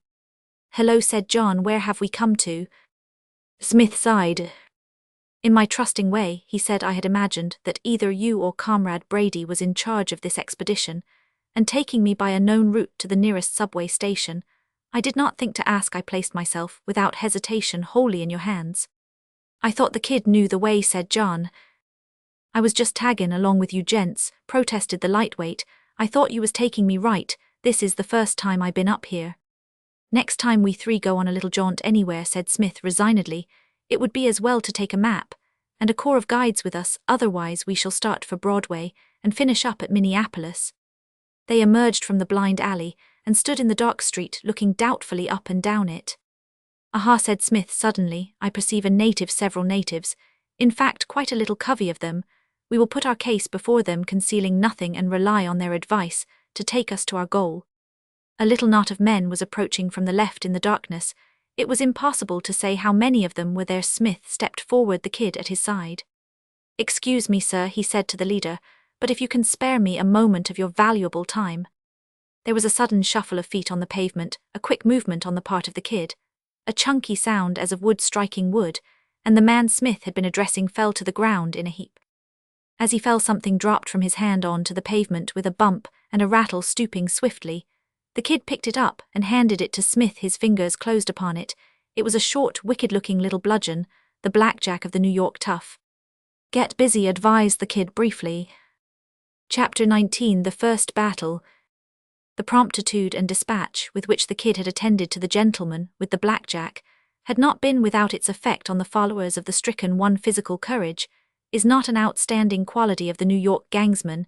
His personal preference is for retreat when it is a question of unpleasantness with a stranger, and in any case, even when warring among themselves, the gangs exhibit a lively distaste for the hard knocks of hand-to-hand fighting. Their chosen method of battling is to lie down on the ground and shoot. The kid's rapid work on the present occasion created a good deal of confusion. There was no doubt that much had been hoped for from speedy attack. Also, the generalship of the expedition had been in the hands of the fallen warrior. His removal from the sphere of active influence had left the party without a head, and to add to their discomfiture, they could not account for the kid. Smith they knew, and John was to be accounted for, but who was this stranger with the square shoulders and the uppercut that landed like a cannonball? Something approaching a panic prevailed among the gang. It was not lessened by the behavior of the intended victims. John was the first to join issue. He had been a few paces behind the others during the blackjack incident, but dark as it was, he had seen enough to show him that the occasion was, as Smith would have said, one for the shrewd blow rather than the prolonged parley. With a shout, he made a football rush into the confused mass of the enemy. A moment later Smith and the kid followed, and there raged over the body of the fallen leader a battle of Homeric type. It was not a long affair. The rules and conditions governing the encounter offended the delicate sensibilities of the gang like artists who feel themselves trammeled by distasteful conventions. They were damped, and could not do themselves justice. Their forte was long-range fighting with pistols. With that, they felt en rapport, but this vulgar brawling in the darkness with muscular opponents who hit hard, and often with the clenched fist, was distasteful to them. They could not develop any enthusiasm for it. They carried pistols, but it was too dark, and the combatants were too entangled to allow them to use these. There was but one thing to be done, reluctant as they might be to abandon their fallen leader. It must be done already. They were suffering grievously from John the Blackjack, and the lightning blows of the kid. For a moment they hung wavering, then stampeded in half a dozen different directions, melting into the night whence they had come. John, full of zeal, pursued one fugitive some 50 yards down the street, but his quarry, exhibiting a rare turn of speed, easily outstripped him. He came back panting to find Smith and the kid examining the fallen leader of the departed ones, with the aid of a match, which went out just as John arrived. The kid struck another. The head of it fell off and dropped upon the upturned face. The victim stirred, shook himself, sat up, and began to mutter something in a foggy voice. "He's still woozy," said the kid. "Still what exactly, Comrade Brady?" "In the air," explained the kid. "Bats in the belfry, dizzy. See what I mean? It's often like that, when a feller puts one in with a bit of weight behind it. Just where that one landed. Gee, I remember when I fought Martin Kelly. I was only starting to learn the game, then Martin and me was mixing it good and hard all over the ring, when suddenly, he puts over a stiff one right on the point. What do you think I done? Fall down and take the count? Not on your life. I just turns round and walks straight out of the ring to my dressing groom. Willie Harvey, who was seconding me, comes tearing in after me, and finds me getting into my clothes. "What's doing, kid?" he asks. "I'm going fishin', Willie." I says, "It's a lovely day. You've lost the fight." He says, "Fight?" says Roman. "One." "What fight?" See what I mean? I hadn't a notion of what had happened. It was half an hour and more before I could remember a thing. During this reminiscence, the man on the ground had contrived to clear his mind of the mistiness induced by the kid's upper cut. The first sign he showed of returning intelligence was a sudden dash for safety up the road, but he had not gone 5 yards when he sat down limply. The kid was inspired to further reminiscence. "Guess he's feeling pretty poor," he said. "It's no good him trying to run for a while, after he's put his chin in the way of a real live one. I remember when Joe Peterson put me out way back, when I was new to the gamate, was the same year I fought Martin Kelly. He had an awful punch, had old Joe, and he put me down and out in the 8th round. After the fight, they found me on the fire escape outside my dressing room. Come in, kid." Says they, "It's all right, chaps." I says, "I'm dying like that." "It's all right, chaps. I am dying same with this guy." See what I mean? They formed a group about the fallen blackjack expert. "Pardon us," said Smith courteously, "for breaking in upon your reverie, but if you could spare us a moment of your valuable time, there are 1 or 2 things which we would like to know." "Sure thing," agreed the kid. "In the first place," continued Smith, "would it be betraying professional secrets if you told us which particular bevy of energetic cutthroats it is to which you are attached?" "Gent," explained the kid, "wants to know what's your gang." The man on the ground muttered something that to Smith and John was unintelligible. "It would be a charity," said the former, "if some philanthropist would give this fellow elocution lessons. Can you interpret, Comrade Brady?" "Says it's the 3 points," said the kid. "The 3 points, that's Spider Riley's lot. Perhaps this is Spider Riley." "Nope," said the kid, "I know the Spider. This ain't him. This is some other mutt." "Which other mutt in particular?" asked Smith. "Try and find out, Comrade Brady. You seem to be able to understand what he says to me personally. His remarks sound like the output of a gramophone with a hot potato in its mouth." "Says he's Jack Repetto," announced the interpreter. There was another interruption at this moment. The bashful Mr. Repetto, plainly a man who was not happy in the society of strangers, made another attempt to withdraw, reaching out a pair of lean hands. He pulled the kid's legs from under him with a swift jerk and, wriggling to his feet, started off again down the road. Once more, however, desire outran performance. He got as far as the nearest street lamp, but no further. The giddiness seemed to overcome him again, for he grasped the lamp-post and, sliding slowly to the ground, sat there motionless. The kid, whose fall had jolted and bruised him, was inclined to be wrathful and vindictive. He was the first of the 3 to reach the elusive Mr. Repetto, and if that worthy had happened to be standing instead of sitting, it might have gone hard with him. But the kid was not the man to attack a fallen foe. He contented himself with brushing the dust off his person, and addressing a richly abusive flow of remarks to Mr. Repartee. Under the rays of the lamp it was possible to discern more closely the features of the blackjack exponent. There was a subtle but noticeable resemblance to those of Mr. Bat Jarvis. Apparently, the latter's old forelock worn low over the forehead was more a concession to the general fashion prevailing in gang circles than an expression of personal taste. Mr. Repartee had it too. In his case it was almost white, for the fallen warrior was an albino. His eyes, which were closed, had white lashes, and were set as near together as nature had been able to manage, without actually running them into one another. His underlip protruded and drooped looking at him. One felt instinctively that no judging committee of a beauty contest would hesitate a moment before him. It soon became apparent that the light of the lamp, though bestowing the doubtful privilege of a clearer view of Mr. Repartee's face, held certain disadvantages. Scarcely had the staff of Peaceful Moments reached the faint yellow pool of light, in the centre of which Mr. Repartee reclined, than with a suddenness which caused them to leap into the air there sounded from the darkness down the road the crack-crack of a revolver. Instantly from the opposite direction came other shots. 3 bullets cut grooves in the roadway almost at John's feet. The kid gave a sudden howl. Smith's hat, suddenly imbued with life, sprang into the air and vanished whirling into the night. The thought did not come to them consciously at the moment, there being little time to think, but it was evident as soon as, diving out of the circle of light into the sheltering darkness, they crouched down and waited for the next move, that a somewhat skillful ambush had been effected. The other members of the gang who had fled with such remarkable speed had by no means been eliminated altogether from the game. While the questioning of Mr. Repartee had been in progress, they had crept back unperceived, except by Mr. Repartee himself. It being too dark for successful shooting, it had become Mr. Repartee's task to lure his captors into the light, which he had accomplished with considerable skill. For some minutes the battle halted. There was dead silence. The circle of light was empty now. Mr. Repartee had vanished. A tentative shot from nowhere ripped through the air close to where Smith lay flattened on the pavement, and then the pavement began to vibrate and give out a curious, resonant sound. Somewhere, it might be near or far, a policeman had heard the shots and was signalling for help to other policemen along the line by beating on the flagstones with his nightstick. The noise grew, filling the still air. From somewhere down the road sounded the ring of running feet. "The cops!" cried a voice. "Beat it." Next moment the night was full of clatter. The gang was beating it.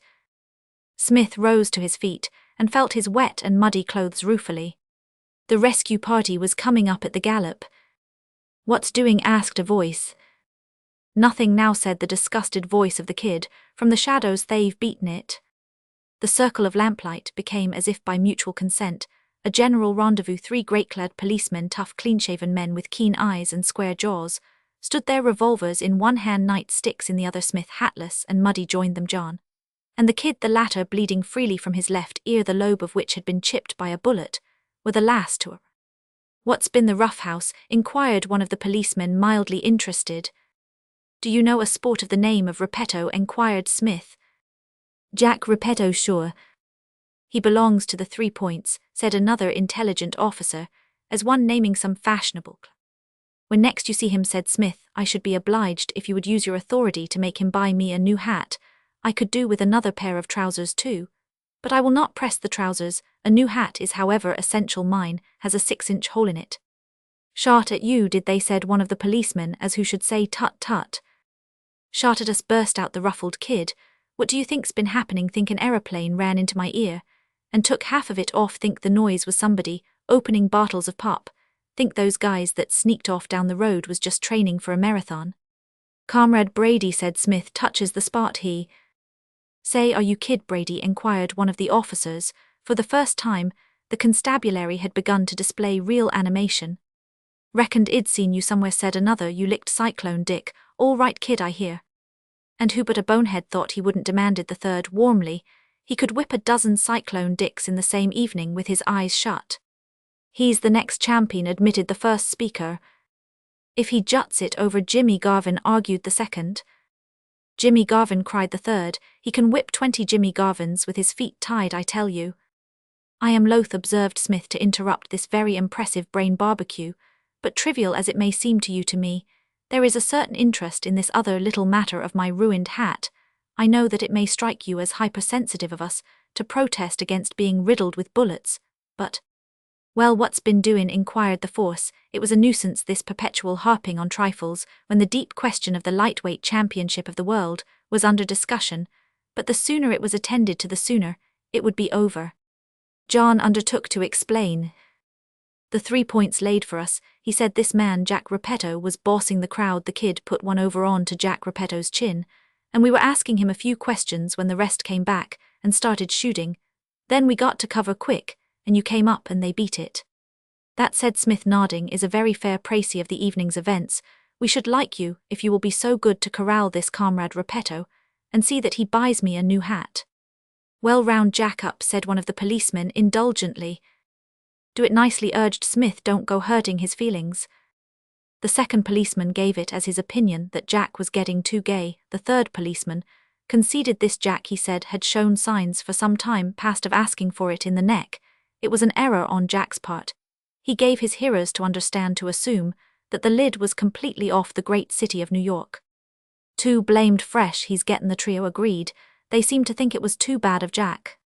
"The wrath of the law," said Smith, "is very terrible. We will leave the matter then in your hands. In the meantime, we should be glad if you would direct us to the nearest subway station. Just at the moment, the cheerful lights of the Great White Way are what I seem chiefly to need."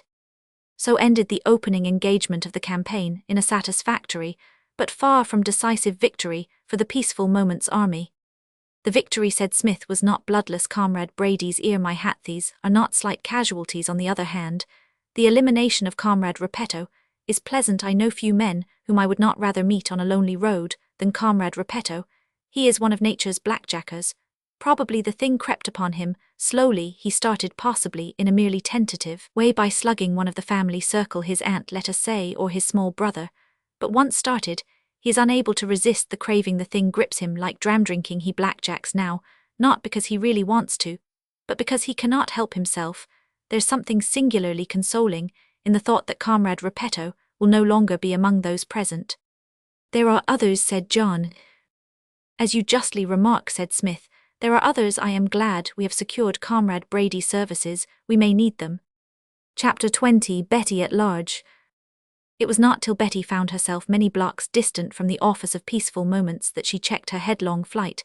She had run down the stairs and out into the street, blindly filled only with that passion for escape which had swept her away from Mervo. Not till she had dived into the human river of Broadway and reached Times Square did she feel secure. Then, with less haste, she walked on to the park and sat down on a bench to think. Inevitably, she had placed her own construction on John's sudden appearance in New York, and at the spot where only one person in any way connected with Mervo knew her to be. She did not know that Smith and he were friends, and did not therefore suspect that the former and not herself might be the object of his visit, nor had any word reached her of what had happened at Mervo after her departure. She had taken it for granted that things had continued as she had left them, and the only possible explanation to her of John's presence in New York was that, acting under orders from Mr. Scoble, he had come to try and bring her back. She shuddered as she conjured up the scene that must have taken place if Pugsy had not mentioned his name, and she had gone on into the inner room in itself. The thought that after what she had said that morning on the island, after she had forced on him, stripping it of the uttermost rag of disguise, the realization of how his position appeared to her, he should have come under orders to bring her back, was well nigh unendurable. But to have met him, to have seen the man she loved plunging still deeper into shame, would have been pain beyond bearing, better 1,000 times than that this panic flight into the iron wilderness of New York. It was cool and soothing in the park. The roar of the city was hushed. It was pleasant to sit there and watch the squirrels playing on the green slopes or scampering up into the branches, through which one could see the gleam of water. Her thoughts became less chaotic. The peace of the summer afternoon stole upon her. It did not take her long to make up her mind that the door of Peaceful Moments was closed to her. John, not finding her, might go away, but he would return reluctantly. She abandoned the paper. Her heart was heavy. When she had formed the decision, she had been as happy at Peaceful Moments as it was possible for her to be now. She would miss Smith and the leisurely work and the feeling of being one of a team working in a good cause, and that brought Broster Street back to her mind. And she thought of the children. No, she could not abandon them. She had started the tenement articles, and she would go on with them, but she must do it without ever venturing into the dangerous neighborhood of the office. A squirrel ran up and sat begging for a nut. Betty searched in the grass in the hope of finding one, but came upon nothing but shells. The squirrel bounded away with a disdainful flick of the tail. Betty laughed. You think of nothing but food. You ought to be ashamed to be so greedy. And then it came to her suddenly that it was no trifle, this same problem of food. The warm green park seemed to grow chill and grey once again. She must deal with life's material side. Her case was at the same time better and worse than it had been on that other occasion, when she had faced the future in the French train. Better, because then New York had been to her something vague and terrifying, while now it was her city. Worse, because she could no longer seek help from Mrs. Oakley. That Mrs. Oakley had given John the information which had enabled him to discover her hiding place, Betty felt certain. By what other possible means could he have found it? Why Mrs. Oakley, whom she had considered an ally, should have done so she did not know. She attributed it to a change of mind, a reconsideration of the case when uninfluenced by sentiment, and yet it seemed strange. Perhaps John had gone to her, and the sight of him had won the old lady over to his side. It might be so. At any rate, it meant that the cottage on Staten Island, like the office of Peaceful Moments, was closed to her. She must look elsewhere for help or trust entirely to herself. She sat on thinking with grave, troubled eyes, while the shadows lengthened and the birds rustled sleepily in the branches overhead. Among the good qualities, none too numerous, of Mr. Bat Jarvis of Groome Street in the Bowery early rising was not included. It was his habit to retire to rest at an advanced hour, and to balance accounts by lying abed on the following morning. This idiosyncrasy of his was well known in the neighbourhood, and respected, and it was generally held to be both bad taste and unsafe to visit Bat's shop, until near the fashionable hour for luncheon, when the great one, shirt-sleeved, and smoking a short pipe, would appear in the doorway looking out upon the world, and giving it to understand that he was now open to be approached by deserving acquaintances.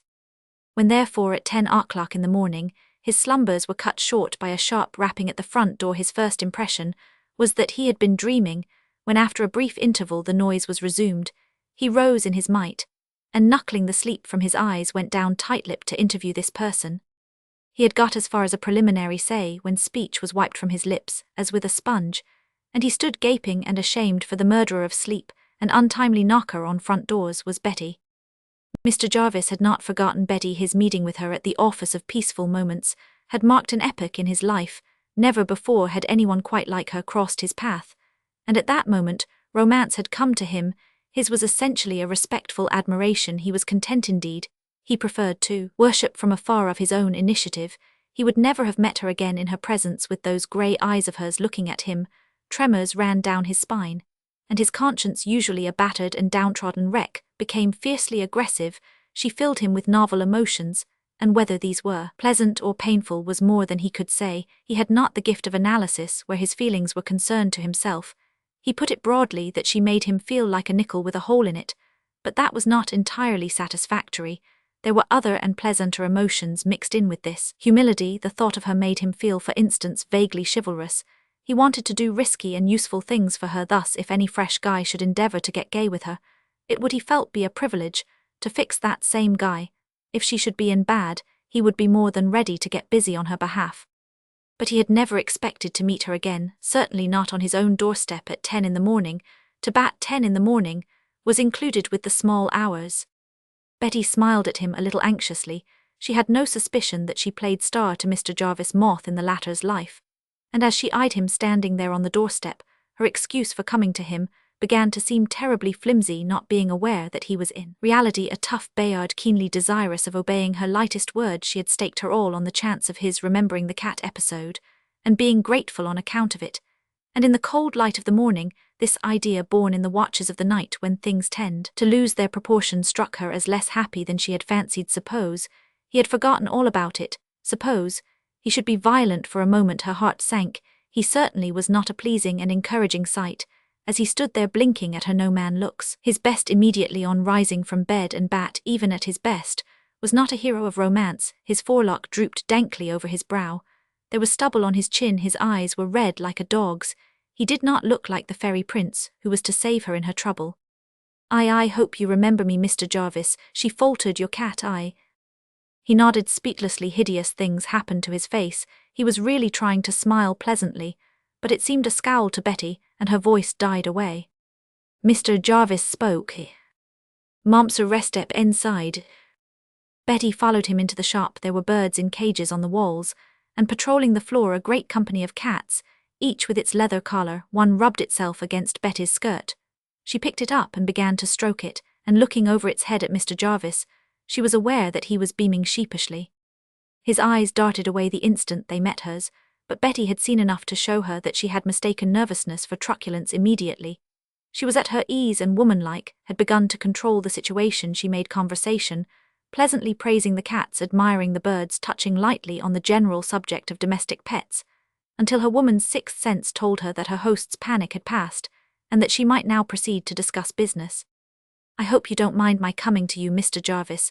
She said you know you told me to if ever I were in trouble, so I've taken you at your word. You don't mind?" Mr. Jarvis gulped and searched for words. Glad he said at last. "I've left Peaceful Moments, you know I used to be stenographer there." She was surprised and gratified to see a look of consternation spread itself across Mr. Jarvis' face. It was a hopeful sign that he should take her cause to heart to such an extent. But Mr. Jarvis' consternation was not due wholly to solicitude for her. His thoughts at that moment, put after having been expurgated into speech, might have been summed up in the line of all sad words of tongue or pen the saddest, are these it might have been. "Ain't you's workin' dere no more, is dat right?" he gasped. "Gee, I wished I'd a known it sooner why a guy come to me, and wants to give me half a ton of the long green to go to dat poiper what yous was workin' on, and fix de guy what's runnin' it and I truns him down cuss. I don't want you to be frown out of your job, say, why yous quit workin' dere." His eyes narrowed, as an idea struck him. "Say," he went on, "you ain't been fired, has de boss give yous de trund on cuss if he has say de void, and ill fix him for yous loidy, and it won't set you back a nickel," he concluded handsomely. "No, no," cried Betty, horrified. "Mr. Smith has been very kind to me. I left of my own free." Mr. Jarvis looked disappointed. His demeanor was like that of some medieval knight, called back on the eve of starting out to battle, with the paynim for the honor of his lady. "What was that you said about the man who came to you and offered you money?" asked Betty. Her mind had flashed back to Mr. Parker's visit, and her heart was beating quickly. "Sure, he come to me all right and wants de guy on de poiper fixed and I truns him down." "Oh, you won't dream of doing anything to hurt Mr. Smith, will you, Mr. Jarvis?" said Betty anxiously. "Not if you say so, Lloydie. And your friends, you won't let them do anything?" "Nope." Betty breathed freely again. Her knowledge of the East Side was small, and that there might be those there who acted independently of Mr. Jarvis, disdainful of his influence, did not occur to her. She returned to her own affairs, satisfied that danger no longer threatened. "Mr. Jarvis, I wonder if you can help me. I want to find some work to do," she said. "Work?" "I have to earn my living, you see, and I'm afraid I don't know how to begin." Mr. Jarvis pondered. "What sort of work?" "Any sort," said Betty valiantly. "I don't care what it is." Mr. Jarvis knitted his brows in thought. He was not used to being an employment agency, but Betty was Betty, and even at the cost of a headache, he must think of something. At the end of 5 minutes, inspiration came to him. "Say," he said, "what do yous call de guy dat sits and takes de money at an eatin' joint cashier? Well, say, could yous be dat?" "It would be just the thing. Do you know a place?" "Sure, just around de corner. I'll take you dere."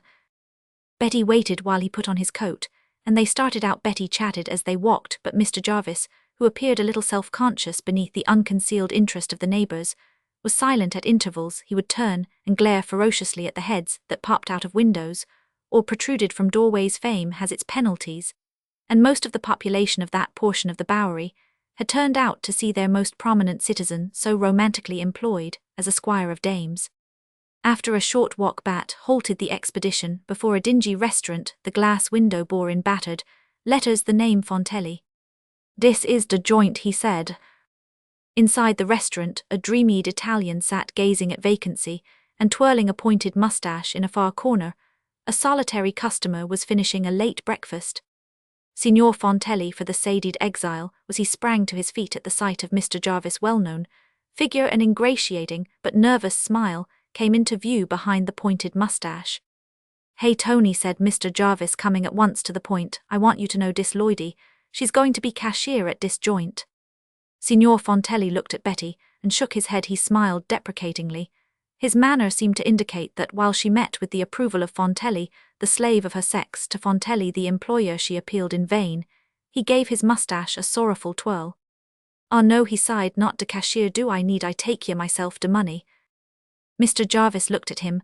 Coldly, he continued to look at him coldly. His lower jaw began slowly to protrude, and his forehead retreated further behind its zebra of forelock. There was a pause. The signor was plainly embarrassed. "Dis Lloydie," repeated Mr. Jarvis, "is cashier at dis joint, at 6, but he paused. Does dat go?" he added smoothly. Certainly there was magnetism about Mr. Jarvis. With a minimum of words he produced remarkable results. Something seemed to happen suddenly to Signor Fontelli's spine. He wilted like a tired flower, a gesture in which were blended resignation, humility, and a desire to be at peace with all men. Particularly, Mr. Jarvis completed his capitulation. Mr. Jarvis waited while Betty was instructed in her simple duties, then drew her aside. "Say," he remarked confidentially, "yousel be all right here. 6 per ain't all de do dera, is in de world, but bane cashier so you can swipe a whole heap more whenever you feel like it. And if Tony registers a kick, ill come around and talk to him. See, dat's right. Good morning, Lloydie." And having delivered these admirable hints to young cashiers in a hurry to get rich, Mr. Jarvis ducked his head in a species of bow, declined to be thanked, and shuffled out into the street, leaving Betty to open her new career by taking 37 cents from the late breakfaster.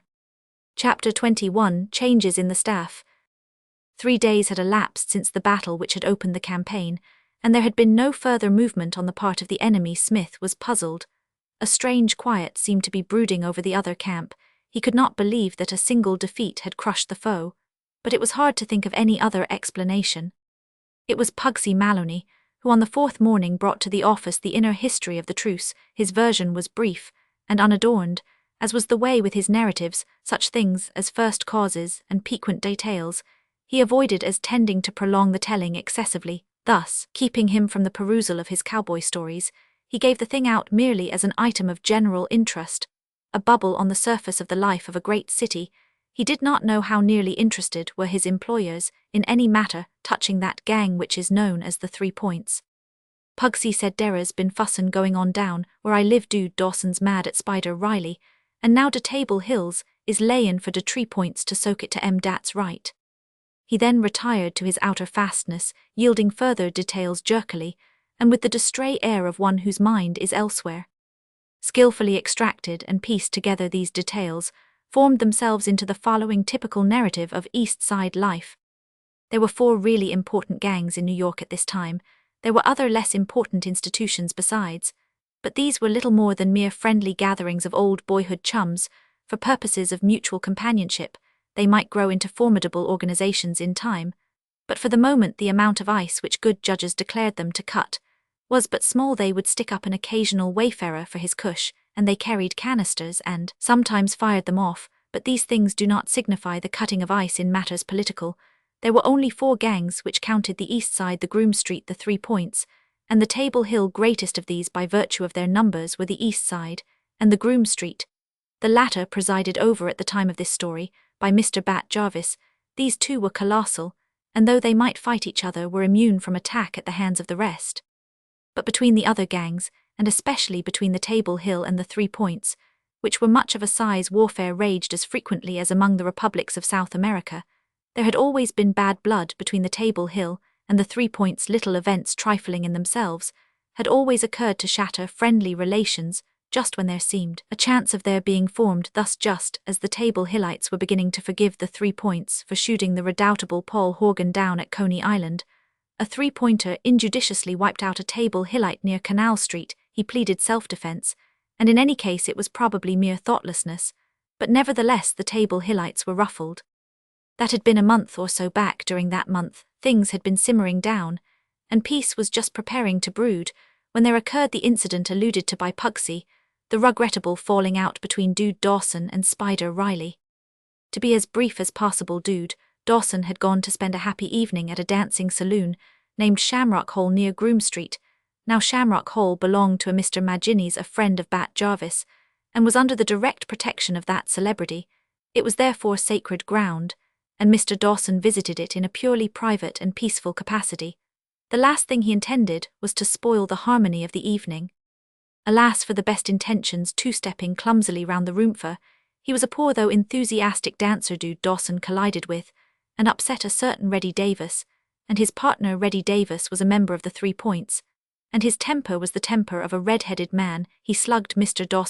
Dawson more skillful at the fray than at the dance-joined battle willingly, and they were absorbed in a stirring combat when an interruption occurred. In the far corner of the room, surrounded by admiring friends, sat Spider Riley, monarch of the 3 Points.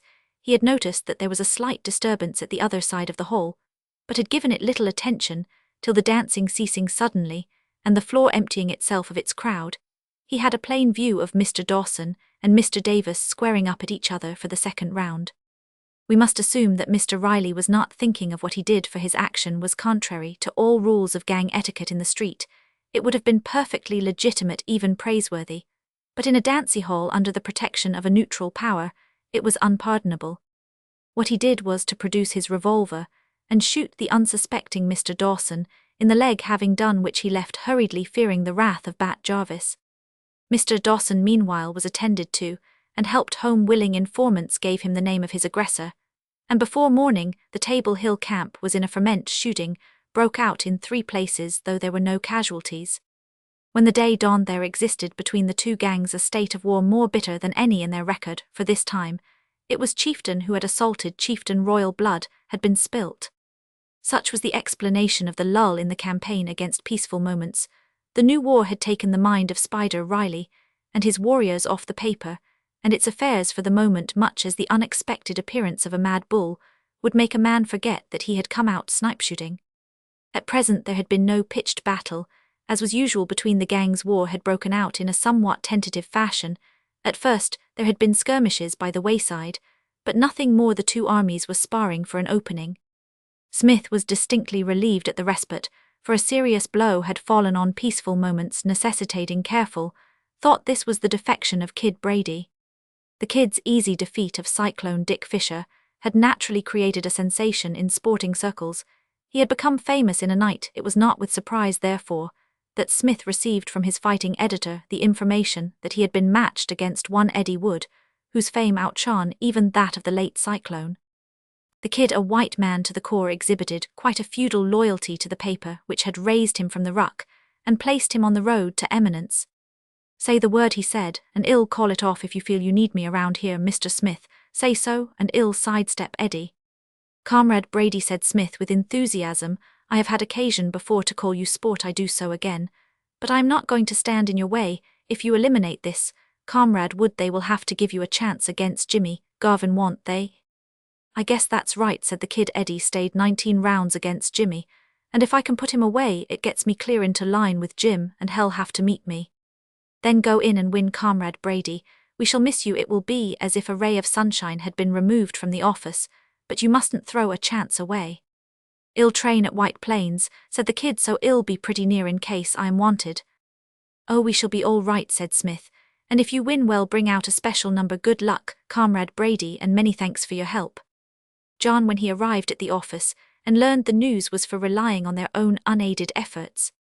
"And anyway," he said, "I don't see who else there is to help us. You could tell the police, I suppose," he went on doubtfully. Smith shook his head. "The New York policeman, Comrade John, is like all great men, somewhat peculiar. If you go to a New York policeman and exhibit a black eye, he is more likely to express admiration for the handiwork of the citizen responsible for the same than sympathy. No, since coming to this city I have developed a habit of taking care of myself or employing private help. I do not want allies who will merely shake their heads at Comrade Riley and his merry men, however sternly. I want someone who, if necessary, will soak it to them good." "Sure," said John, "but who is there now the Kid's gone?" "Who else but Comrade Jarvis," said Smith. "Jarvis, Bat Jarvis." "The same. I fancy that we shall find on inquiry that we are ace high with him. At any rate, there is no harm in sounding him. It is true that he may have forgotten, or it may be that it is to Comrade Brown alone that he is." "Who's Brown?" asked John. "Our late stenographer," explained Smith. "A Miss Brown. She entertained Comrade Jarvis' cat. If you remember, I wonder what has become of her. She has sent in 3 more corking efforts on the subject of Broster Street, but she gives no address. I wish I knew where she was. I'd have liked for you to meet her." Chapter 22, A Gathering of Cat Specialists. "It will probably be necessary," said Smith as they set out for Groom Street, "to allude to you, Comrade John, in the course of this interview, as one of our most eminent living cat fanciers. You have never met Comrade Jarvis, I believe. Well, He is a gentleman, with just about enough forehead to prevent his front hair getting inextricably blended with his eyebrows. And he owns 23 cats, each with a leather collar round its neck. It is, I fancy, the cat note which we shall have to strike. Today, if only Comrade Brown were with us, we could appeal to his finer feelings, but he has seen me only once and you never, and I should not care to bet that he will feel the least particle of dismay at the idea of our occiputs getting all mussed up with a blackjack. But when I inform him that you are an English cat fancier, and that in your island home you have 7 to 4 fine cats, mostly Angoras, that will be a different matter. I shall be surprised if he does not fall on your neck. They found Mr. Jarvis in his fancier's shop, engaged in the intellectual occupation of greasing a cat's paws with butter. He looked up as they entered, and then resumed his task. "Comrade Jarvis," said Smith, "we meet again, you remember me?" "Nope," said Mr. Jarvis promptly. Smith was not discouraged. "Ah," he said tolerantly, "the fierce rush of New York life, how it wipes from the retina today the image impressed on it, but yesterday is it not so, Comrade Jarvis?" The cat expert concentrated himself on his patient's paws without replying. "A fine animal," said Smith, adjusting his monocle. "To what particular family of the Felis domestica does that belong in color? It resembles a Neapolitan, ice more than anything." Mr. Jarvis' manner became unfriendly. "Say, what do yous want? That's straight, ain't it? If yous want to buy a Boyd or a snake, why don't you say so?" "I stand corrected," said Smith. "I should have remembered that time is money. I called in here partly in the hope that though you only met me antsy in the stairs of my office you might retain pleasant recollections of me, but principally in order that I might make 2 very eminent cat fanciers acquainted." This he said with a wave of his hand in the direction of John. "Is Comrade Maud possibly the best known of English cat fanciers? Comrade Maud's stud of Angoras is celebrated wherever the English language is spoken." Mr. Jarvis' expression changed. He rose, and having inspected John with silent admiration for a while, extended a well-buttered hand towards him. Smith looked on benevolently. "What Comrade Maud does not know about cats," he said, "is not knowledge. His information on Angoras alone would fill a volume." Say, Mr. Jarvis was evidently touching on a point which had weighed deeply upon him. "We's catnip, cold catnip." John looked at Smith helplessly. It sounded like a riddle, but it was obvious that Mr. Jarvis' motive in putting the question was not frivolous. He really wished to know. "The word, as Comrade Maud was just about to observe," said Smith, "is a corruption of catmint. Why it should be so corrupted, I do not know. But what of that? The subject is too deep to be gone fully into at the moment. I should recommend you to read Mr. Maud's little brochure on the matter." Passing lightly on from that. "Did yous ever have a cat dat ate beetles?" inquired Mr. Jarvis. There was a time when many of Comrade Maud's Felidae supported life almost entirely on beetles. "Did they get thin?" John felt it was time, if he were to preserve his reputation, to assert himself. "No," he replied firmly. Mr. Jarvis looked astonished. "English beetles," said Smith, "don't make cats thin." Passing lightly. "I had a cat angst," said Mr. Jarvis, ignoring the remark, and sticking to his point, "dat ate beetles, and got thin and used to tie itself in knots." "A versatile animal," agreed Smith. Say, Mr. Jarvis went on, now plainly on a subject near to his heart. "Dem beetles is fierce sure, can't keep de cats off of eatin' dem. I can't first ting you know Dave swallowed dem, and den dey gets thin and ties theirselves into knots." "You should put them into straight waistcoats," said Smith, passing however lightly. "Say, ever have a cross-eyed cat?" "Comrade Maud's cats," said Smith, "have happily been almost entirely free from strabismus. Dey's lucky cross-eyed cats is you has a cross-eyed cat, and notin' don't never go wrong. But say, was dere ever a cat wit one blue, and one yaller one in your bunch? Gee, it's fierce. When it's like dat, it's a skidoo is a cat wit one blue eye and one yaller one puts you in bad surest. Ting you know angst a guy give me a cat like dat, and first ting you know I'm in bad all round. It wasn't till I give him away to de cop on de corner, and gets me one dat's crossy dat I lifts de skidoo off of me." "And what happened to the cop?" inquired Smith, interested. "Oh, he got in bad sure enough," said Mr. Jarvis without emotion. "One of de boys what he pinched, and had sent up the road once lays for him, and puts one over on him wit a blackjack. Sure, dat's what comes of having a cat wit one blue and one yaller one." Mr. Jarvis relapsed into silence. He seemed to be meditating on the inscrutable workings of fate. Smith took advantage of the pause to leave the cat topic and touch on matters of more vital import. Tense and exhilarating as is this discussion of the optical peculiarities of cats, he said there is another matter on which, if you will permit me, I should like to touch. I would hesitate to bore you with my own private troubles. But this is a matter which concerns Comrade Maud as well as myself, and I can see that your regard for Comrade Maud is almost an obsession. How's that? I can see, said Smith, that Comrade Maud is a man to whom you give the glad hand. Mr. Jarvis regarded John with respectful affection. Sure he's to the good Mr. Maud is. Exactly, said Smith, to resume then. The fact is, Comrade Jarvis, we are much persecuted by scoundrels. How sad it is in this world. We look to every side, we look to north, east, south and west. And what do we see? Mainly scoundrels, I fancy. You have heard a little about our troubles before this. In fact, I gather that the same scoundrels actually approached you with a view to engaging your services to do us up, but that you very handsomely refused the contract. We are the staff of Peaceful Moments.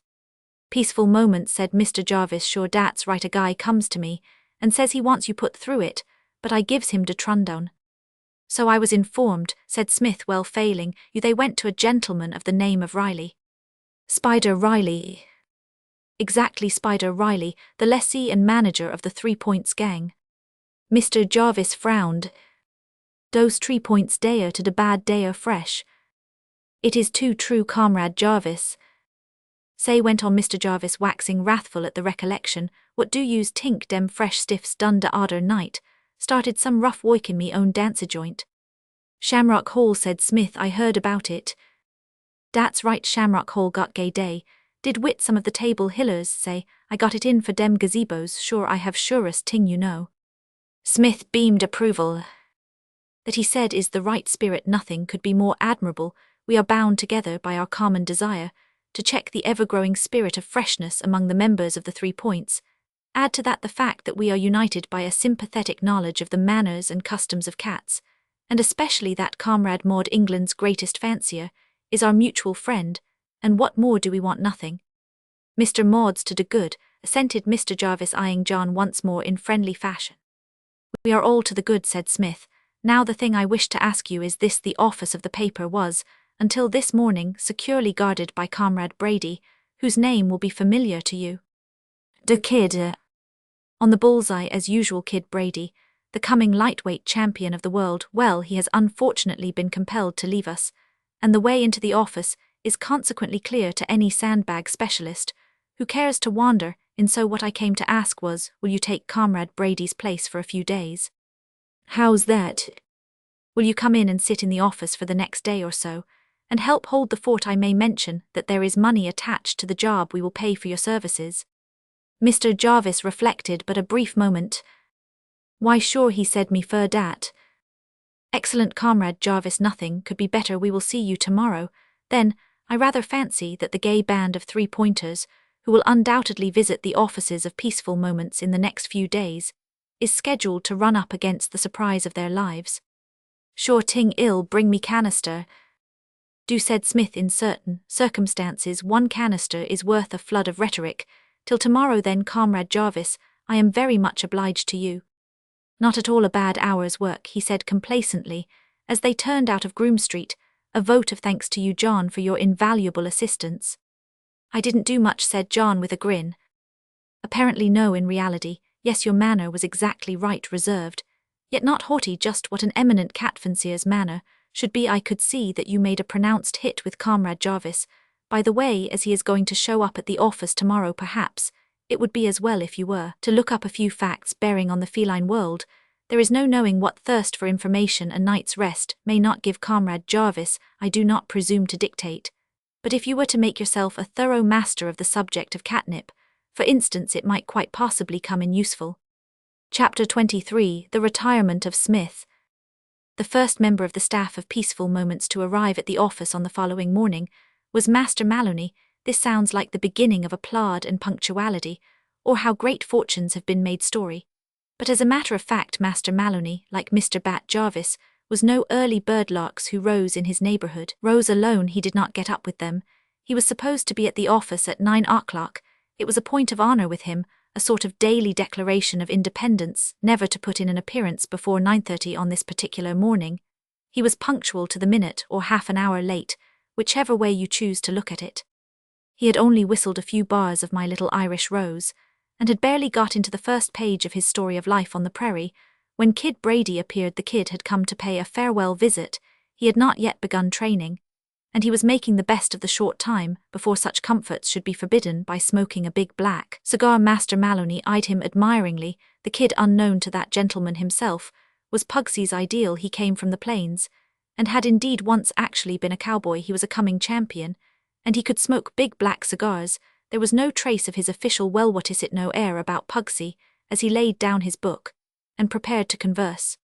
"Say Mr. Smith around anywhere?" Pugsy asked the kid. "Nor Mr. Brady, he ain't came yet," replied Master Maloney respectfully. "Late, ain't he? Sure, he generally blows in before I do. Wonder what's keepin' him." As he spoke, John appeared. "Hello, kid," he said. "Come to say goodbye?" "Yep," said the kid. "Seen Mr. Smith around anywhere, Mr. Maud?" "Hasn't he come yet? I guess he'll be here soon." "Hello, who's this?" A small boy was standing at the door holding a note. "Mr. Maud," he said. "Cop at Jefferson Market. Give me dis fer you." What, he took the letter and gave the boy a dime. "Why, it's from Smith, Great Scott." It was apparent that the kid was politely endeavoring to veil his curiosity. Master Maloney had no such delicacy. "What's in de letter, boss?" he inquired. "The letter," said John slowly, "is from Mr. Smith, and it says that he was sentenced this morning to 30 days on the island for resisting the police." "He's de guy," admitted Master Maloney approvingly. "What's that?" said the kid. "Mr. Smith been slugging cops." "What's he been doing that for?" "I must go and find out at once. It beats me." It did not take John long to reach Jefferson Market, and by the judicious expenditure of a few dollars, he was enabled to obtain an interview with Smith in a back room. The editor of Peaceful Moments was seated on a bench looking remarkably disheveled. There was a bruise on his forehead, just where the hair began. He was, however, cheerful. "Ah, John," he said, "you got my note all right then?" John looked at him concerned. "What on earth does it all mean?" Smith heaved a regretful sigh. "I fear," he said, "I have made precisely the blamed fool of myself that Comrade Parker hoped I would." "Parker?" Smith nodded. "I may be misjudging him, but I seem to see the hand of Comrade Parker in this. We had a raid at my house last night, John. We were pulled." "What on earth?"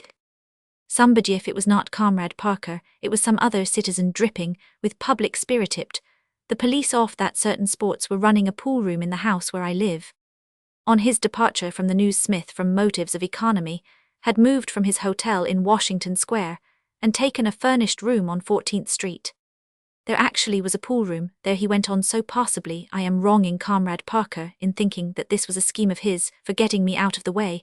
At any rate, somebody gave the tip, and at about 3 o'clock this morning I was aroused from a dreamless slumber by quite a considerable hammering at my door. There, standing on the mat, were 2 policemen. Very cordially, the honest fellows invited me to go with them. A conveyance, it seemed, waited in the street, without I disclaimed all connection with the bad gambling persons below. But they replied that they were cleaning up the house, and if I wished to make any remarks I had better make them to the magistrate. This seemed reasonable. I said I would put on some clothes and come along. They demurred. They said they couldn't wait about while I put on clothes. I pointed out that sky blue pajamas with old rose frogs were not the costume in which the editor of a great New York weekly paper should be seen abroad in one of the world's greatest cities, but they assured me more by their manner than their words that my misgivings were groundless, so I yielded. These men, I told myself, have lived longer in New York than Roman one. They know what is done, and what is not done. I will bow to their views, so I was starting to go with them like a lamb, when one of them gave me a shove in the ribs with his nightstick, and it was here that I fancy I may have committed a slight error of policy." He smiled dreamily for a moment, then went on. "I admit that the old berserk blood of the Smiths boiled at that juncture. I picked up a sleep reducer from the floor, as Comrade Brady would say, and handed it to the big stick merchant. He went down like a sack of coal over the bookcase, and at that moment I rather fancy the other gentleman must have got busy with his club. At any rate, somebody suddenly loosed off some $50,000 worth of fireworks, and the next thing I knew was that the curtain had risen for the next act on me, discovered sitting in a prison cell with an outsize in lumps on my forehead." He sighed again. "What Peaceful Moments really needs," he said, "is a Sitzredakteur. A Sitzredakteur, John, is a gentleman employed by German newspapers with a taste for lèse-majesté to go to prison whenever required in place of the real editor.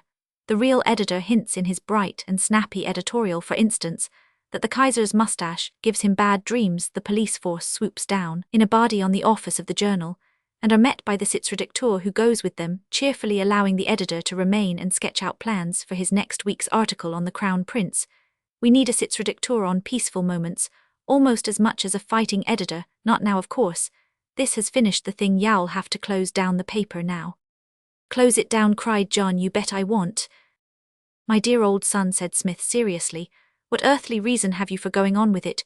You only came in to help me, and I am no more. I am gone like some beautiful flower that withers in the night. Where's the sense of getting yourself beaten up then quit? John shook his head. I wouldn't quit now if you paid me. But a policeman appeared at the door. Say, pal, he remarked to John, y'all have to be fading away soon. I guess give you 3 minutes more, say it quick. He retired. Smith looked at John. You won't quit, he said. No. Smith smiled. You're an all wool sport, John, he said. I don't suppose you know how to spell quit. Well then, if you are determined to stand by the ship, like Comrade Kasabianka, I'll tell you an idea that came to me in the watches of the night. If ever you want to get ideas, John, you spend a night in one of these cells, they flock to you. I suppose I did more profound thinking last night than I've ever done in my life. Well, here's the idea, act on it, or not, as you please. I was thinking over the whole business from soup to nuts, and it struck me that the queerest part of it all is that whoever owns these Broster Street tenements should care a Canadian dime, whether we find out who he is or not. Well, there's the publicity, began John. Tush, said Smith, and possibly bar, do you suppose that the sort of man who runs Broster Street is likely to care a darn about publicity? What does it matter to him if the papers soak it to him for about 2 days?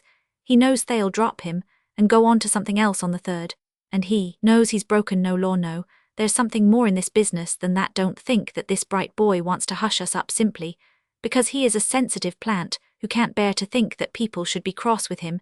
He has got some private reason for wanting to lie low. Well, but what difference? Comrade, I'll tell you. It makes this difference that the rents are almost certainly collected by some confidential person, belonging to his own crowd, not by an ordinary collector. In other words, the collector knows the name of the man he's collecting for, but for this little misfortune of mine, I was going to suggest that we waylay that collector, administer the 3rd degree, and ask him who his boss is. John uttered an exclamation. You're right, I'll do it.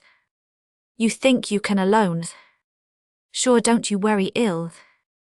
The door opened and the policeman reappeared. Time's up, slide, Sonny. John said goodbye to Smith and went out. He had a last glimpse of his late editor, a sad smile on his face, telling the policeman what was apparently a humorous story complete good will seem to exist between them. John consoled himself as he went away with the reflection that Smith's was a temperament that would probably find a bright side, even to a 30-days visit to Blackwell's Island.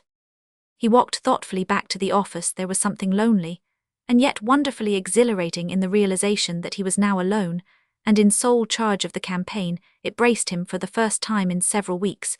He felt positively light-hearted. Chapter 24. The campaign quickens. Mr. Jarvis was as good as his word. Early in the afternoon, he made his appearance at the office of Peaceful Moments, his forelock more than usually well oiled in honor of the occasion, and his right coat pocket bulging in a manner that betrayed to the initiated eye the presence of his trusty canister. With him, in addition, he brought a long, thin young man who wore under his brown tweed coat a blue-ended striped sweater. Whether he brought him as an ally in case of need, or merely as a kindred soul with whom he might commune during his vigil, did not appear. Pugsy, startled out of his wonted calm by the arrival of this distinguished company, gazed after the pair as they passed into the inner office with protruding eyes. John greeted the allies warmly and explained Smith's absence. Mr. Jarvis listened to the story with interest and introduced his colleague. Taught Id let him chase along Long Otto's his moniker. Sure, said John, the more the merrier. Take a seat, y'all find cigars over there. You won't mind my not talking for the moment. There's a wad of work to clear up. This was an overstatement. He was comparatively free of work press day, having only just gone by. But he was keenly anxious to avoid conversation on the subject of cats, of his ignorance, of which Mr. Jarvis' appearance had suddenly reminded him. He took up an old proof sheet and began to glance through it, frowning thoughtfully. Mr. Jarvis regarded the paraphernalia of literature on the table with interest, so did Long Otto, who, however, being a man of silent habit, made no comment throughout the séance, and the events which followed it. He confined himself to an occasional grunt. He seemed to lack other modes of expression. "Is this where yous writes up pieces fer de poiper?" enquired Mr. Jarvis. "This is the spot," said John. "On busy mornings, you could hear our brains buzzing in Madison Square Garden. Oh, one moment." He rose and went into the outer office. "Pugsy," he said, "do you know Broster Street?" "Sure." "Could you find out for me exactly when the man comes round, collecting the rents?" "Surest ting you know. I knows a kid what knows another kid what lives dere." "Then go and do it now, and after you've found out you can take the rest of the day off." "Me fur dat," said Master Maloney, with enthusiasm. "I'll take me goil to de Bronx Zoo." "Your girl, I didn't know you'd got a girl, Pugsy. I always imagined you as one of those strong, stern, blood-and-iron men who despised girls. Who is she?" "Oh, she's a kid," said Pugsy. "Her pa runs a delicatessen shop down our street. She ain't a bad mutt," added the ardent swain. "I am her steady." "Well, mind you send me a card for the wedding, and if $2 would be a help." "Sure ting, tanks, boss, you're all right." It had occurred to John that the less time Pugsy spent in the outer office during the next few days, the better. The lull in the warfare could not last much longer, and at any moment, a visit from Spider Riley and his adherents might be expected. Their probable first move in such an event would be to knock Master Maloney on the head, to prevent his giving warning of their approach. Events proved that he had not been mistaken. He had not been back in the inner office for more than a quarter of an hour, when there came from without the sound of stealthy movements. The handle of the door began to revolve slowly, and quietly the next moment 3 figures tumbled into the room. It was evident that they had not expected to find the door unlocked, and the absence of resistance when they applied their weight had surprising effects. 2 of the 3 did not pause in their career till they cannoned against the table. The third checked himself by holding the handle. John got up coolly. "Come right in," he said. "What can we do for you?" It had been too dark on the other occasion of his meeting, with the 3 pointers, to take note of their faces, though he fancied that he had seen the man holding the door handle before. The others were strangers. They were all exceedingly unprepossessing in appearance. There was a pause. The 3 marauders had become aware of the presence of Mr. Jarvis and his colleague, and the meeting was causing them embarrassment, which may have been due in part to the fact that both had produced and were toying meditatively with ugly-looking pistols. Mr. Jarvis spoke. "Well," he said, "what's doin'?" The man to whom the question was directly addressed appeared to have some difficulty in finding a reply. He shuffled his feet and looked at the floor. His 2 companions seemed equally at a loss. "Goin' to start anything?" inquired Mr. Jarvis casually. The humor of the situation suddenly tickled John. The embarrassment of the uninvited guests was ludicrous. "You've just dropped in for a quiet chat, is that it?" he said. "Well, we're all delighted to see you. The cigars are on the table. Draw up your chairs." Mr. Jarvis opposed the motion. He drew slow circles in the air with his revolver. "Say yous had best beat it, see." Long Otto grunted sympathy with the advice. "And yous had best go back to Spider Riley," continued Mr. Jarvis, "and tell him there ain't nothin' doing in the way of roughhouse wit dis gent here. And you can tell de Spider," went on Bat with growing ferocity, "dat next time he gits fresh and starts in to shootin' up my dancer joint, I'll bite de head offen him. See dat goes. If he tinks his little 2x4 crowd can git way wit de Groom Street, he's got another guess common. And don't forget dis gent here and me as friends, and anyone dat starts anything wit dis gent is going to find trouble. Does dat go? Beat it." He jerked his shoulder in the direction of the door. The delegation then withdrew. "Thanks," said John. "I'm much obliged to you both. You're certainly there with the goods as fighting editors. I don't know what I should have done without you." "Or chi," said Mr. Jarvis handsomely, dismissing the matter. Long Otto kicked the leg of a table and grunted. Pugsy Maloney's report on the following morning was entirely satisfactory. Rents were collected in Broster Street on Thursdays. Nothing could have been more convenient, for that very day happened to be Thursday. "I rubbered around," said Pugsy, "and done de sloot act, and it's this way. Dere is a fellow blows in every Thursday 'bout 6 o'clock, and den it's up to de folks to dig down into der jeans for de stuff, or out dey goes before supper. I got dat from my kid Freen, what knows a kid what lives dere, and say he has it pretty fierce. Dat kid de kid what lives dere, he's a wop kid, an Italian and he's in bad case his pa comes over from Italy to work on the subway. I don't see why that puts him in bad, said John wonderingly. You don't construct your stories well, Pugsy, you start at the end, then go back to any part which happens to appeal to you at the moment, and eventually wind up at the beginning. Why? Is this kid in bad because his father has come to work on the sub? Why sure because his pa got fired and swatted de foreman one on de coco, and day gives him toity days, so de kid's all alone and no one to pay de rent. I see, said John, well come along with me, and introduce me and I'll look after that. At 5:30 John closed the office for the day, and armed with a big stick, and conducted by Master Maloney, made his way to Broster Street. To reach it, it was necessary to pass through a section of the enemy's country. But the perilous passage was safely negotiated, the expedition reached its unsavory goal intact. The Wop Kid inhabited a small room at the very top of a building halfway down the street. He was out when John and Pugsy arrived. It was not an abode of luxury, the tenement they had to feel their way up the stairs in almost pitch darkness. Most of the doors were shut, but one on the second floor was ajar. Through the opening John had a glimpse of a number of women sitting on upturned boxes. The floor was covered with little heaps of linen. All the women were sewing. Stumbling in the darkness, John almost fell against the door. None of the women looked up at the noise in Broster Street. Time was evidently money. On the top floor Pugsy halted before the open door of an empty room. The architect in this case had apparently given rein to a passion for originality, for he had constructed the apartment without a window of any sort whatsoever. The entire stock of air used by the occupants came through a small opening over the door. It was a warm day, and John recoiled hastily. Is this the kid's room? He said. I guess the corridor's good enough for me to wait in what the owner of this place wants, he went on reflectively. Is scalping well do it in the paper. If we can't in any other way, is this your kid? A small boy had appeared. He seemed surprised to see visitors. Pugsy undertook to do the honors. Pugsy, as interpreter, was energetic, but not wholly successful.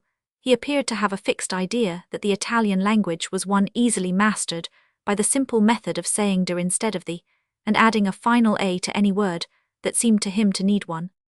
Say kid, he began, has de rentem and come yetta. The black eyes of the Wop Kid clouded. He gesticulated and said something in his native language. He hasn't got next, reported Master Maloney. He can't get on to me curves. De say Wop Kids is all boneheads. Say kid, looka here. He walked to the door, rapped on it smartly, and assuming a look of extreme ferocity stretched out his hand, and thundered, unbelter sleeper me de stuff. The Wop Kid's puzzlement in the face of this address became pathetic. This, said John, deeply interested, is getting exciting. Don't give in, Pugsy.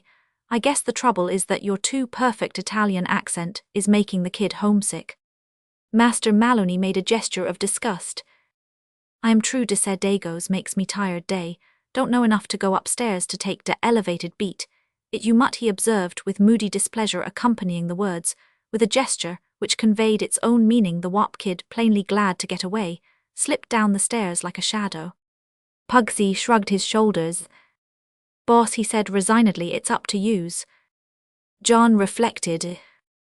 It's all right, he said. Of course, if the collector had been here, the kid wouldn't be. All I've got to do is to wait. He peered over the banisters into the darkness below. Not that it's not enough, he said, for of all the poisonous places I ever met, this is the worst. I wish whoever built it had thought to put in a few windows. His idea of ventilation was apparently to leave a hole about the size of a lima bean, and let the thing go at that. I guess there's a door onto the roof, somewhere, suggested Pugsy. At the joint where I lives dere is. His surmise proved correct. At the end of the passage, a ladder nailed against the wall ended in a large square opening through which was visible, if not that narrow strip of blue which prisoners call the sky, at any rate a tall brick chimney, and a clothesline covered with garments that waved lazily in the breeze. John stood beneath it looking up. Well, he said, this isn't much, but it's better than nothing. I suppose the architect of this place was one of those fellows who don't begin to appreciate air till it's thick enough to scoop chunks out with a spoon. It's an acquired taste, I guess, like Limburger cheese. And now, Pugsy, old scout, you had better beat it. There may be a rough house here any minute now. Pugsy looked up indignant. Beat it. While your shoe leather's good, said John firmly, this is no place for a minister's son, take it from me. I want to stop and pipe de fun, objected Master Maloney. What fun? I guess you ain't here to play ball, surmised Pugsy, shrewdly eyeing the big stick. Never mind why I'm here, said John. Beat it, I'll tell you all about it tomorrow.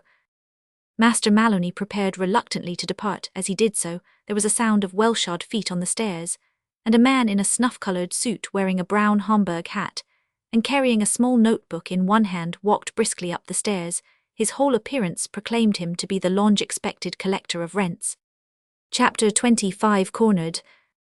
He did not see John for a moment, and had reached the door of the room when he became aware of a presence. He turned in surprise.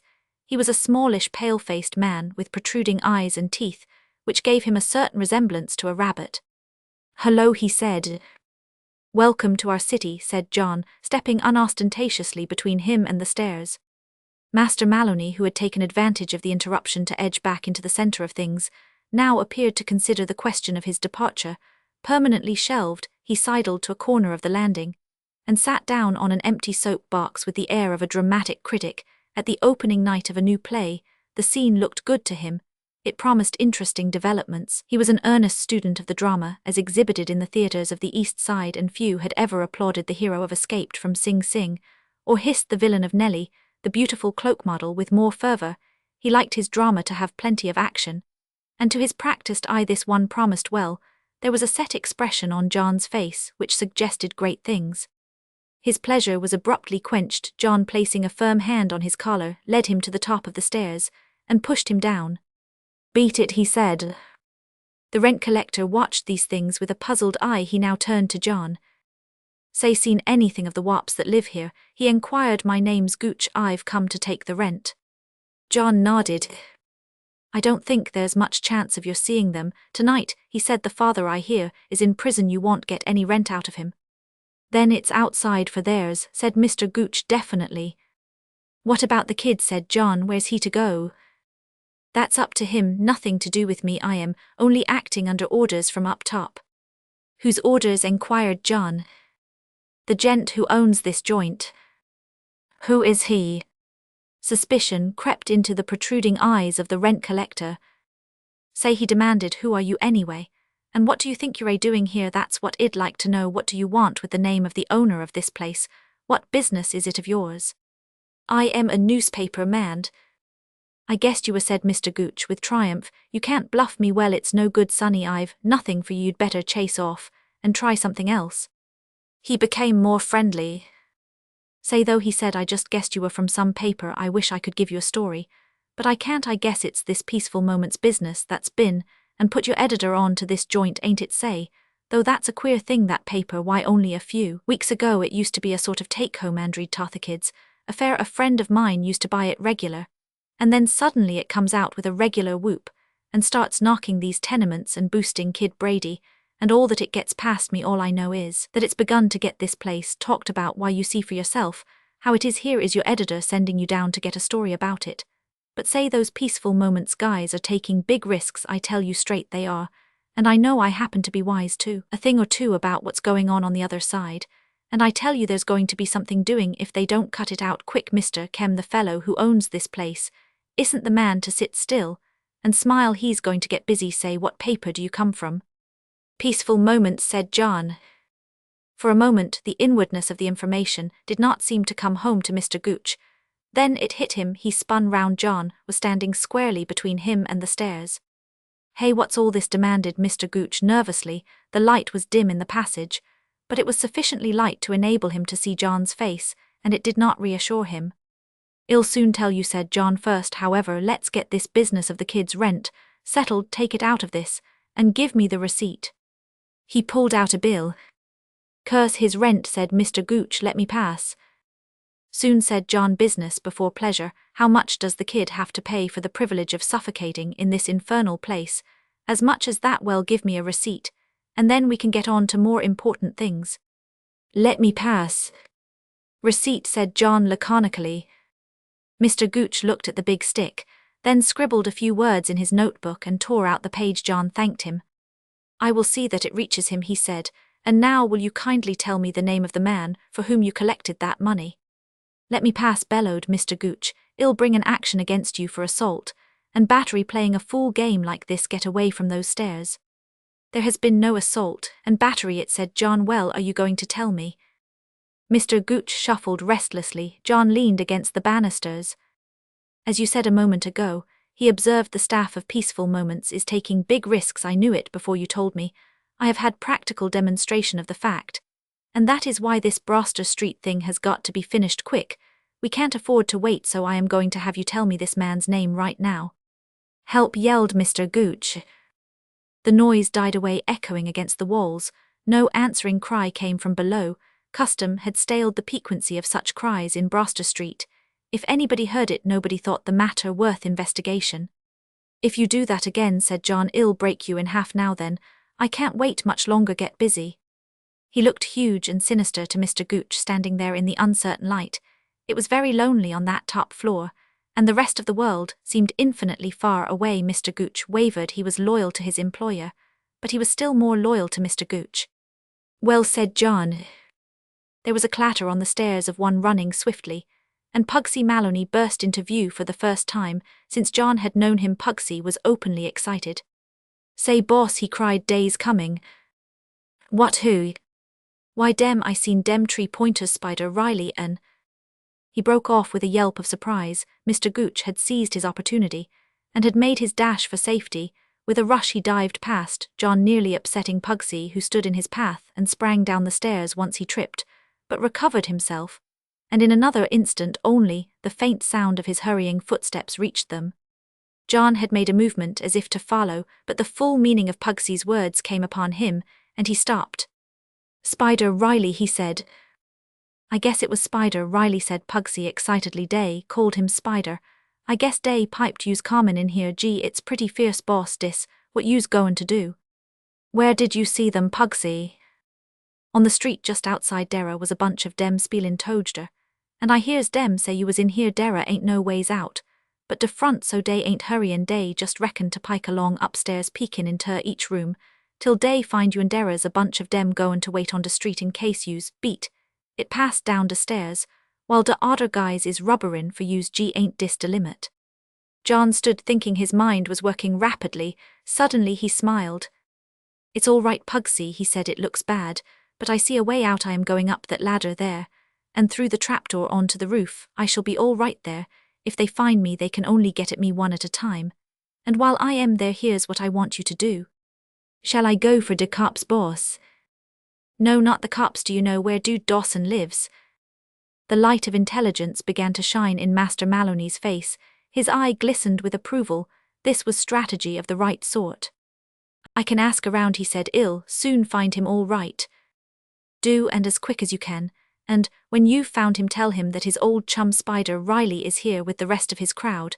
And now I'd better be getting up onto my perch. Off you go, Pugsy, my son, and don't take a week about it, Goodby. Pugsy vanished, and John, going to the ladder, climbed out onto the roof with his big stick. He looked about him. The examination was satisfactory.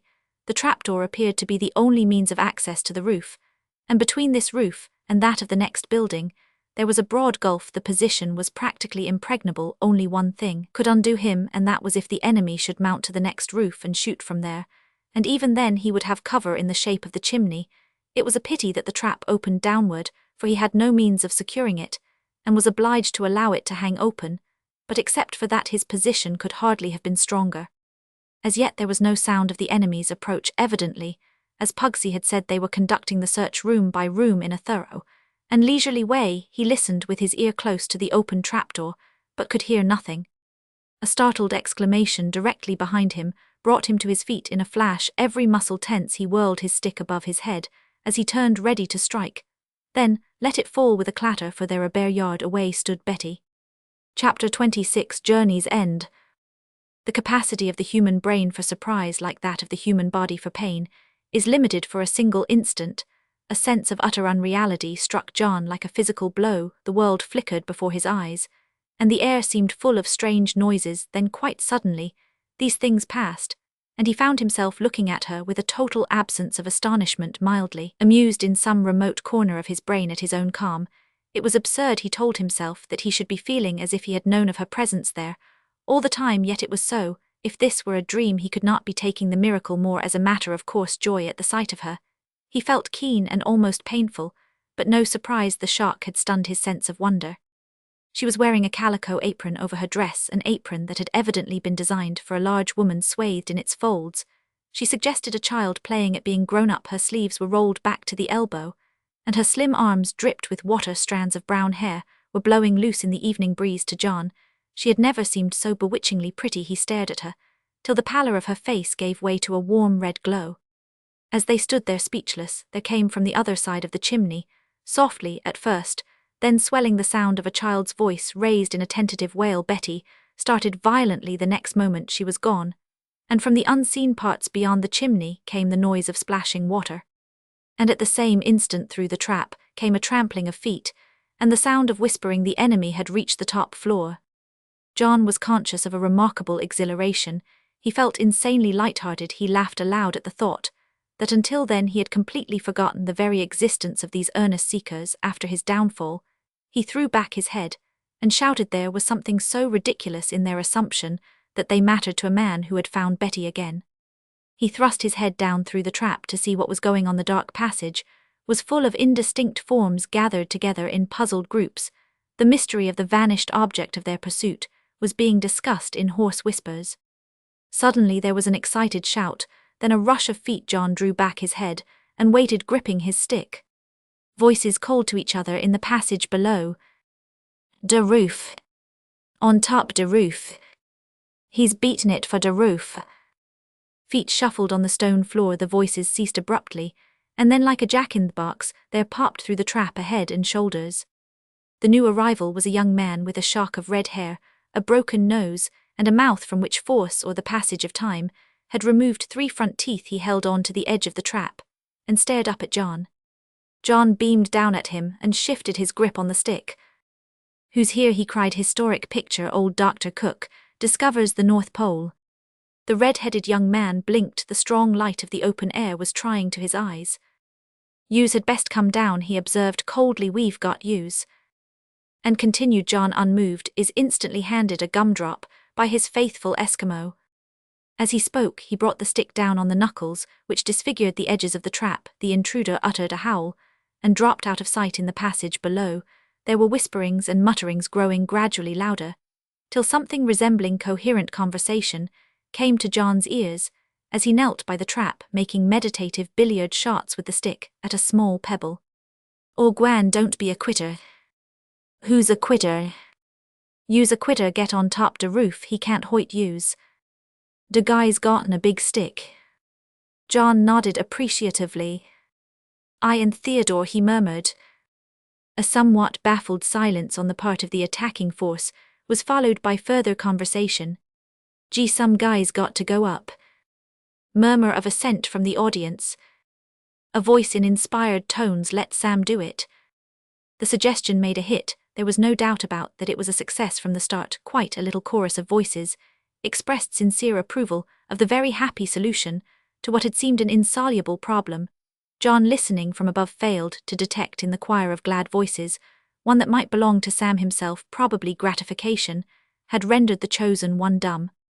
"Yes, let Sam do it," cried the unseen chorus. The first speaker, unnecessarily perhaps, for the motion had been carried almost unanimously, but possibly with the idea of convincing the one member of the party in whose bosom doubts might conceivably be harbored, went on to adduce reasons.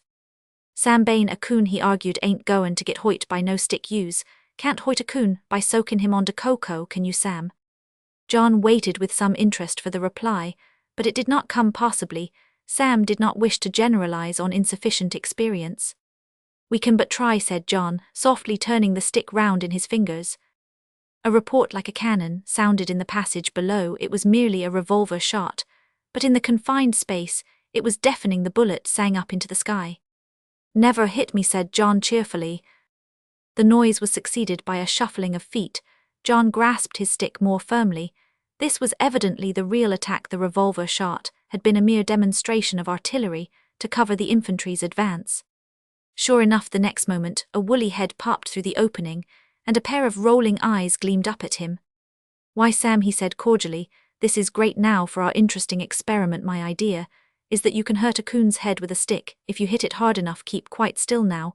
What are you coming up, Sam? I hate to do it, but..." A yell rang out. John's theory had been tested and proved correct. By this time, the affair had begun to attract spectators. The noise of the revolver had proved a fine advertisement. The roof of the house next door began to fill up. Only a few of the occupants could get a clear view of the proceedings, for the chimney intervened. There was considerable speculation as to what was passing in the 3 Points camp. John was the popular favorite. The early comers had seen his interview with Sam and were relating it with gusto to their friends. Their attitude toward John was that of a group of men watching a dog at a rat hole. They looked to him to provide entertainment for them. But they realized that the first move must be with the attackers. They were fair-minded men, and they did not expect John to make any aggressive move. Their indignation, when the proceedings began to grow slow, was directed entirely at the dilatory 3-pointers. They hooted the 3-pointers, they urged them to go home and tuck themselves up in bed. The spectators were mostly Irishmen, and it offended them to see what should have been a spirited fight so grossly bungled. "Gwan away home, ye quitters," roared one. A second member of the audience alluded to them as stiffs. It was evident that the besieging army was beginning to grow. A little unpopular, more action was needed if they were to retain the esteem of Broster Street. Suddenly there came another and a longer explosion from below, and more bullets wasted themselves on air. John's side. "You make me tired," he said. The Irish neighbours expressed the same sentiment in different and more forcible words. There was no doubt about Eata's warriors. The 3-pointers were failing to give satisfaction. A voice from the passage called to John. "Say." "Well said, John. Are yous comin' down off out of dat roof? Would you mind repeating that remark? Are yous goin' to quit off out of dat roof?" "Go away and learn some grammar," said John severely. "Hey. Well, are yous?" "No, my son," said John. "Since you ask it, I am not. I like being up here. How is Sam?" There was silence below. The time began to pass slowly. The Irishmen on the other roof, now definitely abandoning hope of further entertainment, proceeded with hoots of derision to climb down one by one into the recesses of their own house. And then from the street far below there came a fusillade of shots and a babel of shouts, and counter-shouts. The roof of the house next door filled again with a magical swiftness, and the low wall facing the street became black with the backs of those craning over there. Appeared to be great doings in the street. John smiled comfortably. In the army of the corridor confusion had arisen. A scout clattering upstairs had brought the news of the Table Hillites' advent, and there was doubt as to the proper course to pursue. Certain voices urged going down to help the main body. Others pointed out that this would mean abandoning the siege of the roof. The scout who had brought the news was eloquent in favor of the first course. "Gee," he cried, "don't I keep tellin' yous dat de Table Hills is here sure dere is a whole bunch of dem, and unless yous come on down dey'll bite de hull head off of us lot. Leave dat stiff on de roof.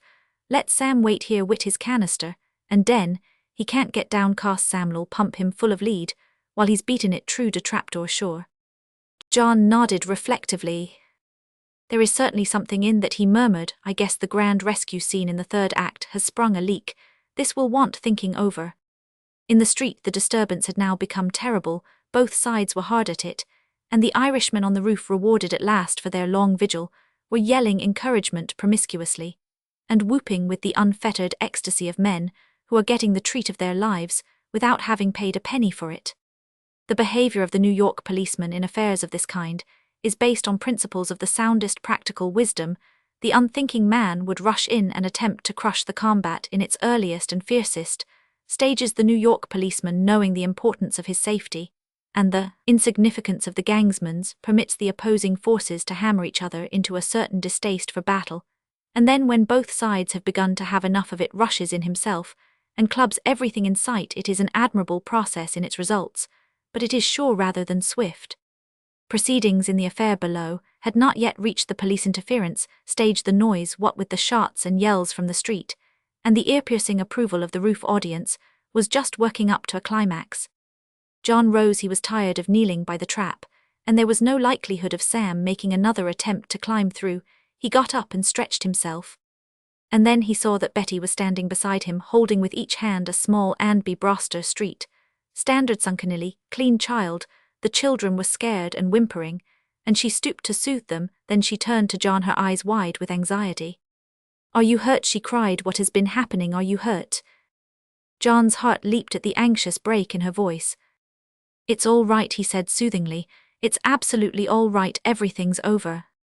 As if to give him the lie, the noise in the street swelled to a crescendo of yells and shots. "What's that?" cried Betty, starting. "I fancy," said John, "the police must be taking a hand. It's all right, there's a little trouble down below there between two of the gangs, it won't last long now." "Who were those men?" "My friends in the passage," he said lightly. "Those were some of the 3 Points gang. We were holding the concluding exercise of a rather lively campaign that's been." Betty leaned weakly against the chimney. There was silence now in the street. Only the distant rumble of an elevated train broke the stillness. She drew her hands from the children's grasp and covered her face as she lowered them again. John saw that the blood had left her cheeks. She was white and shaking. He moved forward impulsively. "Betty!" She tottered, reaching blindly for the chimney for support, and without further words he gathered her into his arms, as if she had been the child she looked, and held her there, clutching her to him, fiercely kissing the brown hair that brushed against his face, and soothing her with vague murmurings. Her breath came in broken gasps. She laughed hysterically. "I thought they were killing Yaukeling Yuand. I couldn't leave my babisthi, was so frightened, poor little mitesai, thought they were killing you." "Betty!" Her arms about his neck tightened their grip, convulsively forcing his head down until his face rested against hers, and so they stood rigid, while the two children stared with round eyes and whimpered unheeded. Her grip relaxed, her hands dropped slowly to her side. She leaned back against the circle of his arms and looked up at him, a strange look full of a sweet humility. "I thought I was strong," she said quietly. "I am weak, but I don't care." He looked at her with glowing eyes, not understanding, but content that the journey was ended, that she was there in his arms speaking to him. "I always loved you, dear," she went on. "You knew that, didn't you?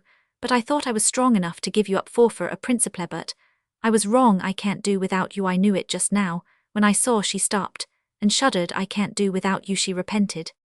She felt the muscles of his arms quiver, and pressed more closely against them. They were strong arms, protecting arms, restful to lean against at the journey's end. Chapter 27. A lemon.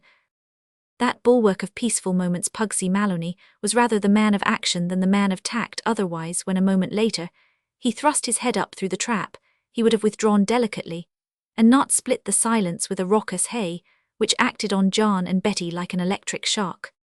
John glowered at him. Betty was pink, but composed. Pugsy climbed leisurely onto the roof and surveyed the group. "Why, hello," he said as he saw Betty more closely. "Well, Pugsy," said Betty, "how are you?" John turned in surprise. "Do you know Pugsy?" Betty looked at him, puzzled. "Why, of course I do." "Sure," said Pugsy. "Miss Brown was stenographer on De Poiper till she beat it." "Miss Brown?" There was utter bewilderment in John's face. "I changed my name when I went to Peaceful Moments." "Then did you?" "Yes, I wrote those articles. That's how I happen to be here now. I come down every day and help look after the babies, poor little souls. There seems to be nobody else here who has time to do it. It's dreadful. Some of them you wouldn't believe. I don't think they could ever have had a real bath in their lives." "Baths is foolishness," commented Master Maloney, austerely eyeing the scoured infants with a touch of disfavor. John was reminded of a second mystery that needed solution. "How on earth did you get up here, Pugsy?" he asked. "How did you get past Sam?" "Sam? I didn't see no Sam." "Who's Sam?" "One of those fellows, a coon. They left him on guard with a gun, so that I shouldn't get down. I met a coon beating it down the stairs. I guess dat was him. I guess he got cold feet." "Then there's nothing to stop us from getting down." "Nope, dat's right, Dara. Ain't a 3-pointer wittin' a mile. De cops have been loading dem into de patrol wagon by de dozen." John turned to Betty. "Well, go and have dinner somewhere. You haven't begun to explain things yet." Betty shook her head with a smile. "I haven't got time to go out to dinners," she said. "I am a working girl. I am cashier at Fontelli's Italian restaurant. I shall be on duty in another half-hour." John was aghast. "You?" "It's a very good situation," said Betty demurely. $6 a week, and what I steal, I haven't stolen anything yet, and I think Mr. Jarvis is a little disappointed in me, but of course I haven't settled down properly." "Jarvis, Bat Jarvis?" "Yes, he has been very good to me. He got me this place and has looked after me all the time." "I'll buy him 1,000 cats," said John fervently, "but Betty, you mustn't go there any more, you must quit you." "If Peaceful Moments would re-engage me," said Betty. She spoke lightly but her face was serious. "Dear," she said quickly, "I can't be away from you now, while there's danger I couldn't bear it, will you let me come?" He hesitated. You must." Her manner changed again. "That's settled then, Pugsy, I am coming back to the paper, are you glad?" "Sure ting," said Pugsy, "you rated a good. And now," she went on, "I must give these babies back to their mothers, and then I'll come with you." She lowered herself through the trap, and John handed the children down to her. Pugsy looked on, smoking a thoughtful cigarette. John drew a deep breath. Pugsy, removing the cigarette from his mouth, delivered himself of a stately word of praise. "She's a Boyd," he said. "Pugsy," said John, feeling in his pocket, and producing a roll of bills. $1 a word is our rate for contributions like that. John pushed back his chair slightly, stretched out his legs, and lighted a cigarette, watching Betty fondly through the smoke. The resources of the Knickerbocker Hotel had proved equal to supplying the staff of Peaceful Moments with an excellent dinner, and John had stoutly declined to give or listen to any explanations until the coffee arrived. "Thousands of promising careers," he said, "have been ruined by the fatal practice of talking seriously at dinner, but now we might begin." Betty looked at him across the table with shining eyes. It was good to be together again. "My explanations won't take long," she said. "I ran away from you, and when you found me I ran away again." "But I didn't find you," objected John. "That was my trouble." "But my aunt told you I was at Peaceful Moments." "On the contrary, I didn't even know you had an aunt." "Well, she's not exactly that. She's my stepfather's aunt, Mrs. Oakley. I was certain you had gone straight to her, and that she had told you where I was." "The Mrs. Oakley, the philanthropist." "Don't laugh at her," said Betty quickly. "She was so good to me." "She passes," said John decidedly. "And now," said Betty, "it's your turn." John lighted another cigarette. "My story," he said, "is rather longer. When they threw me out of Mervo." "What?" "I'm afraid you don't keep abreast of European history," he said. "Haven't you heard of the Great Revolution in Mervo, and the overthrow of the dynasty Bloodless? But invigorating the populace rose against me, as one Manxcept, good old General Poyno. He was for me and Crump was neutral. But apart from them, my subjects were unanimous. There's a republic again in Mervo now." "But why? What had you done?" "Well, I abolished the Gamintables, but more probably," he went on quickly, "they saw what a perfect dub I was in every—" She interrupted him. "Do you mean to say that just because of me?" "Well," he said awkwardly, "as a matter of fact what you said did make me think over my position, and of course directly I thought over it, well anyway, I closed down gambling in Mervo, and then—" "John—" He was aware of a small hand creeping round the table under cover of the cloth. He pressed it swiftly, and looking round, caught the eye of a hovering waiter who swooped like a respectful hawk. "Did you want anything, sir?" "I've got it, thanks," said John. The waiter moved away. "Well, directly they had fired me I came over here. I don't know what I expected to do, I suppose. I thought I might find you by chance. I pretty soon saw how hopeless it was, and it struck me that if I didn't get some work to do mighty quick, I shouldn't be much good to anyone, except the alienists." "Dear." The waiter stared, but John's eyes stopped him in mid-swoop. "Then I found Smith." "Where is Mr. Smith?" "In prison," said John with a chuckle. "In prison?"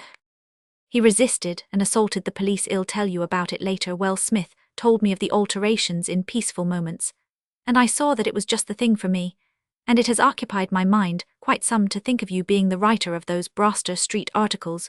You certainly have started something, Betty, goodness knows where it will end. I hoped to have brought off a coup this afternoon, but the arrival of Sam and his friends just spoiled it." "This afternoon?" "Yes, why were you there? What were you doing?" "I was interviewing the collector of rents, and trying to dig his employer's name out of him. It was Smith's idea. Smith's theory was that the owner of the tenements must have some special private reason for lying low, and that he would employ some special fellow whom he could trust as a rent collector. And I am pretty certain he was right. I cornered the collector, a little rabbit-faced man named Gooch, and I believe he was on the point of what's the matter." Betty's forehead was wrinkled, her eyes wore a faraway expression. "I'm trying to remember something. I seem to know the name Gooch, and I seem to associate it with a little rabbit-faced man. And quick, tell me some more about him." He's just hovering about on the edge of my memory. Quick, push him in. John threw his mind back to the interview in the dark passage, trying to reconstruct it. He's small, he said slowly, his eyes protrudiso. Do his teeth hairs? I remember no. Has a curious red mark on his right cheek, said Betty triumphantly. By Jove, cried John, you've got him. I remember him perfectly. He was. She stopped with a little gasp. Yes, John, he was one of my stepfather's secretaries, she said. They looked at each other in silence. It can't be, said John at length. It can. It is. He must be. He has scores of interests everywhere. He prides himself on it. It's the most natural thing. John shook his head doubtfully. But why all the fuss? Your stepfather isn't the man to mind public opinion. But don't you see, it's as Mr. Smith said, the private reason. It's as clear as daylight. Naturally, he would do anything rather than be found out, don't you see, because of Mrs. Oakley. Because of Mrs. Oakley. You don't know her as I do. She is a curious mixture.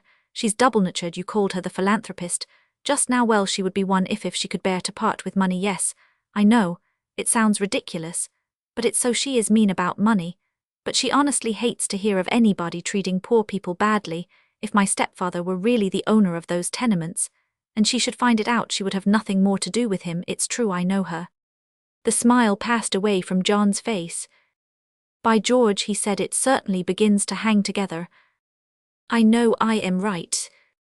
I think you are. He sat meditating for a moment. Well, he said at last. What do you mean? I mean, what are we to do? Do we go on with this? Go on with it? I don't understand. I mean, well, it has become rather a family matter, you see. Do you feel a swore-like against Mr. Scobell, as you did against an unknown lessee? Betty's eyes sparkled. I don't think I should feel any different if it was you, she said. I've been spending days and days in those houses, John dear, and I've seen such utter squalor and misery, where there needn't be any at all, if only the owner would do his duty and.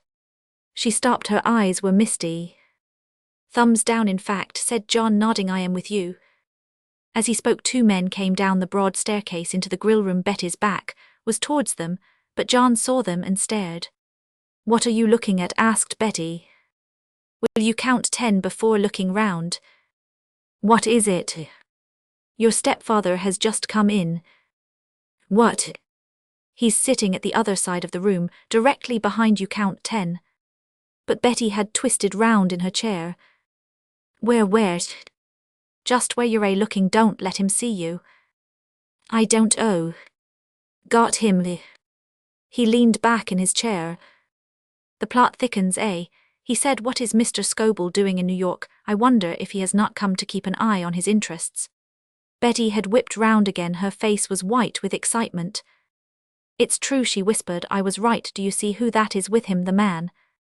Do you know him? He's a stranger to me. It's Mr. Parker, said Betty.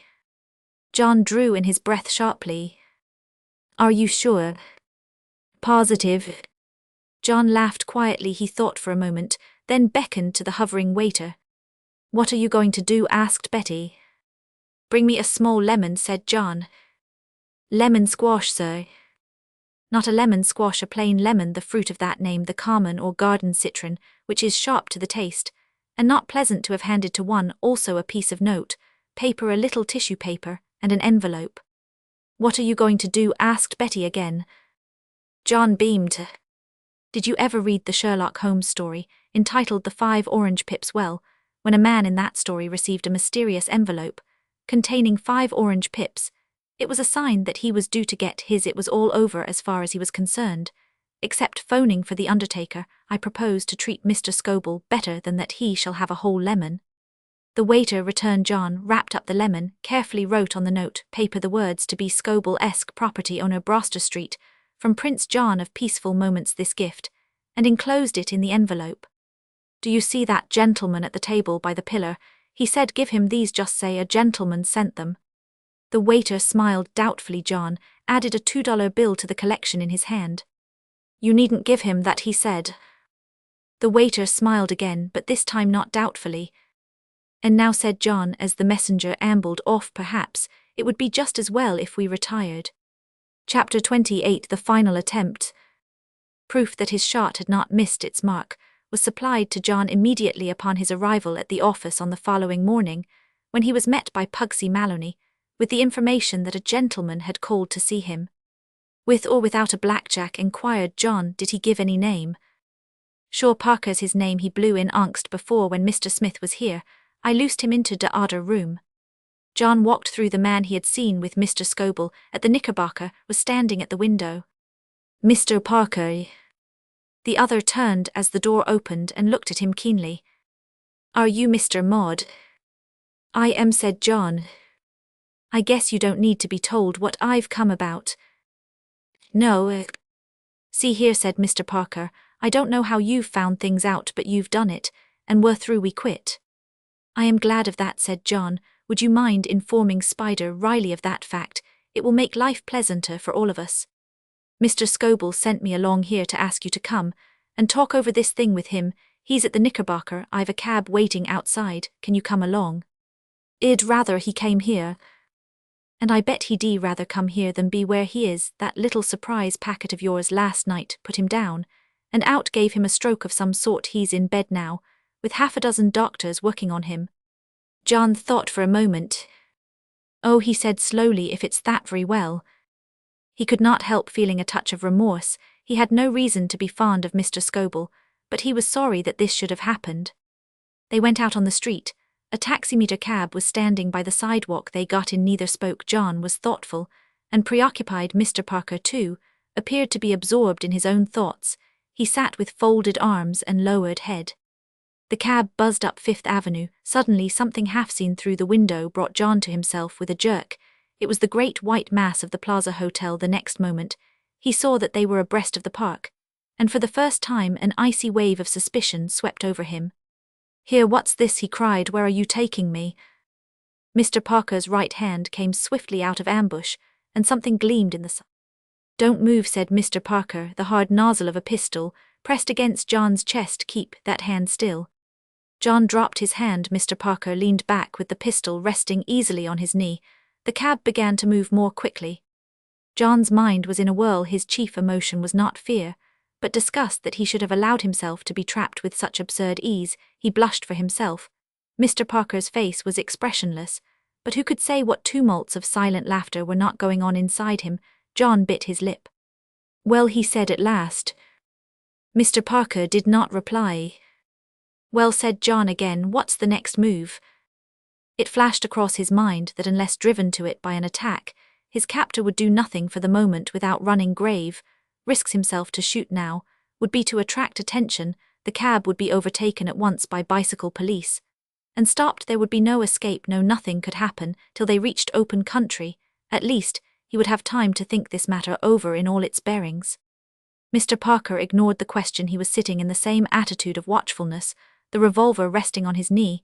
He seemed mistrustful of John's right hand, which was hanging limply at his side.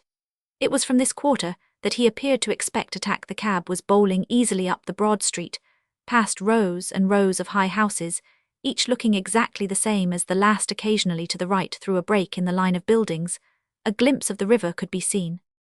A faint hope occurred to John that by talking he might put the other off his guard. For just that instant, which was all he asked, he exerted himself to find material for conversation. Tell me, he said, what you said about Mr. Scobel. Was that true about his being ill in bed? Mr. Parker did not answer, but a wintry smile flittered across his face. It was not, said John. Well, I am glad of that. I don't wish Mr. Scobel any harm. Mr. Parker looked at him doubtfully. Say, why are you in this game at all? He said. What made you butt in? One must do something, said John. It's interesting work. If y'all quit. John shook his head. I own it's a tempting proposition, things being as they are, but I won't give up yet. You never know what may happen. Well, you can make a mighty near guess this trip. You can't do a thing yet, that's sure, said John confidently. If you shot me now, the cab would be stopped, and you would be lynched by the populace. I seem to see them tearing you limb from limb. She loves me, off comes an arm. She loves me, not a leg, joins the little heap on the ground. That is what would happen, Mr. Parker. The other shrugged his shoulders and relapsed into silence once more. What are you going to do with me, Mr. Parker? Asked John. Mr. Parker did not reply. The cab moved swiftly on. Now they had reached the open country. An occasional wooden shack was passed, but that was all. At any moment John felt the climax of the drama might be reached, and he got ready. His muscles stiffened for a spring. There was little chance of its being effective, but at least it would be good to put up some kind of a fight, and he had a faint hope that the suddenness of his movement might upset the other's aim. He was bound to be hit somewhere, that was certain, but quickness might save him to some extent. He braced his leg against the back of the cab, and as he did so, its smooth speed changed to a series of jarring jumps, each more emphatic than the last. It slowed down, then came to a halt. There was a thud as the chauffeur jumped down. John heard him fumbling in the toolbox. Presently the body of the machine was raised slightly. As he got to work with the jack, John's muscles relaxed. He leaned back. Surely something could be made of this new development. But the hand that held the revolver never wavered. He paused irresolute, and at the moment somebody spoke in the road outside. Had a breakdown? Inquired the voice. John recognized it. It was the voice of Kid Brady. The kid, as he had stated that he intended to do, had begun his training for his match with Eddie Wood at White Plains. It was his practice to open a course of training with a little gentle roadwork, and it was while jogging along the highway, a couple of miles from his training camp, in company with the two thick-necked gentlemen who acted as his sparring partners, that he had come upon the broken-down taxicab. If this had happened after his training had begun in real earnest, he would have averted his eyes from the spectacle, however alluring, and continued on his way without a pause. But now, as he had not yet settled down to genuine hard work, he felt justified in turning aside and looking into the matter. The fact that the chauffeur, who seemed to be a taciturn man lacking the conversational graces, manifestly objected to an audience, deterred him not at all. One cannot have everything in this world, and the kid and his attendant thicknecks were content to watch the process of mending the tire, without demanding the additional joy of sparkling small talk from the man in charge of the operations. "Guys had a breakdown, sure," said the first of the thicknecks. "Surest thing you know," agreed his colleague. "Seems to me the tire's punctured," said the kid. All three concentrated their gaze on the machine. "Kid's right," said thickneck number 1. "Guy's been and bust a tire." "Surest thing you know," said thickneck number 2. They observed the perspiring chauffeur in silence for a while. "Wonder how he did that now," speculated the kid. "Ran over a nail, I guess," said thickneck number 1. "Surest thing you know," said the other, who, while perhaps somewhat deficient in the matter of original thought, was a most useful fellow to have by one, a sort of Boswell. "Did you run over a nail?" the kid enquired of the chauffeur. The chauffeur worked on unheeding. "This is his busy day," said the first thickneck, with satire. "Guy's too full of work to talk to us." "Deaf shouldn't wonder," surmised the kid. "Say, wonder what's he doing with a taxi so far out of the city. Some guy tells him to drive him out here. I guess say it'll cost him something to hell, have to strip off a few from his roll to pay for this." John glanced at Mr. Parker, quivering with excitement. It was his last chance. Would the kid think to look inside the cab, or would he move on? Could he risk a shout? Mr. Parker leaned forward and thrust the muzzle of the pistol against his body. The possibilities of the situation had evidently not been lost upon him. "Keep quiet," he whispered. Outside, the conversation had begun again, and the kid had made his decision. "Pretty rich guy inside," he said, following up his companion's train of thought. "I am going to rubber through the window." John met Mr. Parker's eye and smiled. There came the sound of the kid's feet grating on the road as he turned, and as he heard it, Mr. Parker for the first time lost his head. With a vague idea of screening John, he half rose. The pistol wavered. It was the chance John had prayed for. His left hand shot out, grasped the other's wrist, and gave it a sharp wrench. The pistol went off with a deafening report, the bullet passing through the back of the cab, then fell to the floor as the fingers lost their hold, and the next moment John's right fist, darting upward, crashed home. The effect was instantaneous. John had risen from his seat as he delivered the blow, and it got the full benefit of his weight. Mr. Parker literally crumpled up, his head jerked, then fell limply forward. John pushed him onto the seat as he slid toward the floor. The interested face of the kid appeared at the window behind him. Could be seen portions of the faces of the two thicknecks. "Hello, kid," said John. "I heard your voice. I hoped you might look in for a chat." The kid stared amazed. "What's doin'?" he queried. "A good deal. I'll explain later. First, will you kindly knock that chauffeur down and sit on his head?" "De guys beat it," volunteered the first thickneck. "Surest thing you know," said the other. "What's been doin'?" asked the kid. "What are you going to do with this guy?" John inspected the prostrate Mr. Parker, who had begun to stir slightly. "I guess we'll leave him here," he said. "I've had all of his company that I need for today. Show me the nearest station, kid. I must be getting back to New York. I'll tell you all about it as we go a walk. Will do me good. Riding in a taxi is pleasant, but believe me, you can have too much of it." Chapter 29, A Representative Gathering. When John returned to the office, he found that his absence had been causing Betty an anxious hours waiting. She had been informed by Pugsy that he had gone out in the company of Mr. Parker, and she felt uneasy. She turned white at his story of the ride, but he minimized the dangers. "I don't think he ever meant to shoot. I think he was going to shut me up somewhere out there and keep me till I promised to be good." "Do you think my stepfather told him to do it?" "I doubt it. I fancy Parker is a man who acts a good deal on his own inspirations, but well, ask him when he calls today." "Is he going to call?" "I have an idea he will," said John. "I sent him a note just now asking if he could manage a visit." It was unfortunate, in the light of subsequent events, that Mr. Jarvis should have seen fit to bring with him to the office that afternoon 2 of his collection of cats, and that Long Otto, who as before accompanied him, should have been fired by his example to the extent of introducing a large yellow dog, for before the afternoon was ended space in the office was destined to be at premium. Mr. Jarvis, when he had recovered from the surprise of seeing Betty and learning that she had returned to her old situation, explained.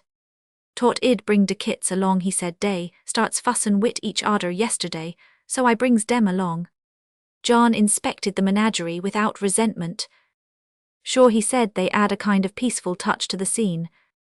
The atmosphere was indeed one of peace. The dog, after an inquisitive journey round the room, lay down and went to sleep. The cats settled themselves comfortably, one on each of Mr. Jarvis' knees. Long Otto, surveying the ceiling with his customary glassy stare, smoked a long cigar, and Bat, scratching one of the cats under the ear, began to entertain John with some reminiscences of Fitz and kittens.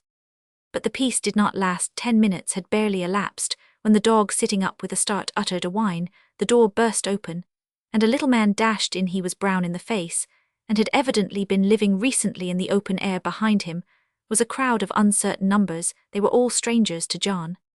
"Yes," he said. The little man glared speechlessly at the occupants of the room. The 2 Bowery boys rose awkwardly. The cats fell to the floor.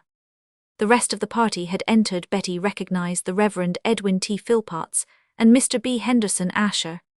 "My name is Renshaw," said the little man, having found speech. "What can I do for you?" asked John. The question appeared to astound the other. "What can you have all?" "Mr. Renshaw is the editor of Peaceful Moments," she said. "Mr. Smith was only acting for him." Mr. Renshaw caught the name. "Yes, Mr. Smith. I want to see Mr. Smith. Where is he?" "In prison," said John. "In prison?" John nodded. "A good many things have happened since you left for your vacation. Smith assaulted a policeman and is now on Blackwell's Island." Mr. Renshaw gasped. Mr. B. Henderson Asher stared and stumbled over the cat. "And who are you?" asked the editor. "My name is Maud. He broke off to turn his attention to Mr. Jarvis and Mr. Asher, between whom unpleasantness seemed to have arisen. Mr. Jarvis, holding a cat in his arms, was scowling at Mr. Asher, who had backed away and appeared apprehensive. "What is the trouble?" asked John. "Dis guy here wit 2 left feet," said Bat querulously. "Treads on de kit." Mr. Renshaw, eyeing Bat and the silent Otto with disgust, intervened. "Who are these persons?" he enquired. "Poison yourself," rejoined Bat, justly incensed. "Who's de little squirt, Mr. Maud?" John waved his hands. Gentlemen, he said, "why descend to mere personalities? I ought to have introduced you. This is Mr. Renshaw, our editor. These Mr. Renshaw are Bat Jarvis, and Long Otto, our acting fighting editors. Vice Kid Brady, absent on unavoidable business." The name stung Mr. Renshaw to indignation, as Smith's had done. "Brady," he shrilled, "I insist that you give me a full explanation. I go away by my doctor's orders, for a vacation, leaving Mr. Smith to conduct the paper on certain clearly defined lines by mere chance. While on my vacation, I saw a copy of the paper. It had been ruined." "Ruined," said John. "On the contrary, the circulation has been going up every week." "Who is this person, Brady?" "With Mr. Philpotts. I have been going carefully over the numbers which have been issued since my departure. An intellectual treat, murmured John. And in each there is a picture of this young man in a costume which I will not particularize. There is hardly enough of it to particularize. Together with a page of disgusting autobiographical matter. John held up his hand. I protest, he said, we court criticism, but this is mere abuse. I appeal to these gentlemen to say whether this, for instance, is not bright and interesting. He picked up the current number of Peaceful Moments and turned to the kids' page. This, he said, describes a certain 10-round unpleasantness with one Mexican. Joe comes up for the second round, and he gives me a nasty look. But I thinks of my mother, and swats him one in the lower ribs. He gives me another nasty look. All right, kid, he says, now I'll knock you up into the gallery. And with that he cuts loose with a right swing, but I falls into the clinch, and then... Pa, exclaimed Mr. Renshaw. Go on, boss, urged Mr. Jarvis approvingly, it's to do good dat stuff. There, said John triumphantly, you heard Mr. Jarvis, one of the most firmly established critics, east of Fifth Avenue, stamps Kid Brady's reminiscences with the hallmark of his approval. I falls fur de kid, every time, assented Mr. Jarvis. Sure you know a good thing when you see one. Why, he went on warmly, there is stuff in these reminiscences which would stir the blood of a jellyfish. Let me quote you another passage to show that they are not only enthralling, but helpful as well. Let me see, where is it? I have it, a bully good way of putting a guy out of business. Is this, you don't want to use it in the ring, because rightly speaking it's a foul, but you will find it mighty useful if any thickneck comes up to you in the street and tries to start anything. It's this way, while he's setting himself for a punch, just place the tips of the fingers of your left hand on the right side of the chest, then bring down the heel of your left hand.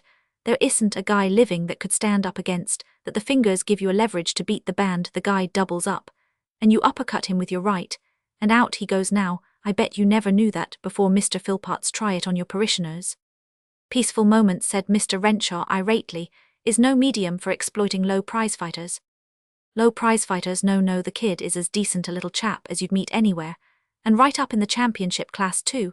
He's matched against Eddie Wood at this very moment, and Mr. Waterman will support me in my statement that a victory over Eddie Wood means that he gets a cast-iron claim to meet Jimmy Garvin for the championship. It is abominable, burst forth Mr. Renshaw. It is disgraceful. The paper is ruined. You keep saying that it really isn't, so the returns are excellent. Prosperity beams on us like a sun. The proprietor is more than satisfied. Indeed, said Mr. Renshaw sardonically. Sure, said John. Mr. Renshaw laughed an acid laugh. You may not know it, he said, but Mr. Scoble is in New York at this very moment. We arrived together yesterday on the Mauretania. I was spending my vacation in England. When I happened to see the copy of the paper, I instantly communicated with Mr. Scoble, who was at Mervo, an island in the Mediterranean. I seemed to know the name, and received in reply a long cable desiring me to return to New York immediately. I sailed on the Mauretania, and found that he was one of the passengers. He was extremely agitated. Let me tell you so that your impudent assertion that the proprietor is pleased.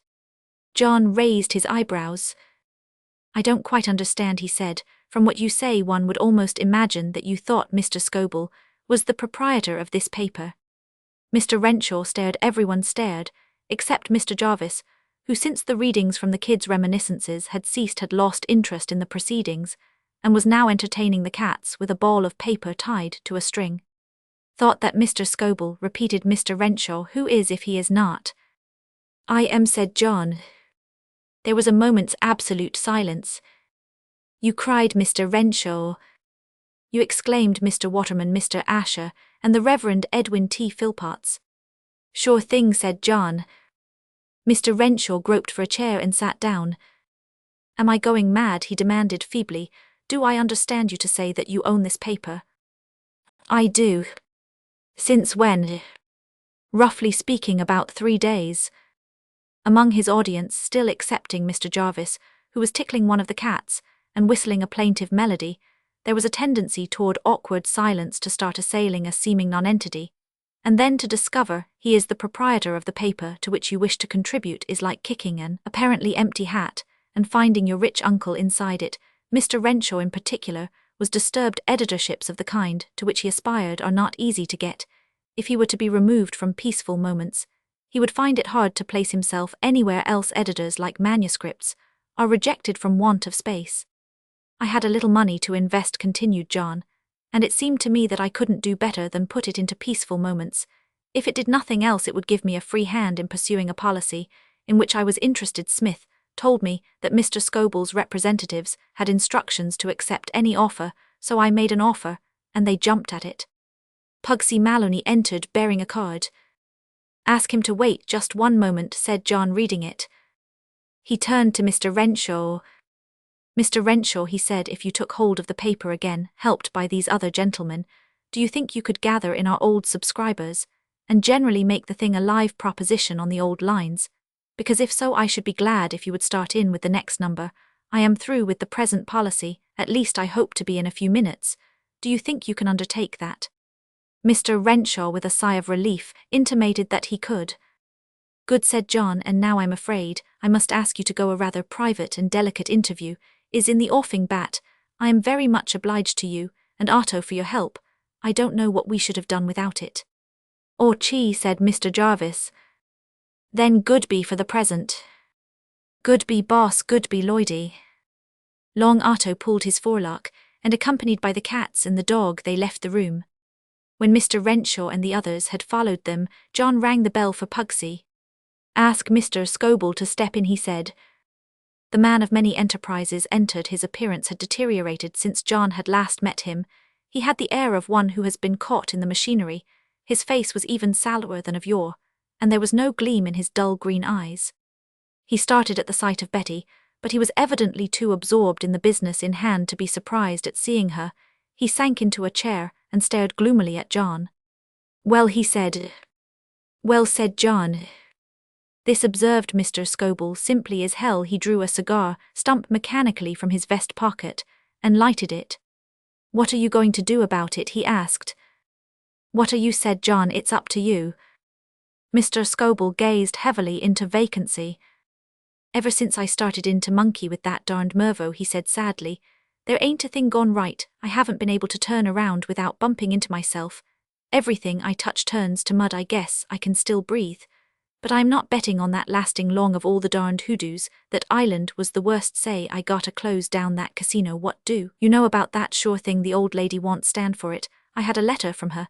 He turned to Betty. You got her all worked up, Betty. I am not blaming you, it's just my jinx. She took it into her head I'd been treating you mean. And she kicked at the casino. I gotta close it down or nix on the air thing. That was enough for me. I am going to turn it into a hotel. He relighted his cigar. And now just as I got her smoothed down along comes this darn tenement business. Say, Prince, for the love of Mike, cut it out if those houses are as bad as you say they are. And the old lady finds out that I own them, it'll be Katie bar the door for me. She wouldn't stand for it for a moment. I guess I didn't treat you good, Prince. But let's forget it. Ease up on this rough stuff. I'll do anything you want. Betty spoke. We only want you to make the houses fit to live in, she said. I don't believe you know what they're like. Why no, I left Parker in charge. It was up to him to do what was wanted. Say, Prince, I want to talk to you about that guy Parker. I understand he's been rather rough with you and your crowd. That wasn't my doing. I didn't know anything about it, till he told me it's the darned Wild West strain in him coming out. He used to do those sort of things out there. And he's forgotten his manners. I pay him well, and I guess he thinks that's the way it's up to him to earn it. You mustn't mind Parker. Oh well, so long as he means well, said John. I've no grudge against Parker. I've settled with him. Well then, what about this Broster Street thing? You want me to fix some improvements, is that it? That's it. Why, say, I'll do that, sure, and then y'all quit handing out the newspaper stories that goes ill, start right. He rose. That's taken a heap off my mind, he said. There's just one other thing, said John. Have you by any chance such a thing as a stepfather's blessing on you? John took Betty's hand. We've come round to your views, Mr. Scoble. He said that scheme of yours for our future looks good to us. Mr. Scoble bit through his cigar in his emotion. Now why the heck, he moaned, couldn't you have had the sense to do that before and save all this trouble? Chapter 30 Conclusion. Smith drew thoughtfully at his cigar and shifted himself more comfortably into his chair. It was long since he had visited the West, and he had found all the old magic in the still scented darkness of the prairie night. He gave a little sigh of content when John a year before had announced his intention of buying this ranch, and as it seemed to Smith burying himself alive 1,000 miles from anywhere he had disapproved, he had pointed out that John was not doing what fate expected of him, a miracle in the shape of a 6-figure wedding present from Mrs. Oakley, who had never been known before in the memory of man to give away 1/1,000,000th of that sum, had happened to him. Fate, argued Smith, plainly intended him to stay in New York and spend his money in a civilized way. John had had only one reply, but it was clinching. "Betty likes the idea," he said, and Smith ceased to argue. Now, as he sat smoking on the porch on the first night of his inaugural visit to the ranch, a conviction was creeping over him that John had chosen wisely. A door opened behind him. Betty came out onto the porch and dropped into a chair close to where John's cigar glowed redly in the darkness. They sat there, without speaking. The stirring of unseen cattle in the corral made a soothing accompaniment to thought.